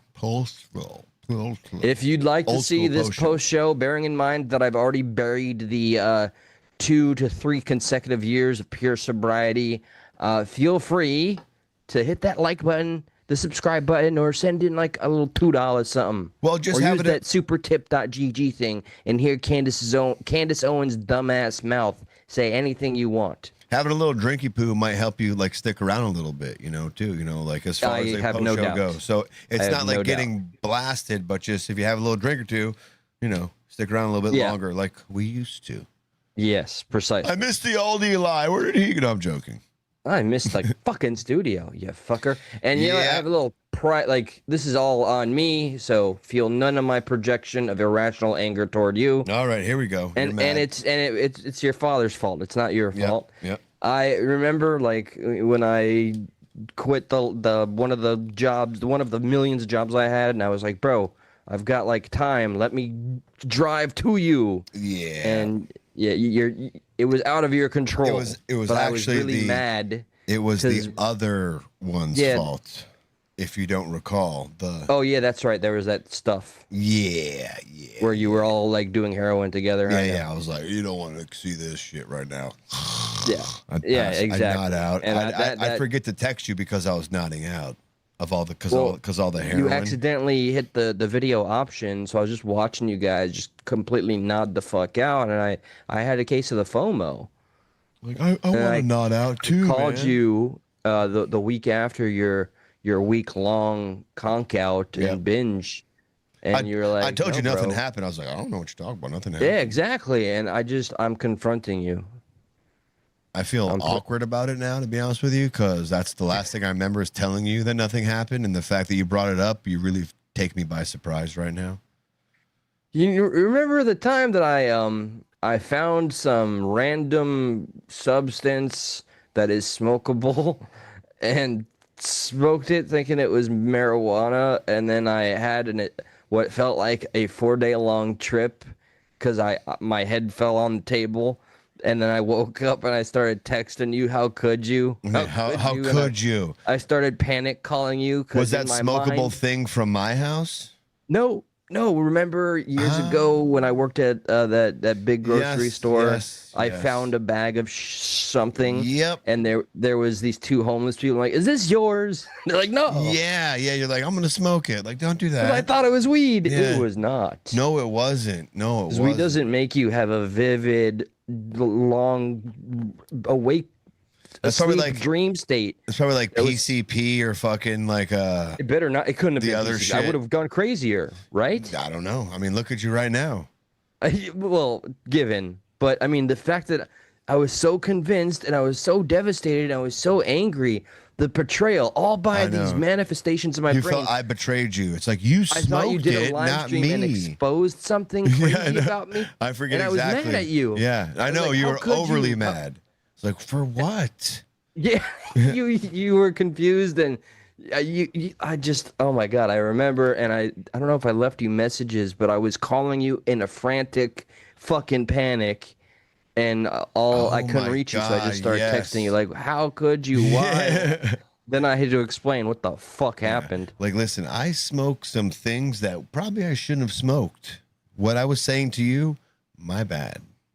That was on me. I do vaguely remember that now that you bring that up. Yeah, I've noticed your memory sucks. Yeah, no, it does. I'm glad at least someone does. Mine does too, but usually when it comes to names. Yeah. So I'm glad it's... Mine sucks when it comes to unimportant events, you know? Like being texted by tripping out. Yeah. Given. All right, hold on. I love the realness from our OGs here. Like Tech said, I hate the come down from alcohol. The best. Okay, hold on. I just don't lie to yourself, Eli. Eli's honesty is a huge reason why I love him so much. Thank you, Shamrock. Josh, don't you go enabling him now. See, it's all your fault. What did I do? Who said that? That's the worst thinking. You're smoking, MJ. It's not. Oof. Oh, yeah. Yeah, I think it's still here somewhere. I almost want to go look for it. Yeah, you should. Not to try it, just to show you guys. No, definitely. Which will just get to us find banned. it and maybe put it in your mouth and smoke it a little bit. I mean, it is a fucking free trip. Oh, you know, I have edible pizza toppings, like in a gummy form, and 2 big-ass cans of THC. I don't like the feeling, though. You are just slipping down the wrong path again, aren't you? Look at you. No, they've been sitting here your first for a very drink, and long now you're like, time. by the way, I got THC and pizza toppings and meth, and I want to smoke that the crazy edible shit again. gummy pizza toppings, the shrooms, fucking pizza toppings. I have these gummy shrooms. I remember, man, they're strong. And Why did you tell it to up me like an Italian? I got these. feeling it. I got these gummy shrooms. I got these gummy shrooms. I guess as I'm talking, Were you showing them to me in that moment? Or yeah, in my okay. mind, I'm thinking of the size. They're You like see 'em? purple You see slices these over gummy here. shrooms over here? Look at these fucking things. I'll go grab them outside. I'll show the world. I wouldn't smoke those if they were outside. No, you don't smoke gummies. But yeah, purple, like half slice orange gummies, but purple. From where? When I worked for that liquor store. Okay. I got all these connections, and one guy wanted me to start serving his CBD shit and give me some kickbacks. Yeah, don't do that. Don't serve it was a anybody's. unique time in our state where there was a loophole. But Yeah. he knew, you know. inevitably it was gonna get cracked down. You on. knew it was a little more than CBD in that flower there. Oh yeah. Yeah. That's why people were coming back. Oh, this shit actually works. Yeah, it does. Come on. And I still got those too. Man, I need to start business here. Man. Where are you going? You're slipping, bro. Come on, man. Come back. I just feel like Where's wholesome Eli again? Being candid. No, this is. I'm joking. I'm giving you shit. I don't care. No. I took I don't nothing hold you to personal, but anything. Yeah. I think I've been wholesome while accepting the hate I have in me. So you're saying like because of there is a wholesome to hate ratio, and within that ratio allows you to be a certain way. There's a balance, and then when you get towards the actual sensation and the rawness of hate and identifying it, you just realize It that ruins there's the a wholesome. smidgen of it that you have, but you don't go all in. It's a pool. You dip your toes in, but you don't dive in. But it does kind of taint the wholesome pool, though. Like once you identify the hate side of things, kind of ruins the wholesome. All right, let's get me canceled. I've dipped my toes in the hatred pool for Islamic extremism and the liberal side of like the trans ideology and the free Palestine and how that cancels each other out, and trying to talk to people like that, and the Candace Owens sloppers that will end a friendship that you've had since you were 13 years old and you're 41 and now she won't talk to you because you think Candace is a fucking Fruity Loop. Yeah, my toes are dipped in the hate pool. Hate? Yeah. Well, let me hit this. What do you guys hate? Feel free. Let us know in the comments. What do you hate a little bit? Like, I'm not telling anybody embrace the hatred. Don't go to the dark side. Do not find Darth Vader. But, you know. You know what I hate? Tell yourself. I hate this thing that happens, and maybe a lot of people can relate. But it seems, and like, it's a genuine hate because it's a mind fuck. And it just, for me, it is literally, I can almost pinpoint it like verbatim. Like there's these ebbs and flows in life. And like at one moment, everything seems like it's clicking. Like opportunities seem like they came from nowhere again. Like, oh shit, like everything's going good. And then there's more this personalized. Then there's this other side of things where it's just like, oh, everything's working against me now. Like the opportunities that you once thought you had are now gone, or they're not what you once thought they were. You know, like things are moving on in the direction you didn't think they were. But it's this vicious cycle of the ups and the downs and the ups and the downs. And it's like, that is the most, I hate that. I hate this like appearing everything good and then appearing everything bad, and then appearing everything good and then appearing everything bad. It's like, I don't know which one I would rather have, but the undecisiveness of good or bad is like, I think, and we may be describing something similar, but not quite the same. Where I felt I relate the most is as we're getting older and recognizing or seeing and or noticing how certain opportunities are not as available unless you were, let's face it, a little younger.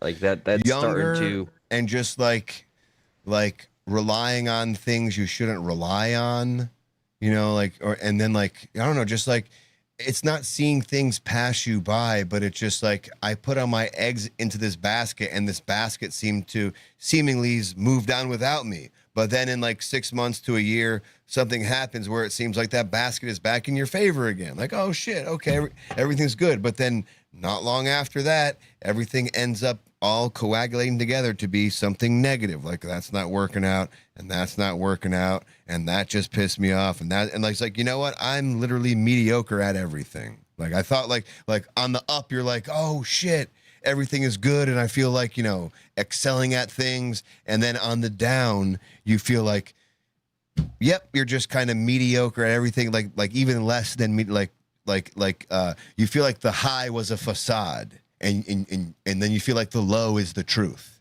That's what I hate. That's poignant. That's what I hate. You know what's a great kind of metaphor for anybody that, I don't know. Well, I don't know if this helps you relate, those of you that are with us, but this channel and like the ebbs and flows of it, when we have the massively like out of pocket successful ones, and then the ones that didn't quite meet the expectations of the last, those are real-time ebbs and flows where I can promise Josh and I feel that shit right in the heart. But we're always motivated to continue and keep on, because inevitably the ebb, it will flow upward. But that's where you just have to agree within yourself that you will keep going. Yeah, no, perseverance is paramount to things that you enjoy in life. Perseverance is paramount to overcome things. It's giving up is what ends things. So it's just like, all right, no, I'm going to persevere through the highs. Which is easy, but what's harder is persevering through the lows. But you know, if it's something that you value, if it's something that you want to happen, like I feel like over time things just kind of work out how they're supposed to, whether it is how you thought they were going to or not, but it still works out in a positive because of that perseverance. It may not be the exact thing you thought it was going to work out, but because of that perseverance, maybe another opportunity opened up, or it just landed in a different way where it's a similar plane of what you wanted, but it's just on a different perspective of things. But had you given up, you wouldn't even got to that perspective. So like, it's just like, just keep going. Oh, like, yeah, no, always. That is, I think, the universal like stopping point. It's either you're going to come to this conclusion that you have to keep going, or the other extreme where you're like, nah, you know what, I'm done.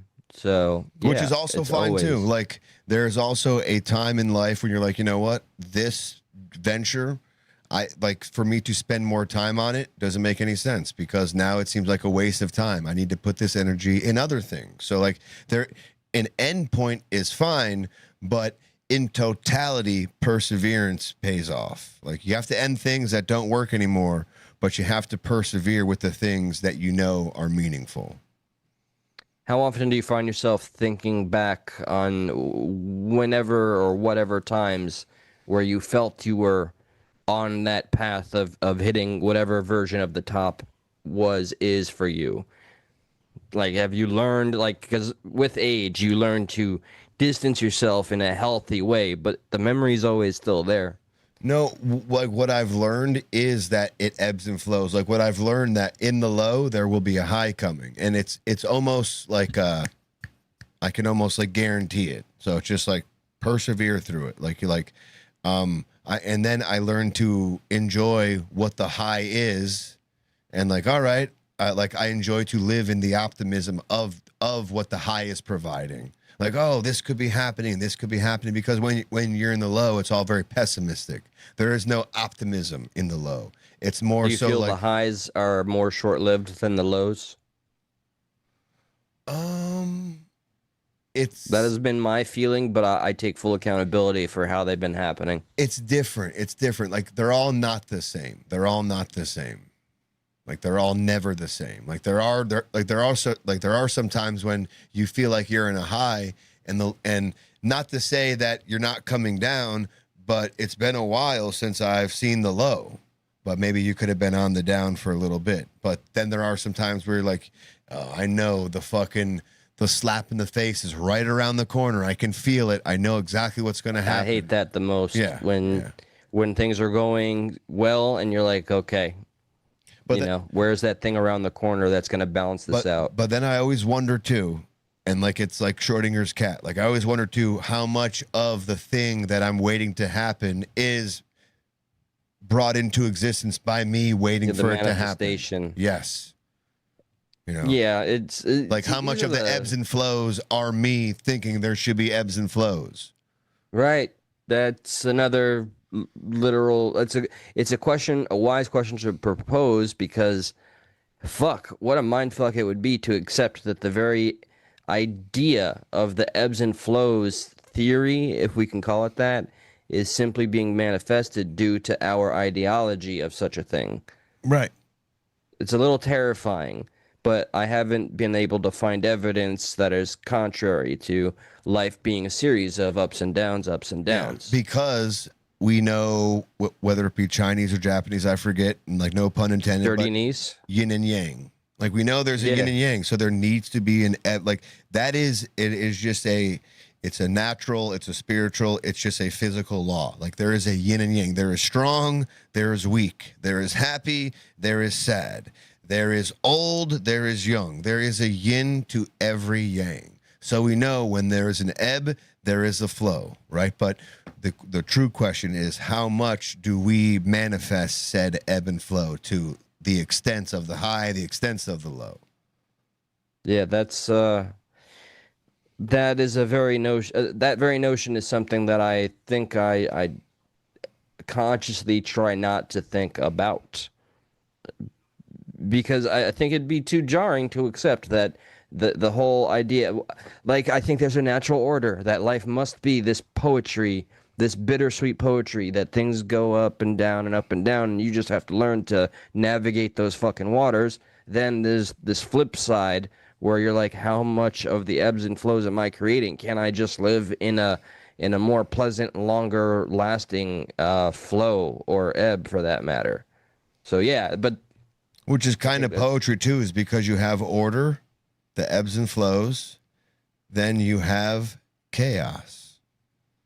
So yeah. like it literally still is poetry. It still is like you have the ebbs and flows, which is the thing you're expecting. What you're not expecting is the chaos that intersects the ebbs and intersects the flows. And that's what throws you off. And that's what kind of makes us second guess. Like, are we manifesting this? Because like, something that doesn't normally happen happens and throws off the normal quote ebb and flow of the of the day to day, of the month to month, whatever it is. It's like, oh shit, what was that? Why did that happen? And some of the knockdowns, which I haven't identified, the ebb, is that going up or is that when you hit the bump? I think the ebb is down, right? Like when you're in flow state, that's a good thing. Maybe that's why YouTube has the flow state thing. I think ebb is on the down, flow is on the, on the up. It is this duality that like when I'm knocked down hard and I'm trying to make something grander out of it to motivate myself without external help, just purely, in the mind. That's when I look at things as a poetry. And that's why I like to think about this duality. Like, and the simplest, dumbest things are true. Right, Tyler Robinson defenders? Well, whatever. I just got lost wanting to take a pop shot at candy sloppers. But sometimes the simplest things can be true. Reminding yourself, of the simplicity of pain. It's the pain we face that makes the healing feel all the better. So the yin and yang of it is always a necessity.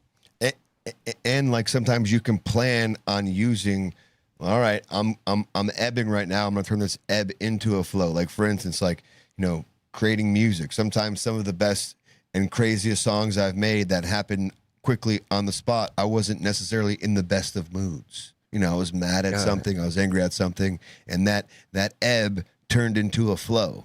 Right. Some of the podcasts I've done recently, at the very least, where I've gone on for a little bit longer than normal. I was, some crazy shit was going on, and it just used that to get into a flow. Whether it's good or not, it's not really, whoopsie daisy, but you're still doing it. Whether the quality is good. Thus far seem to be overtly praised. Yeah, the motherfucker sticking it out with you. By some friends, maybe, but by some new people, they're like, I don't know about all this. Well, hey, that one name that I've never seen before, which is a very suspect name now that I think about it. It's literally called I'm New Here. No shit, welcome. That was the dude's name in my live chat that was referring to you. Yo, Josh was feeling good by the end of that live. Hell yeah, it was. Let me see some quick comments. I love how this one fella who I've never seen, and welcome if you're still here, Charlie Peace just jumps in right out of pocket, jumping right into the political banter. So he's like, while we're in this deep conversation and people are partaking, he's like, the greatest president ever in history, most intelligent man in history, Trump, wonderful man, Trump doing an amazing job saving the world.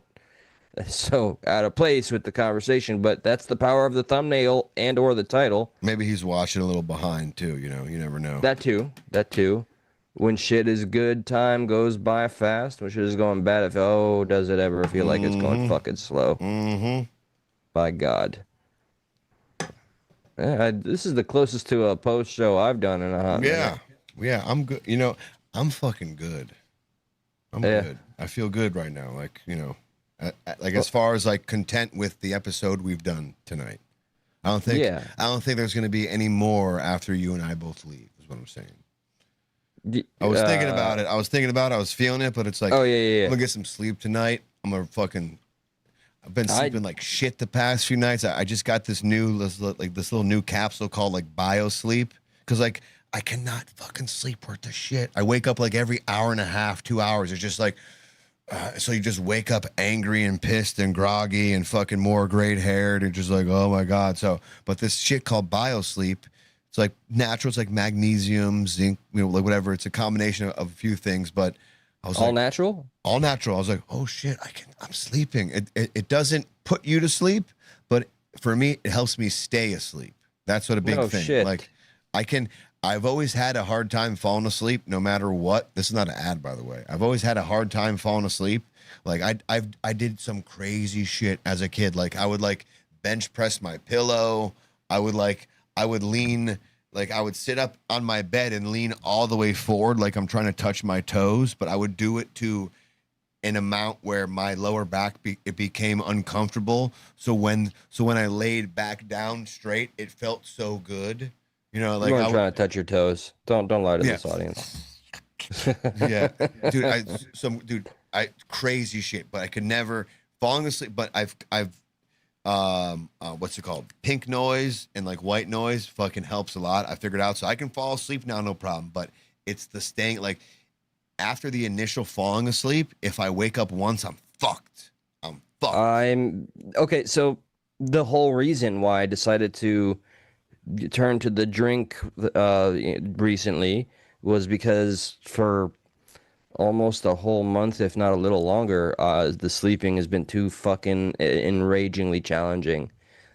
So I would prefer, instead of conking myself out a little bit like I really used to, bio sleep. Well, you have to figure out though, like do you have a problem falling asleep or staying asleep?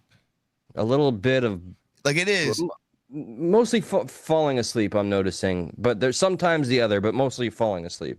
I mean, there are a few things, you know, like, as you know, making sure you don't eat 3 hours before you go to bed, making sure you don't drink 3 hours. I'm down to before like eating one meal, man. Like, but that could be it though. Like your body could be in like a starvation mode, and it could be like, don't fucking sleep yet. We need more food. Like it could be also that thing too. So yeah, sometimes it's rare because I try to control it, but I'll get out of bed after being so hungry for so long, and I'll eat some like around slop, like 3 or 4 in the morning.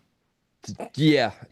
Like I'll make 2 cup of noodles and a little box of tuna. It's because I forget exactly, because right now it's a little too late, but it's either your insulin or glucose shuts off production at a certain time, and around like 3 or 4 in the morning, it like one of them just skyrockets, and you're just like, sugar. You just like crave sugar depending on how you kind of went to bed with, and especially because you're not eating, your body just like sends a signal. It says like, eat right now. Like it wants to wake you up. Yeah, it wants to wake you up, and it wants you to get sugar.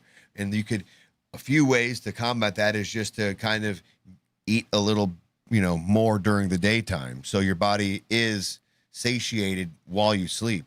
Like you can even, you know, eat a nice meal 2 or 3 hours before you go to bed, like a nice fat meal, and see how that works for you.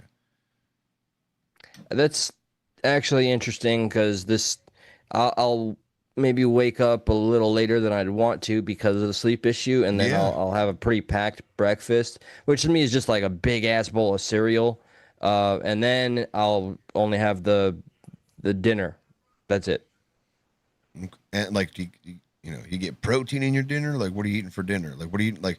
Really, you just have cereal Smaller for breakfast? portions than I used to, man. Like I've really learned to eat scarcely. We got to get you eating some proteins, some more slower digesting carbs, and I think you'll be good to go.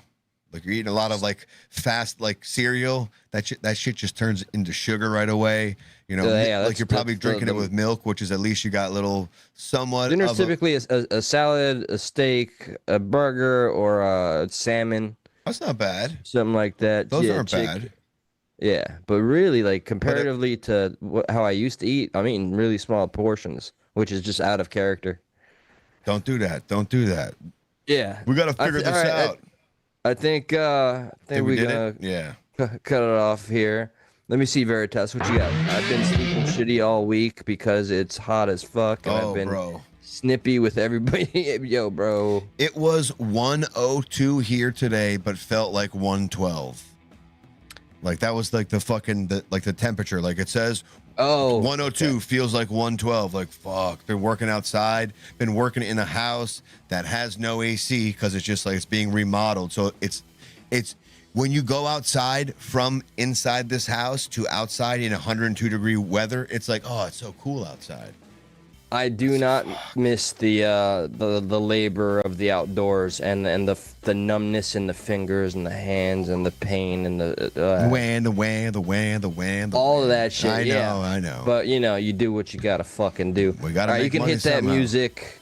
Everybody, thanks, especially to those of you that have been here as long as you have, listening to every word, because I've seen you've been stuck on that number for a minute. So God bless y'all. Rock. Of you.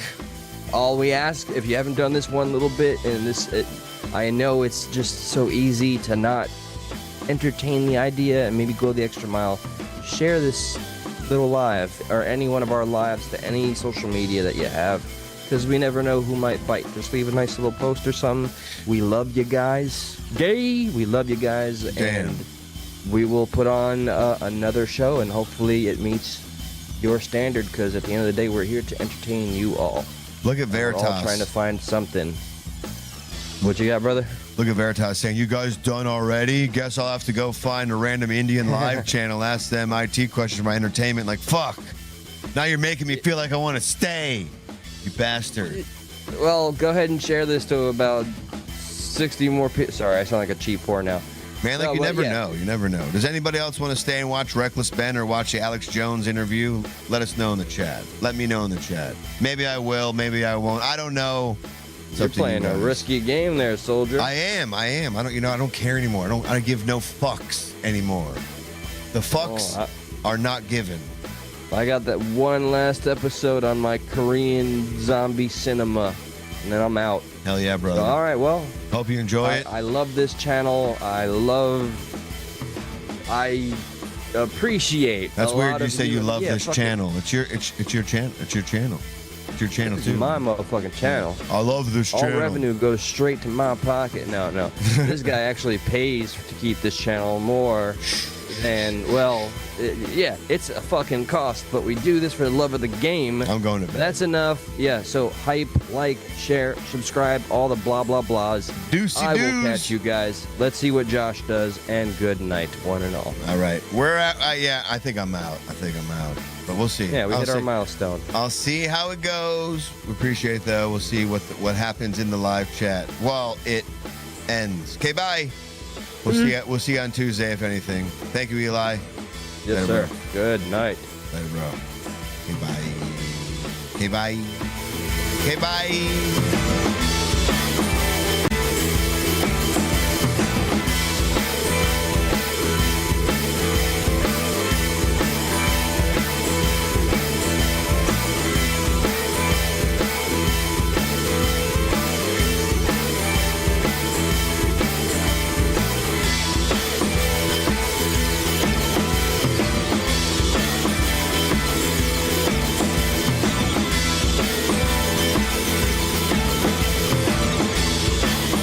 Tempted.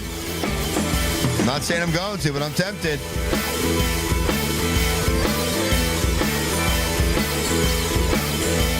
Duck says bye.